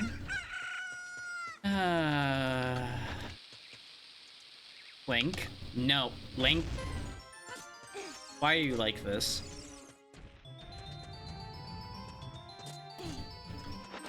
Because he couldn't run forward, he was like, I put bomb on floor? No, you put bomb away from you. Put bomb on floor? No. Push wheel? Too early. Too late. Well, reverse that, but you understood the point.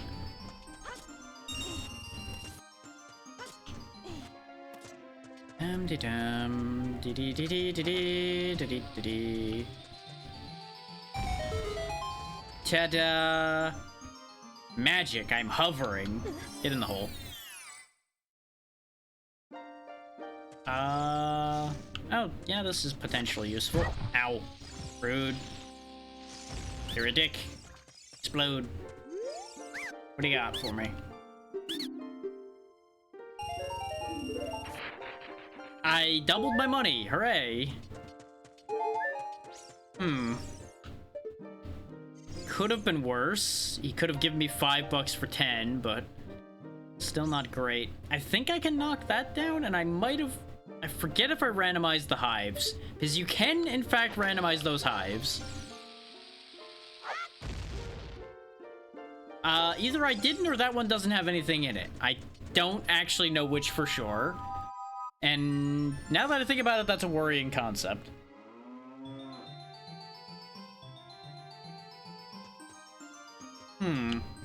Oh, on we go.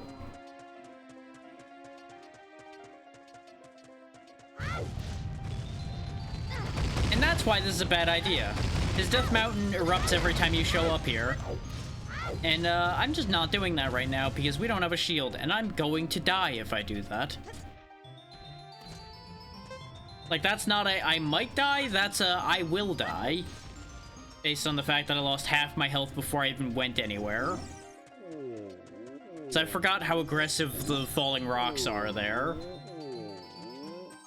So we're just not dealing with that right now. That's we come back to that later problem.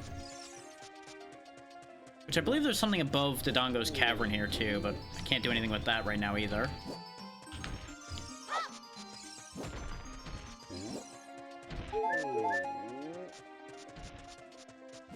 So now that it's daytime, we can go to Castletown, do a few things there. Alright, good night, ABC. Hopefully we'll be able to buy some good stuff in Castletown. If we can't, we might actually be leaving here sooner rather than later. It's been 3 hours. What makes you think I would manage to finish any of these in 3 hours? You have too much faith.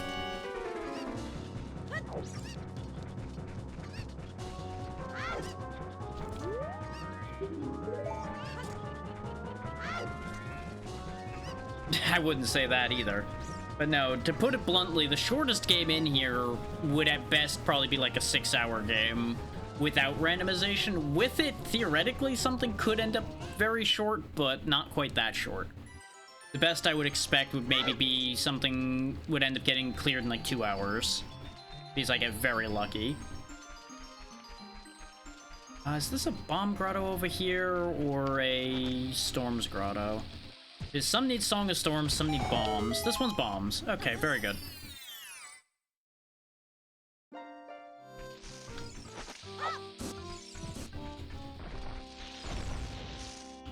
You ran away just in time, you little bastard. Sell me things.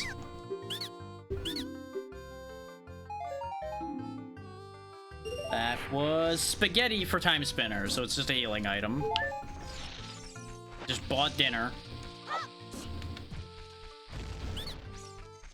Good, I did blind throw that properly.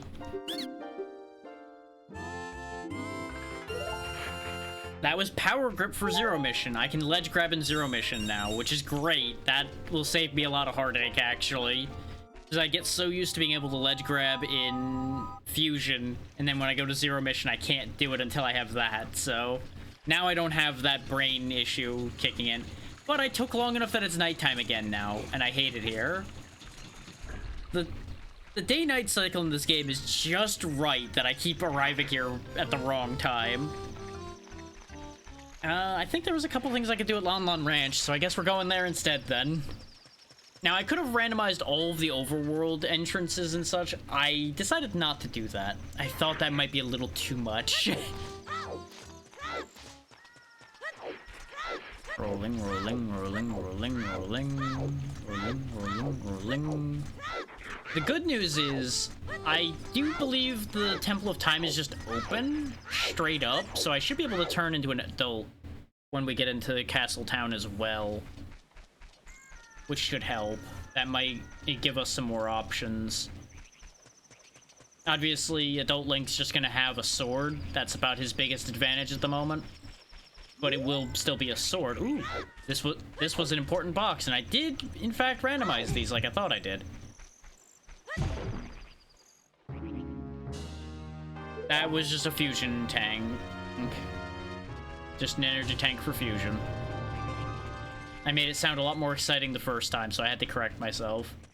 That Skulltula is up there. Well, we're not getting that one right now either. His items don't have gravity in this game, so they'll stay up there if I kill the Skulltula up there. There's a whole minigame you can play with the guy in here involving all these chickens. He's not currently here, though, because it's nighttime.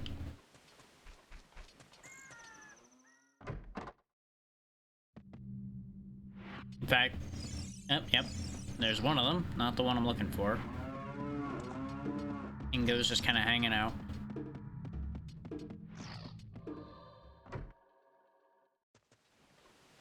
Alright, so Lon Lon Ranch might be a little bit of a bust. I think there is like a grotto here somewhere, but ask me if I have any fucking clue where it would be. Like, there's a lot of weird grottos I remember. The one that I think is here is definitely not one of them. Like, logic would denote it would be, like, over here somewhere, just because why would there be, like, this random empty space out this way? But this still covers a decent amount of distance over here. So it could be, like, anywhere out here, and I would have no idea where. But there apparently is a skeletal over here, so I made the right choice wandering over here thinking.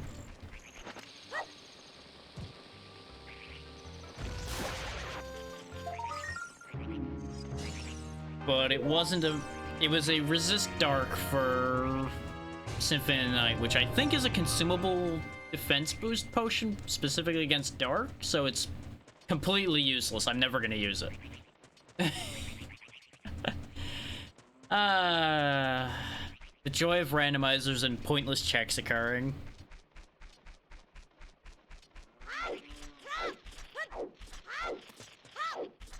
But maybe I spent enough time here that when I go to walk back to Castletown on daytime will appear.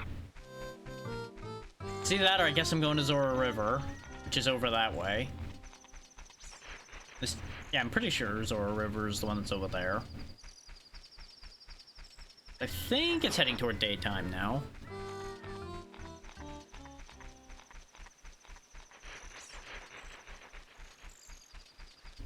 I mostly just don't want to just stand here pointlessly waiting for daytime. But it looks like I did time it right. The gate should come down pretty much right when I get there. Or not quite. How about if I do backflips? You like backflips? Got a circus coming to town?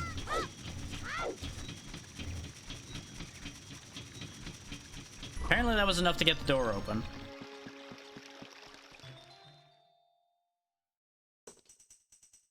So one of the things we can do is go in here. Is this guardhouse has crates in it. And that's my I don't like that I got that. Silver Scale lets you dive deeper. No, Silver Scale wouldn't help in Water Temple, though. So maybe it's fine. There's also the Skulltula here, which is why I kept hold of this stick, so I could whack him upside the head. That was just peanuts, quite literally. Just sent peanuts to Symphony of the Night. This room, by the way, with pots randomized, is a treasure trove. This is why I turned the pot randomization off. Because this room would have like 50 checks in it just by itself. If I didn't. And this had like almost as many items as we got from running around in Symphony of the Night. Just by itself. So it just seemed stupid. Like, that didn't seem like that would be fun to watch or do. To have so much stuff just be in there. So we got shooting gallery in here. I believe there's like bombchu bowling or something here too. We've also got this shop. There's another shop as well. Red potion is nice to see. God damn, the markup on bombchus is disgusting. Good thing I don't need to buy any. Sand expansion for time spinner. Sure, we'll take that. This was less exciting than I had hoped it would be. I'm gonna buy some replacement sticks because I'm out of sticks. That's just a fish. That's not a fish in a bottle, so... You suck, sir. Your shop is awful. If I could pull out a bomb right now, I would leave you one. Good day.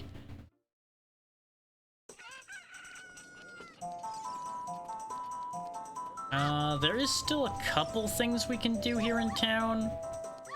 You, dog. Dog. Dog, attend me. Pay attention to me. Oh, wait, no, I think I have to do that at night.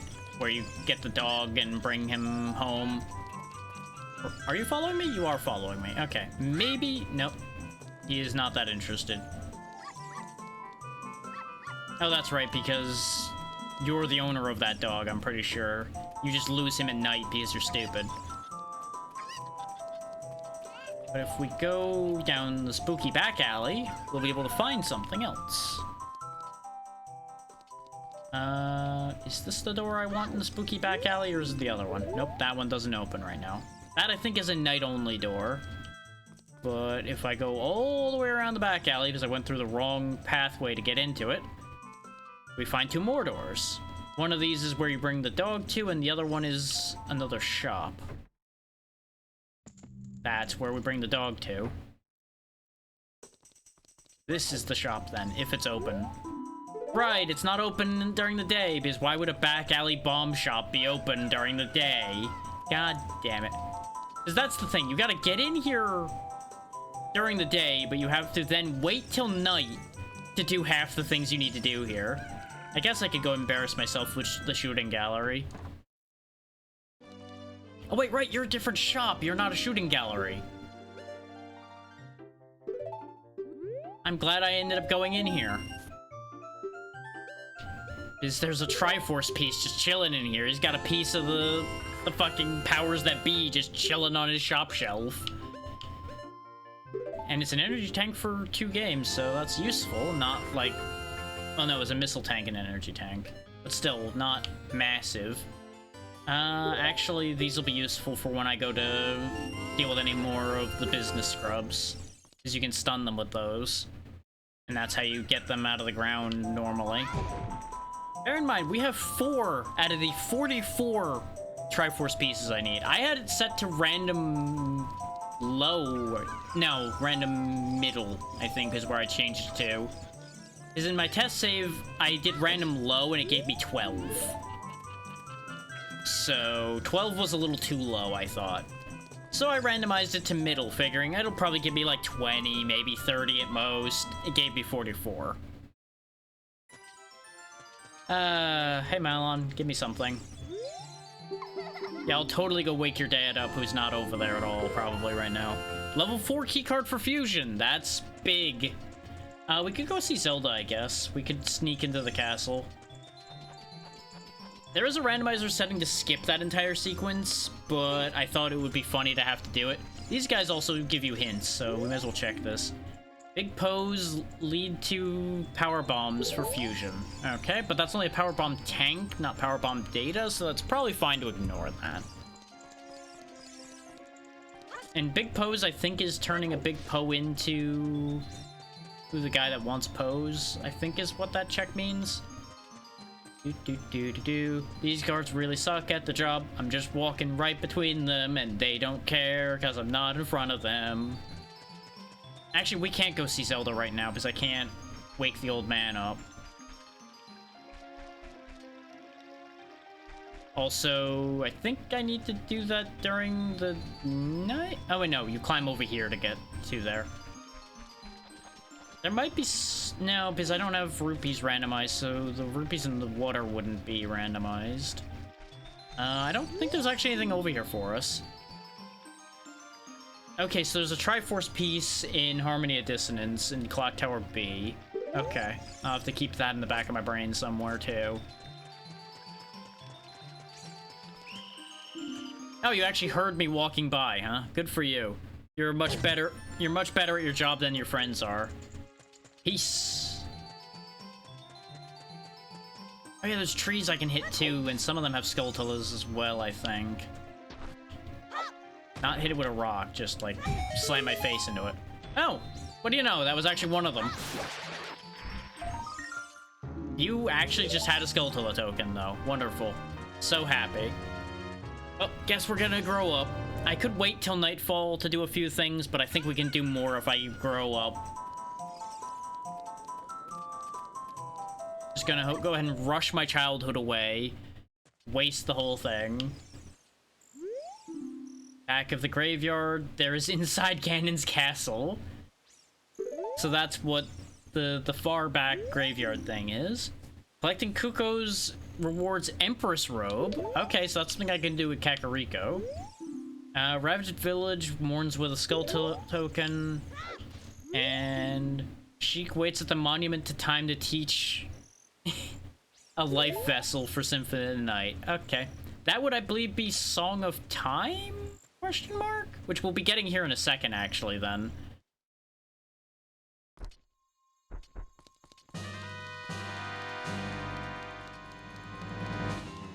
Very dangerous Temple of Time. Yep, there's just the Master Sword just chilling there. Just wide open for anybody to take. Be a real shame if somebody, I don't know, you know, grabbed it and wandered off with it to go do whatever he wanted. Oh, hey, the death jingle is my growing up sound. That's... Ooh. That's a little real. That's a little real.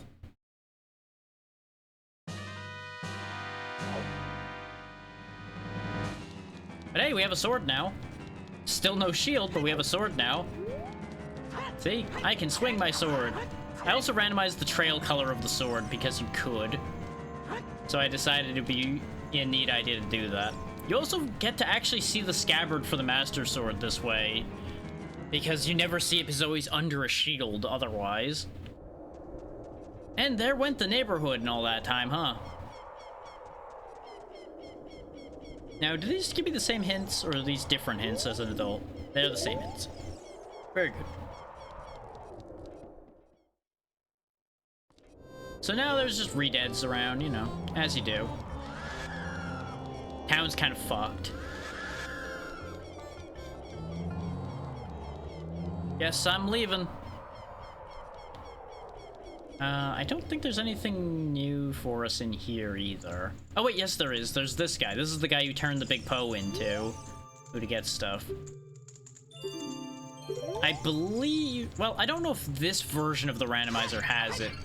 The regular Ocarina of Time randomizer, I believe, has it so that you just give him one thing and he gives you 100 points immediately. So you get his check straight off. But I think Big Poe is separate? Question mark? I'm not sure. There's a lot of things I don't know, like I've talked about before.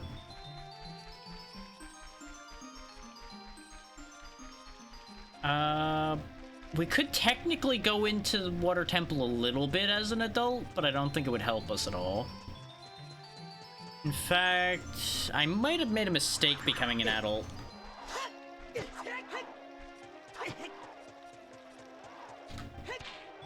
I don't think there's really anything I can do about this Poe, particularly. Not really.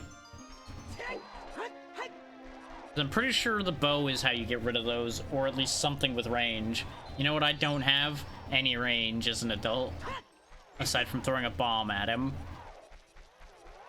There is another grotto over here, I believe. That's actually a vaguely ominous nighttime noise. Oh yeah, there it is. It's under that rock, probably. Admittedly, I could have done this as a kid, too. I, for some reason, thought there was a lot more I was going to be able to do as an adult. Actually, there is, because I can go back to the forest, because the forest will be different now. Which should net us a few more checks. Aha! I was right! Behold! You son of a bitch. He dodged.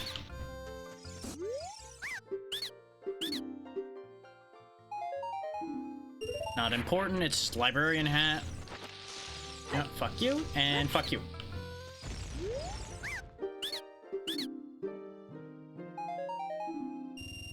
Turkey to Harmony of Dissonance, which will actually be more helpful than it might think, because healing is going to be pivotal with how bad the areas we have in that are. And important. We got Spike Breaker for free for Symphony of the Night, so I don't need to buy the 3,000 cost Spike Breaker armor in order to go down that hallway. Now, admittedly, I think that hallway only nets me, like, a check. So it's not like, oh my god, he got something great there. But the fact that it's telling me that it's important means it probably is something that I do need as a progression item. It's pretty good about telling you when something's legitimately important. It can be a little wrong about it at times, because what it treats important in logic may not necessarily be something you as a player need to do the same thing.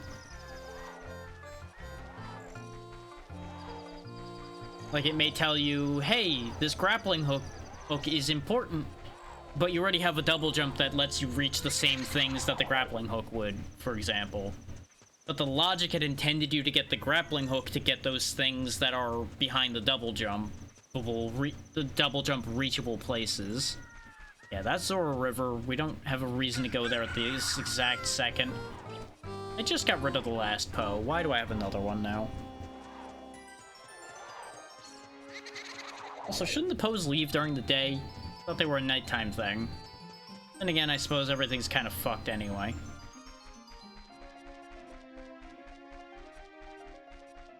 I went to the wrong place, didn't I? Where does this lead? I don't think they fenced off the forest, did they? Right, Lake Hylia. Lake Hylia and Zora River are two different places. But there's a grotto here, apparently, that I forgot about. Hooray!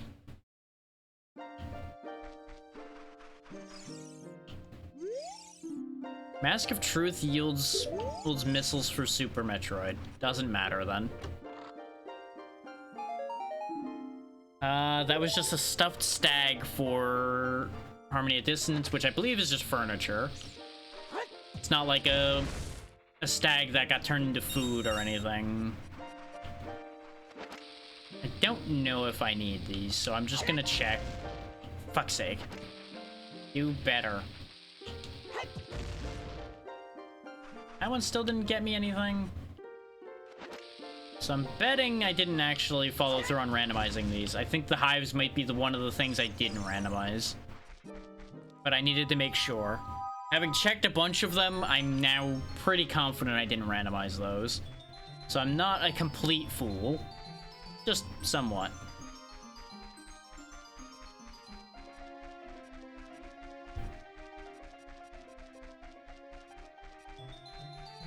I would assume that random rock over here is also a grotto, because they don't usually just, like, leave rocks laying around.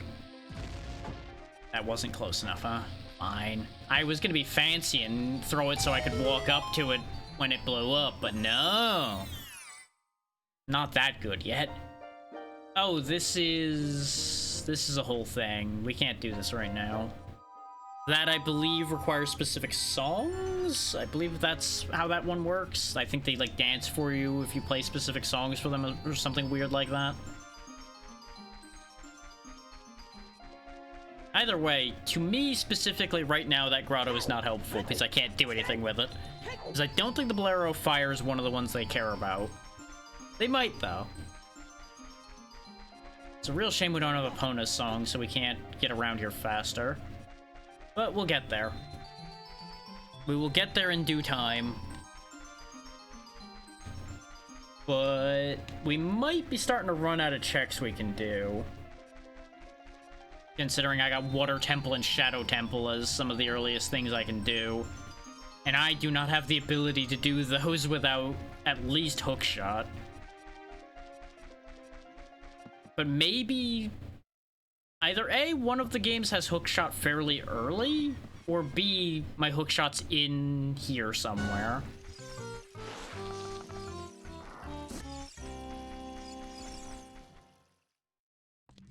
Yeah, because these chests remain the same, but I believe the shop is still there. And it changes for an adult? Question mark? Why that's the one thing in this awful place that's still here. No, it is the same shop. Okay, never mind. That was a waste of my time. How do I get to the Sacred Forest? The thing is, I'm actually gonna have to figure out the Lost Woods. Because I don't remember the pathing through the Lost Woods. Yeah, we can go up here as well, then. I forgot that this is a whole thing back here, because this is what would normally lead to the Forest Temple, I do believe? Through the Lost Woods? 30 Skulltulas is an energy tank. Okay, 30 Skulltula reward is not worth it. Also, they told me that this tunic was silver. This really is just, like, mostly just white. Occasional lightings make it look a little silvery, and that's about it. Forward is incorrect. We're gonna have to sit here and just figure this out, y'all, so just bear with me a second. Left. There's Skull Kid. If I wanted money, I could get money from Skull Kid. Just beat him up. In fact, you know what? Come here, you little shitter. I need some target practice anyway.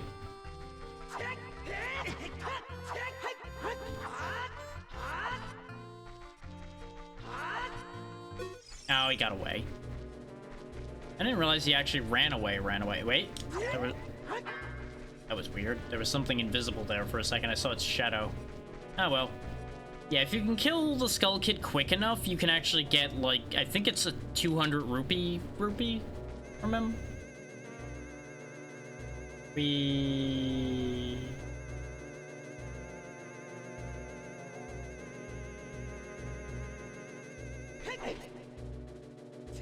Not sure if this is where I wanted to be from that, but I wanted to check this. Oh, there's a piece of the Triforce in the wall jump tutorial in Sector 1. Okay. I don't know if I remember what room is specifically the wall jump tutorial, but I'll figure it out.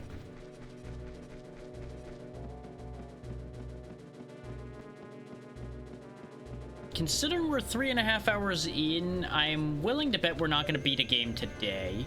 But remember, this is intended to be a multi-day event here. So, that is a whole thing. And the option remains open if people want to force me to play one game or another.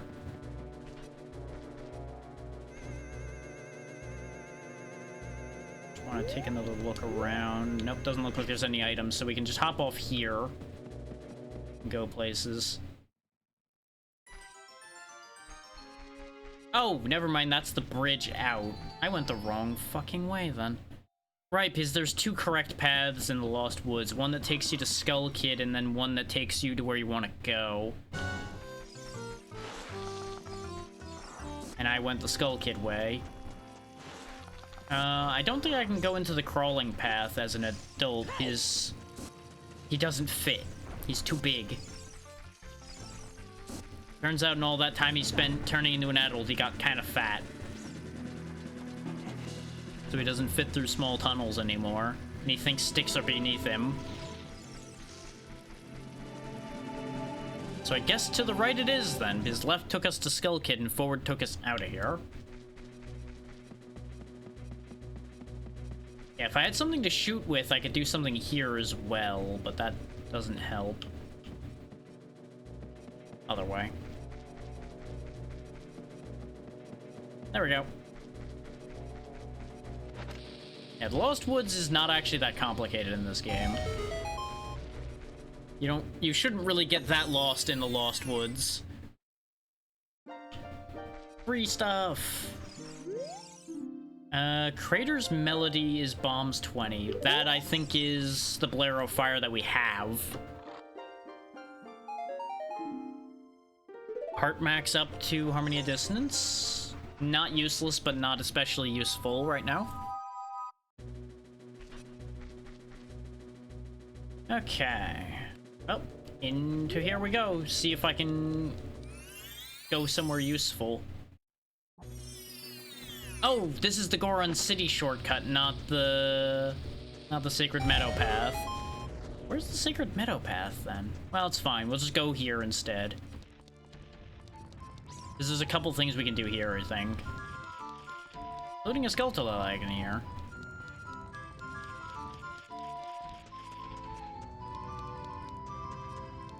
That really did look like the arch to the Sacred Forest Meadow, though, so I thought that's where I was going. I'm gonna need more bombs.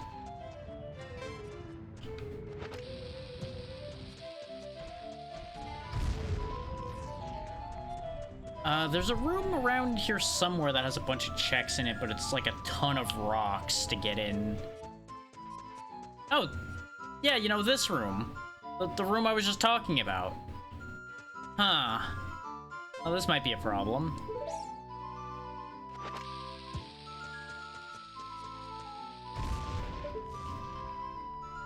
Because I also don't know the path through here, and it is actually a bit of a maze, as you can see by the fact that those rocks led nowhere. I think it's like left, forward, forward, done, almost? Like, it's like shockingly simple. Fuck that up. I'm gonna come back to that because I only have one bomb left. And I don't remember if the pots will give me more bombs. I think they will. I think we did get bombs back already.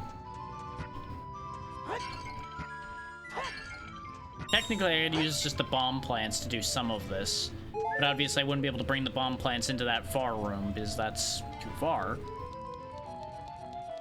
But I can, like, blast this open, for example, without having to spend my bombs. These just take a little bit longer to go off.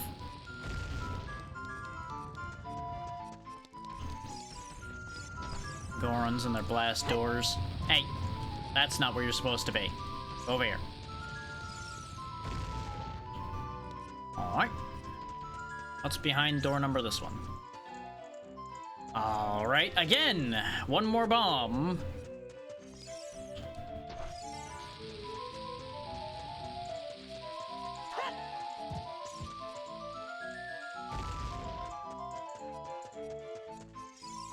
Fuck's sake. Why is there so many barriers here? I just want whatever's behind door number all these doors. There we go. Oh yeah, it's this guy. Goron pottery contains a heart vessel. Okay, so I don't need to do that. But I think that's more than one check, so I don't know which one is the heart vessel. 200 rupees for your cool item, huh? I don't have 200 rupees. Ordinarily, I believe that guy's a scam, because, like, isn't he the one who gives you the Goron knife that breaks?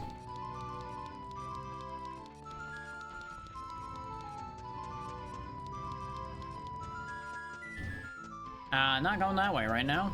Does that need Song of Time and Hookshot? Like, obviously you can see that it needs Hookshot, but I'm pretty sure the Song of Time's the thing you need, because I think that has Song of Time blocks in it.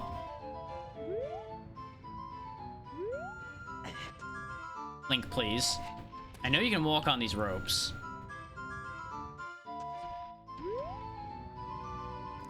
Fuck it. I don't think there's any reason for me to go there anyway. Pretty sure it doesn't matter. Now, you can hear him, but there's a Goron rolling around here somewhere, and I think he's how I open the doors that I can't bomb open. Just gotta figure out where he's rolling around. There's also still that Skulltula.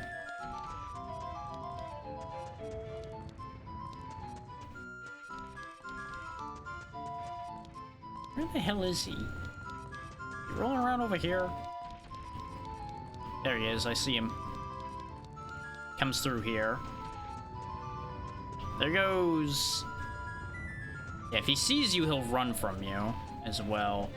You need to time a bomb so that you hit him, so that he will stop running. So I need to find a good spot to try to bomb him from. And over here seems as good a place as any. So I can try to get him with these bombs instead of my own single remaining bomb.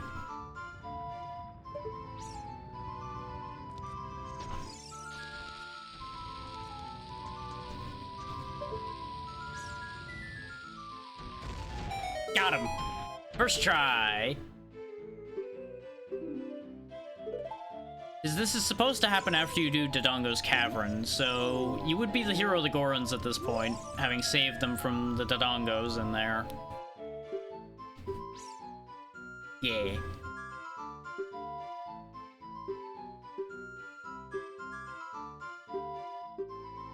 Yeah, now is not really the time for an autograph. We got things to do, kiddo.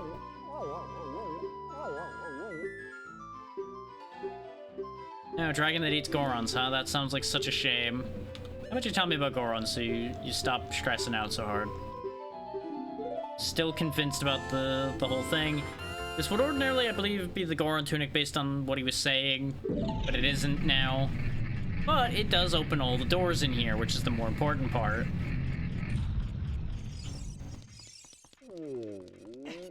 Whee! Ah. I think there's a couple other checks we can do because of that now. Including this shop, which has both of my tunics in it, apparently. 200 and 300. Well, bah. How about them grapes?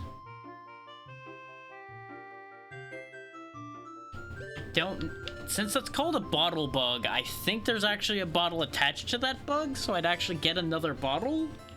But I don't really need another bottle right now, because I'm not doing any of the things that I even need a bottle for. This shop sucks.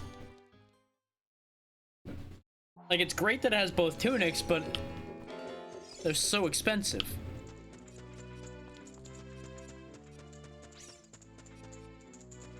Isn't there, like, something where you move this out of the way?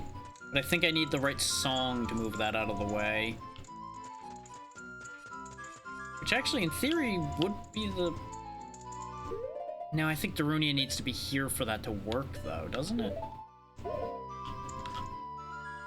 Yeah, no, it would make a noise if I was doing the correct thing by playing a song here. No, not my bomb, I hit the wrong button. Well, there went that bomb. At least I didn't blow myself up with it.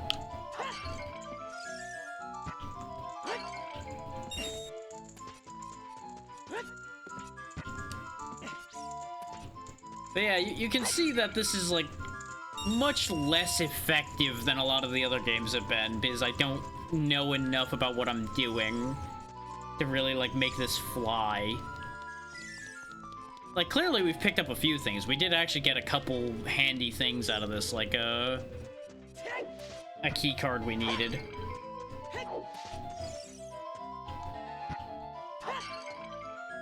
Oh, that one went to heaven.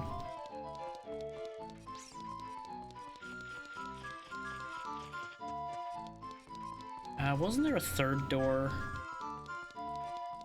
I think it was this one over here. I think all of the doors that opened had curtains. No, because this is where we came from. I don't know what I'm talking about, as usual. Where the hell is that Skulltula? Oh, he's up there. That's right. That's why you need to get there at some point. Or you just hit him with, like, an arrow and hit him with the boomerang. Either way, we can't do that right now.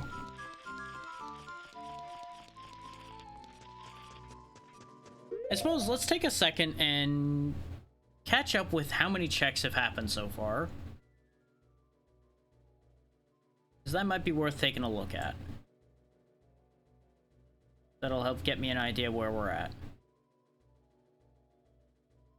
Total 155 out of 1,775 checks. The current highest percentage is Fusion at 15%. Is it's 20 out of its 126 checks. The next highest is Time Spinner at 12%, and then Symphony of the Night at 10%.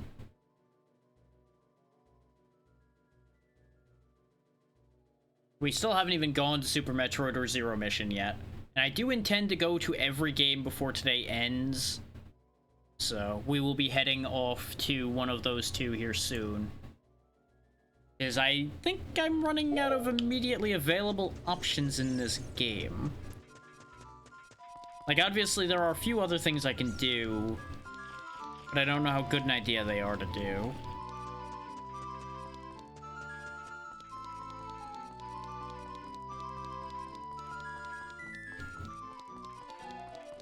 I think there's a couple things over by Zora River I could do, for example. But I think I need Zelda's Lullaby, I think, to open the waterfall to actually get in there the correct way. There's apparently a way you can, like, break into there without opening the waterfall, but even people that know how to do that, I watched them struggle to do that, so probably not a thing I'm gonna do right now. But we can pop out in a higher part of Death Mountain, which might help us accomplish something, because this is past where the rocks were falling. think there's like a grotto or something up here. But I don't have any bombs left, which is an issue. You know what, though? I could try to do something stupid.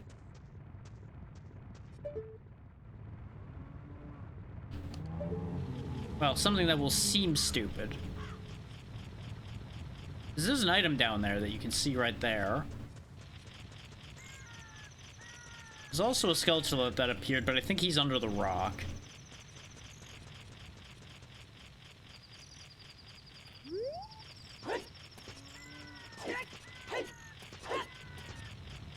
You can clearly fit between those bars, Link. Come on.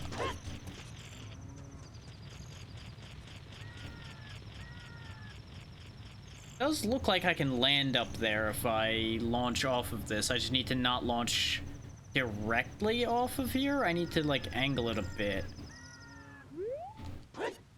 Ow, my legs. Got it, though.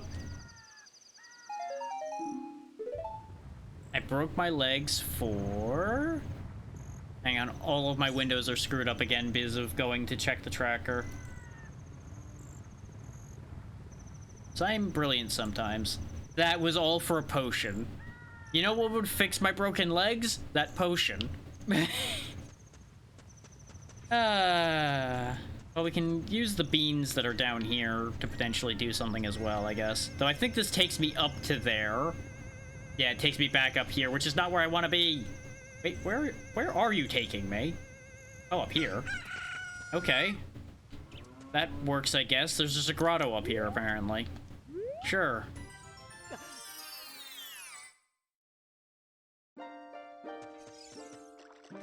Wait. What?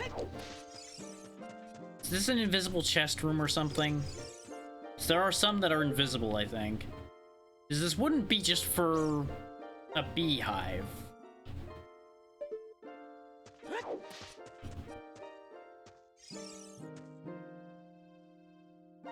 Now, the thing is, you can open an invisible chest if you run into it properly. Like, if you go to where it is. Or is... No, because Goron Springwater's for Majora's Mask, right? Not for Ocarina of Time? So it wouldn't be for the water. I don't know, I'm leaving. I don't understand. I think I need to make it up this bit here in order to get to the temple. Which I guess I could try. It'll probably get me killed. But I can try. Because the rocks are going to keep falling while I'm climbing. I do believe. And there are skeletons that'll attack me while I'm trying to climb as well if I move too quickly. Oh wait, no, it is clear here. Okay, we're fine. Yeah, you just need to move when the skeleton is not looking at you.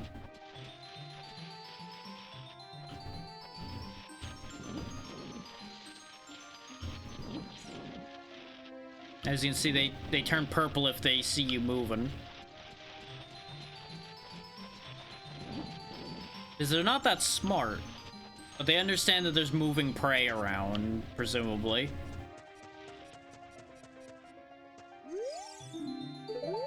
I think that's a bombable thing as well, but we don't have any bombs left. Death Mountain Summit.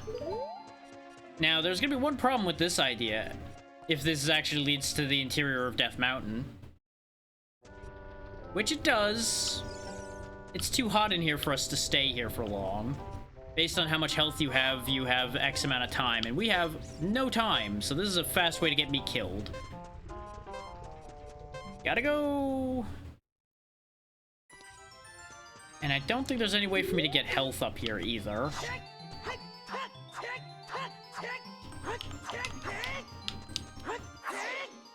Huh. I could have swore you could cut the signs.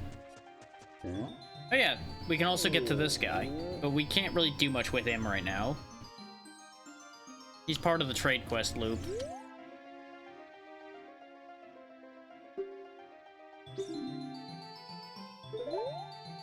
Yeah, he's totally not lying.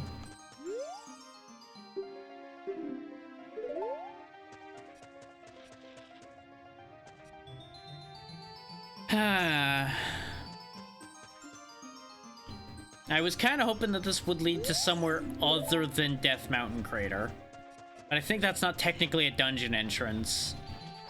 So it didn't randomize the same way as everywhere else.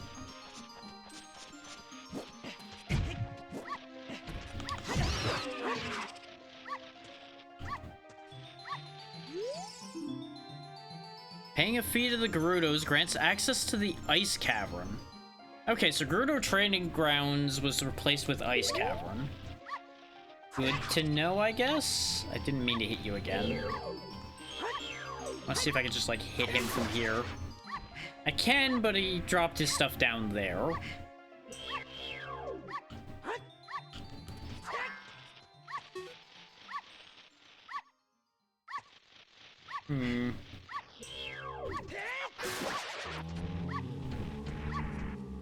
Damn it. I was hoping he would drop some hearts. This might be about to be a Deathlink moment here.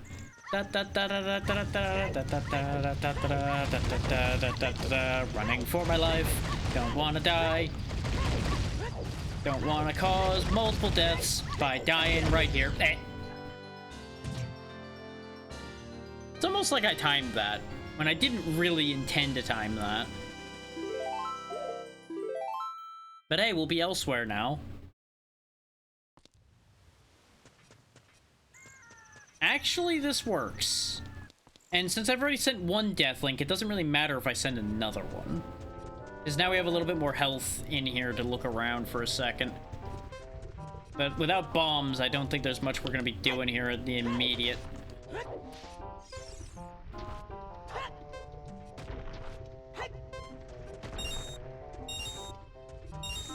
Gotta go. It's gonna be close. Yeah. Reset the timer. If I had more hearts, I'd be willing to think that this would actually be something they considered for me doing. I don't even know if I can get bombs from rocks, but I'm just kind of hoping. Wait, no, I'm an idiot. I'm an idiot. I have a solution to this problem. Let me go back outside for a second to reset the timer, though. I'm pretty sure, a grotto under that rock that's in there, which is why I'm even doing this. We have bomb chews. We technically have more bombs. They're just slightly more pain in the ass bombs.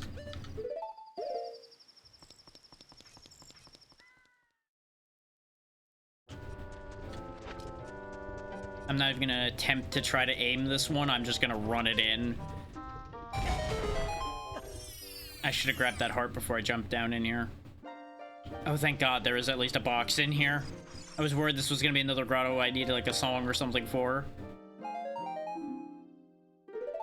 Wonderful, it was a shield potion for Symphony of the Night, otherwise known as something I'm not gonna remember to use.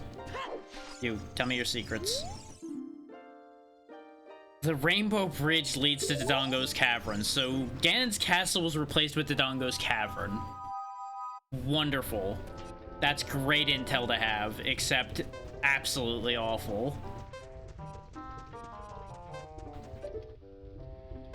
Yeah, I can't see shit from here. Also, I don't have freestanding rupees randomized, so I don't even know why I'm thinking about that spot down there anyway. There's a spot I've seen people have to struggle to get to down in Death Mountain Crater so many times because there's a bunch of freestanding rupees down there because they randomize the rupees. This might hurt. Nope, we're good. Gotta go right now. Gotta go right now. Gotta go.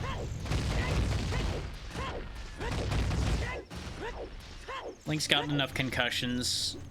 His intelligence has been reduced to sufficiently heroic levels.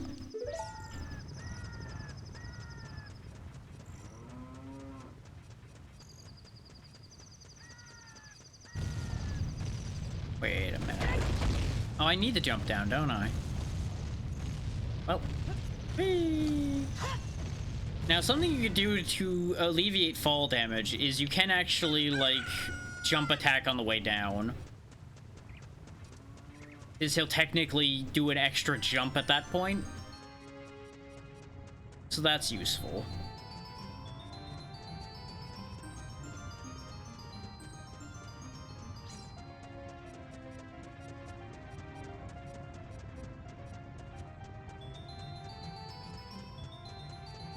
I'm pretty sure going to Dodongo's Cavern as an adult just still takes you to where Dodongo's Cavern would be.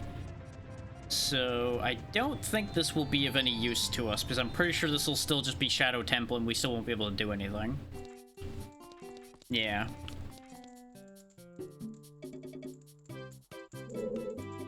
Because you need either hover boots or hookshot to get in to begin with.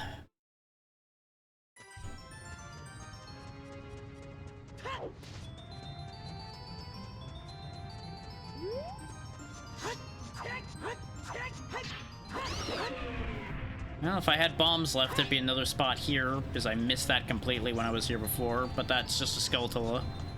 Which, they're useful, but I don't know if that one's going to be a make or break one. Thankfully, we can go to the shop that's here during adult times, though. So this still might pan out. Is the Castletown guy moved here?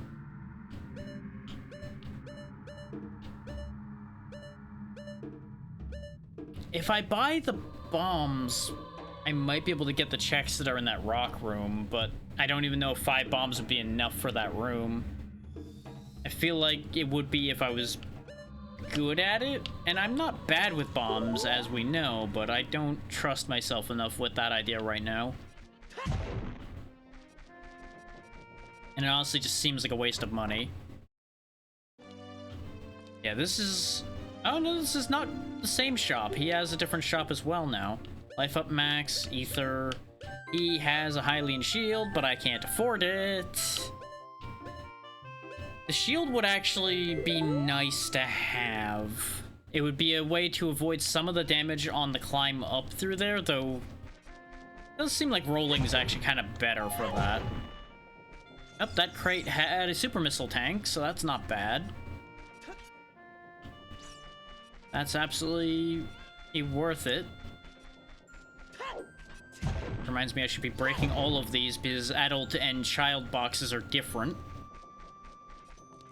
Guess we could... Well, I don't even have a bow. Would they even let me do shooting gallery if I don't own a bow? Do they supply a bow? Yeah, apparently they'll supply the bow. Okay. I have 15 shots to hit 10 targets. There's the button for it. It took me a second to figure out what button it was looking for. Oh, it's inverted. Why?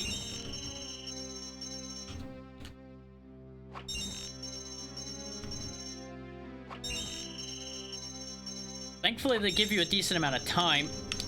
Nope, I fucked it. This is so finicky to move. Honestly, though, that's not bad for first time doing this and it being finicky to work with. Very kind of them to give me a second chance, straight up.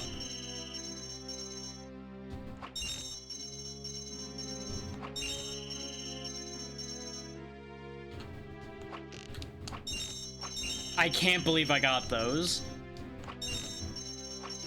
No! I got those just to miss that one.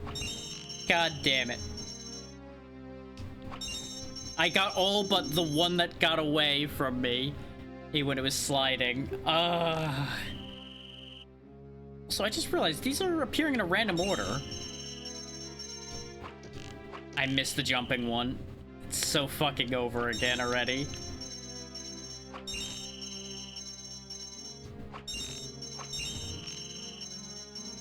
I'm starting to get the timing at least. And I'm coming to grips with the way the aiming moves. I just need to stop reading the timing wrong. Fuck me. Okay, got that one at least.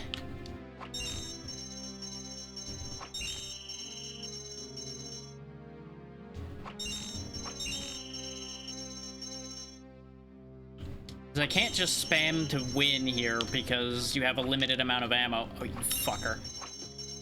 Well, at least we keep getting free retries because I keep getting close enough. Okay, we got that one this time. Got that one. Got that. Okay, it's just the other sliders now, I think. Got it! We just got $30 more.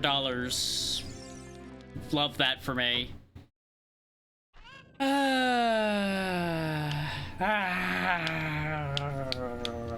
So that was not worth it.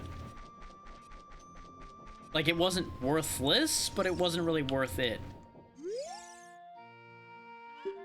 Oh yeah, that's right, you'll give me the pocket cocoa. Sure. Which is a missile tank for zero mission. Why she's just carting around a box of missiles? Best not to think about it. Ladies have their secrets, and I don't need to know them. This is where the Skulltulas are. If you manage to turn any of them back. As you can see, that one's mostly back.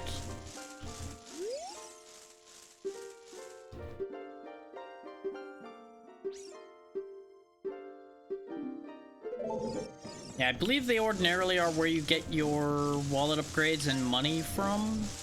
Like, you would get some money from them, and the big one, I think, is a wallet upgrade. But we don't have enough Skulltula souls to free them.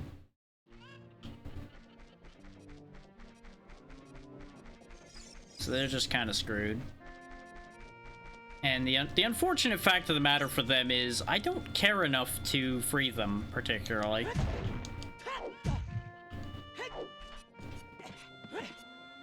Like, there's a chance that it'll matter, but, on the hierarchy of things I give a shit about, it's, not very high.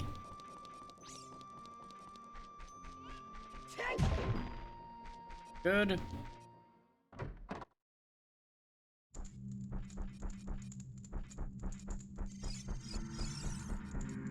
Yep, nothing's changed here. Is the money still up there? Whoop. Hang on, the multi-world is disconnected because I'm on the wrong page. I need to refresh the multi-world. One sec. Need to fix that. Or it might be... Oh, Archipelago might be down, actually. Well, that's inconvenient. Because it wouldn't load the room. Well, that's inconvenient for what I'm doing now, isn't it?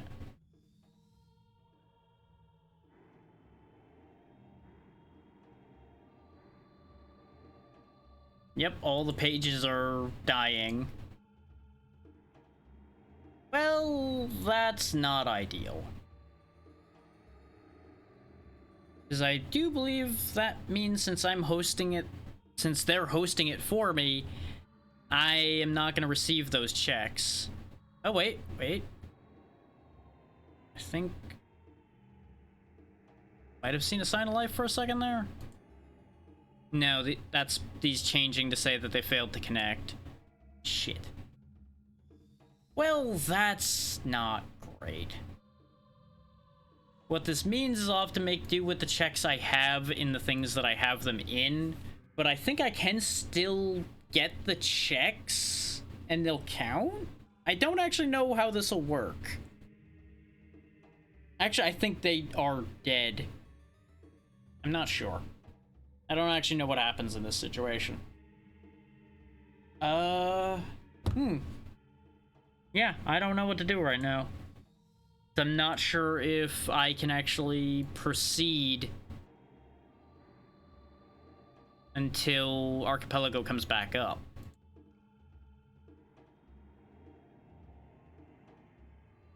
That's actually a big question mark. We may have to actually end early today and resume tomorrow because Archipelago is not archipelagoing. Depends on if it comes back quickly or not.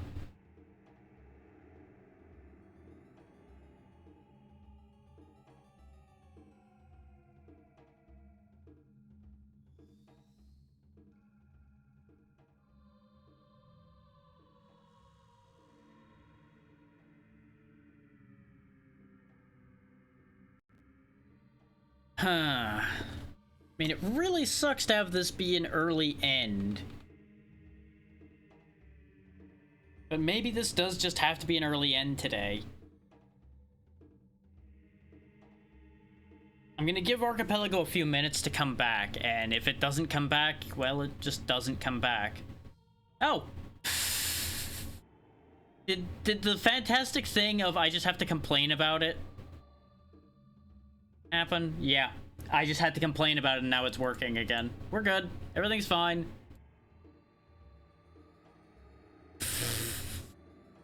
Incredible.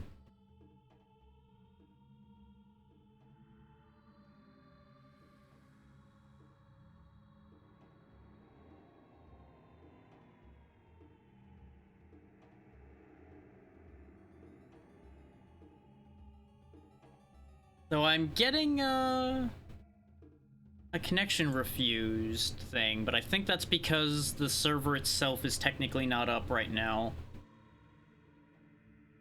I closed the seed page. Nope, that's this page.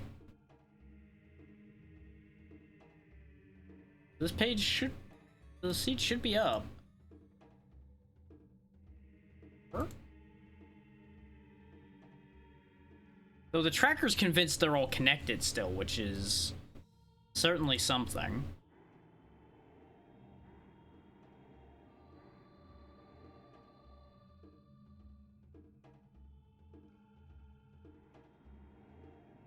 Now I think there might just still be some scuff with Archipelago right now. So we may still be hooped.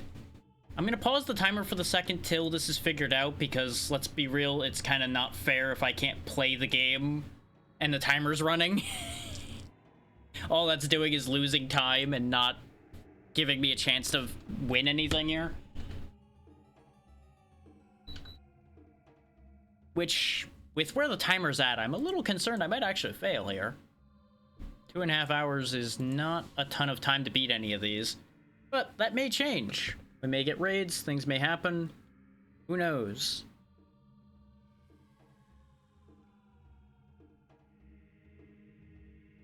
Tomorrow may end up being a better day as well. Well, we shall see. Today's been a very good day to begin with. Like, this has been a great session 1 if this is where this session has to end. I just am gonna give it a minute or two, like I said, and see if I can get Archipelago back. But right now it's telling me that there's no server, which is not a good sign.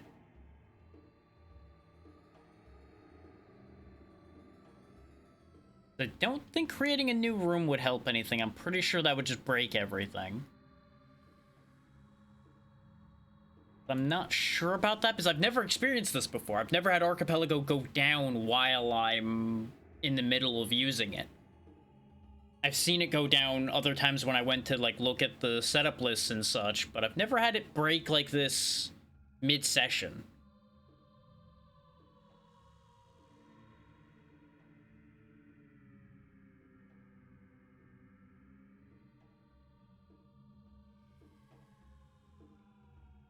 Like, arguably, I could call this a day, because we have gotten quite a bit done. But at the same time, it doesn't feel great either.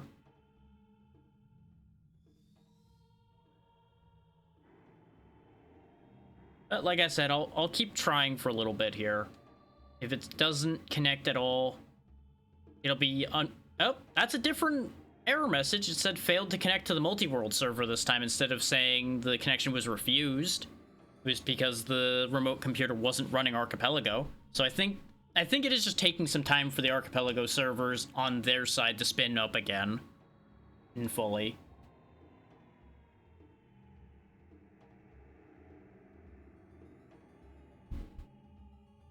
So sorry for the delay, everyone, and the fact that, you know, we're just kind of sitting here doing nothing. In the event that ends up getting swapped properly, though, let me go ahead and switch the game. We'll go ahead and hop over to Zero Mission next. if we are allowed to. Because obviously, if everything's broken, then, you know, we're not going there. But I gotta try. You know, that's assuming OBS wants to do its job. Hey, OBS. Hey. Hey. Do the thing.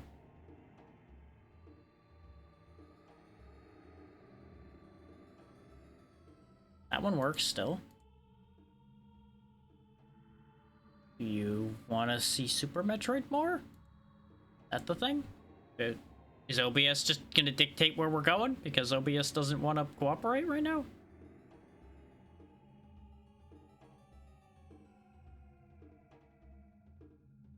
Where is... There we go. There's Super Metroid. No, that one doesn't want to pop up either. Everything you know is broke.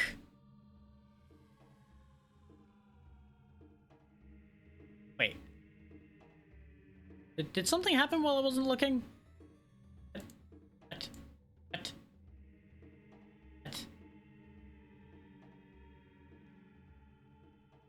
Well, that's bizarre.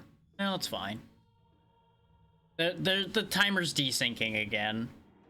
It wasn't desynced by much, so that's why I was like, wait a minute. Why do these numbers not match? Yeah, the good news is the last check I did was kept. Like, the missile tank we got for Zero Mission was kept properly. I just double-checked that as well while we're waiting for OBS to get its shit together. Which it did finally find Super Metroid, so I guess that'll be what we do next if everything starts working again. If not, we'll start next time with Super Metroid. Unless somebody, like, immediately spends $10 to send me somewhere else.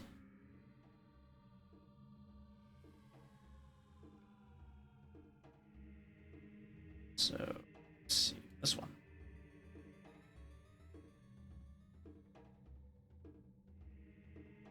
Nope, it's still dead.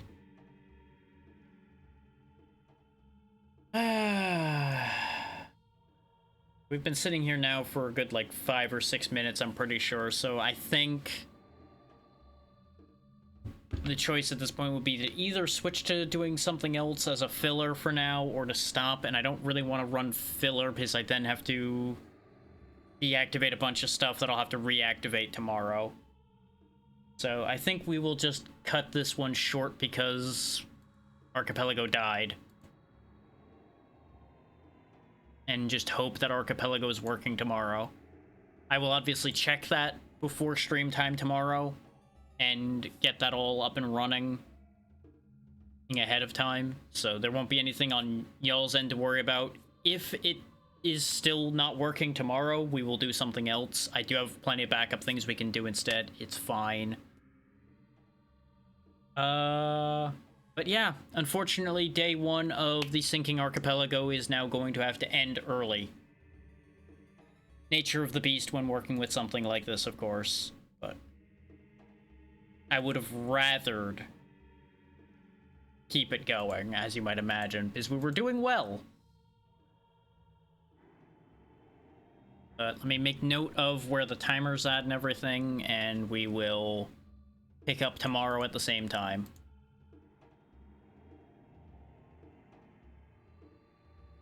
Just grab a little screen snapshot there. There you go.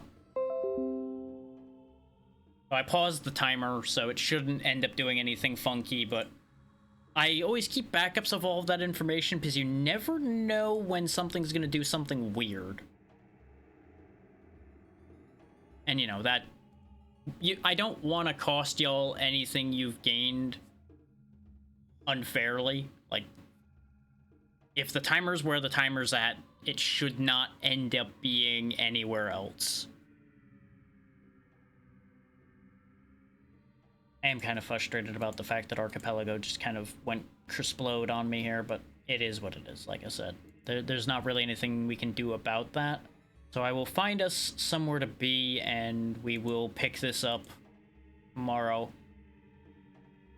On the bright side, this gives me a chance to go properly join the Dragon Council, since the invite is sitting there, or waiting for me to be ready to do something with that, and I'll be able to put all that info where it belongs and everything today instead of rushing to do it tomorrow morning. Because I absolutely want to have it up and ready before the next stream, obviously.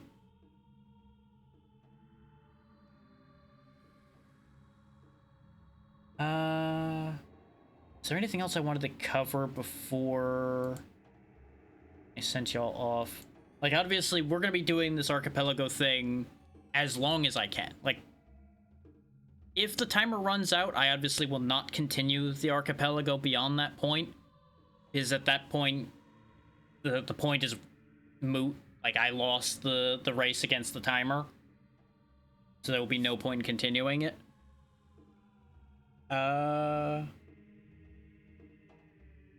Something else on that point I was gonna make mention of, and it is escaping me right now. Oh, doesn't matter. The only thing non-Archipelago related that I have planned to do this week is we are still doing Abiotic on Friday, even if the timer is still charged up and we still have not somehow finished anything by that point. I am still going to put a pause on that to play Abiotic with Mel because, well, one, I wanted to keep playing Abiotic, and two, there is very real odds that we're going to be missing a couple sessions of that coming up before too long, so I want to get us into at least where we were pre 1.0 before that point, ideally.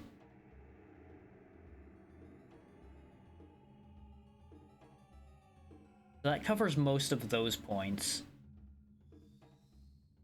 I just now still need to find us a place to go, because I got sidetracked trying to pull my brain together to explain that, and that's why I didn't finish finding us a place to be.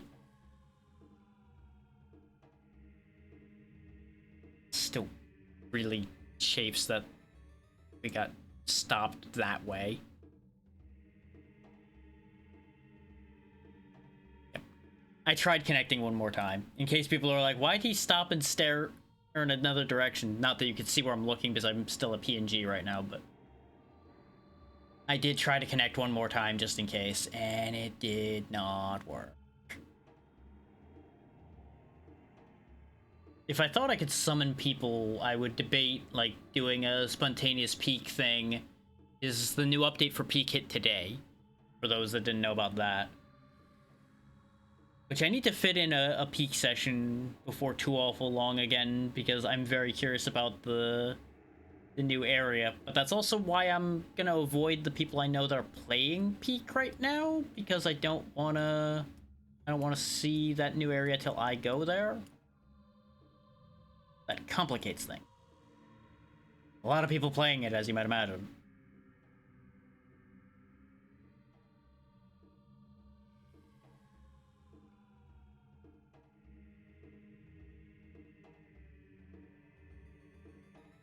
Why does it have to be so fucking complicated? Find somewhere to be. It's been a while since we've gotten to raid. I'm assuming you're not going to be on for much longer, because you're usually... Yeah, you're getting ready to end. That's what I thought. That's a no-go.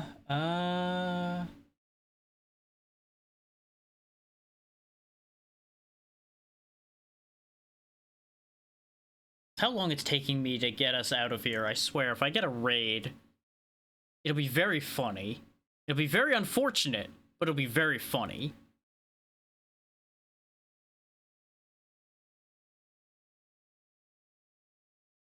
Let me refresh this to see if anybody hears.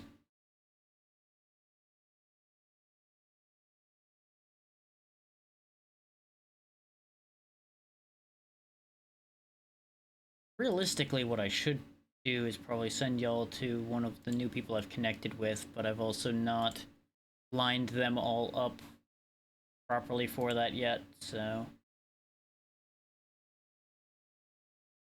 Probably not.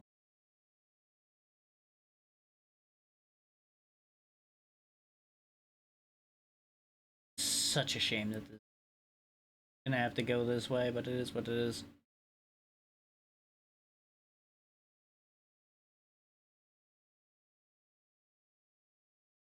Hmm. Oh, and I do want to note that I've trimmed this list down a bit.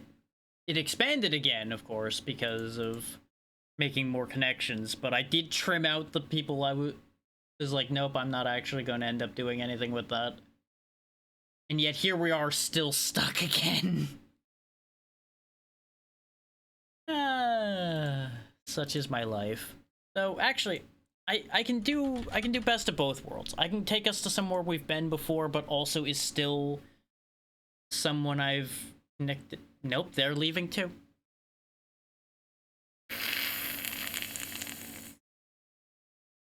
Mine, that stream is also ending. Why is everyone ending? Ah.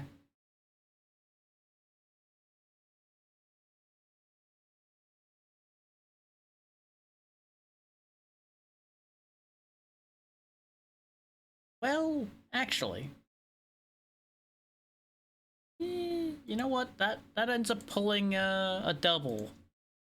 Because we've been there before too, but they are also in our recent connection. And they're conveniently playing a Zelda game. So you know what? This actually connects on multiple levels. This works. This works for me. I can make that at swing happen.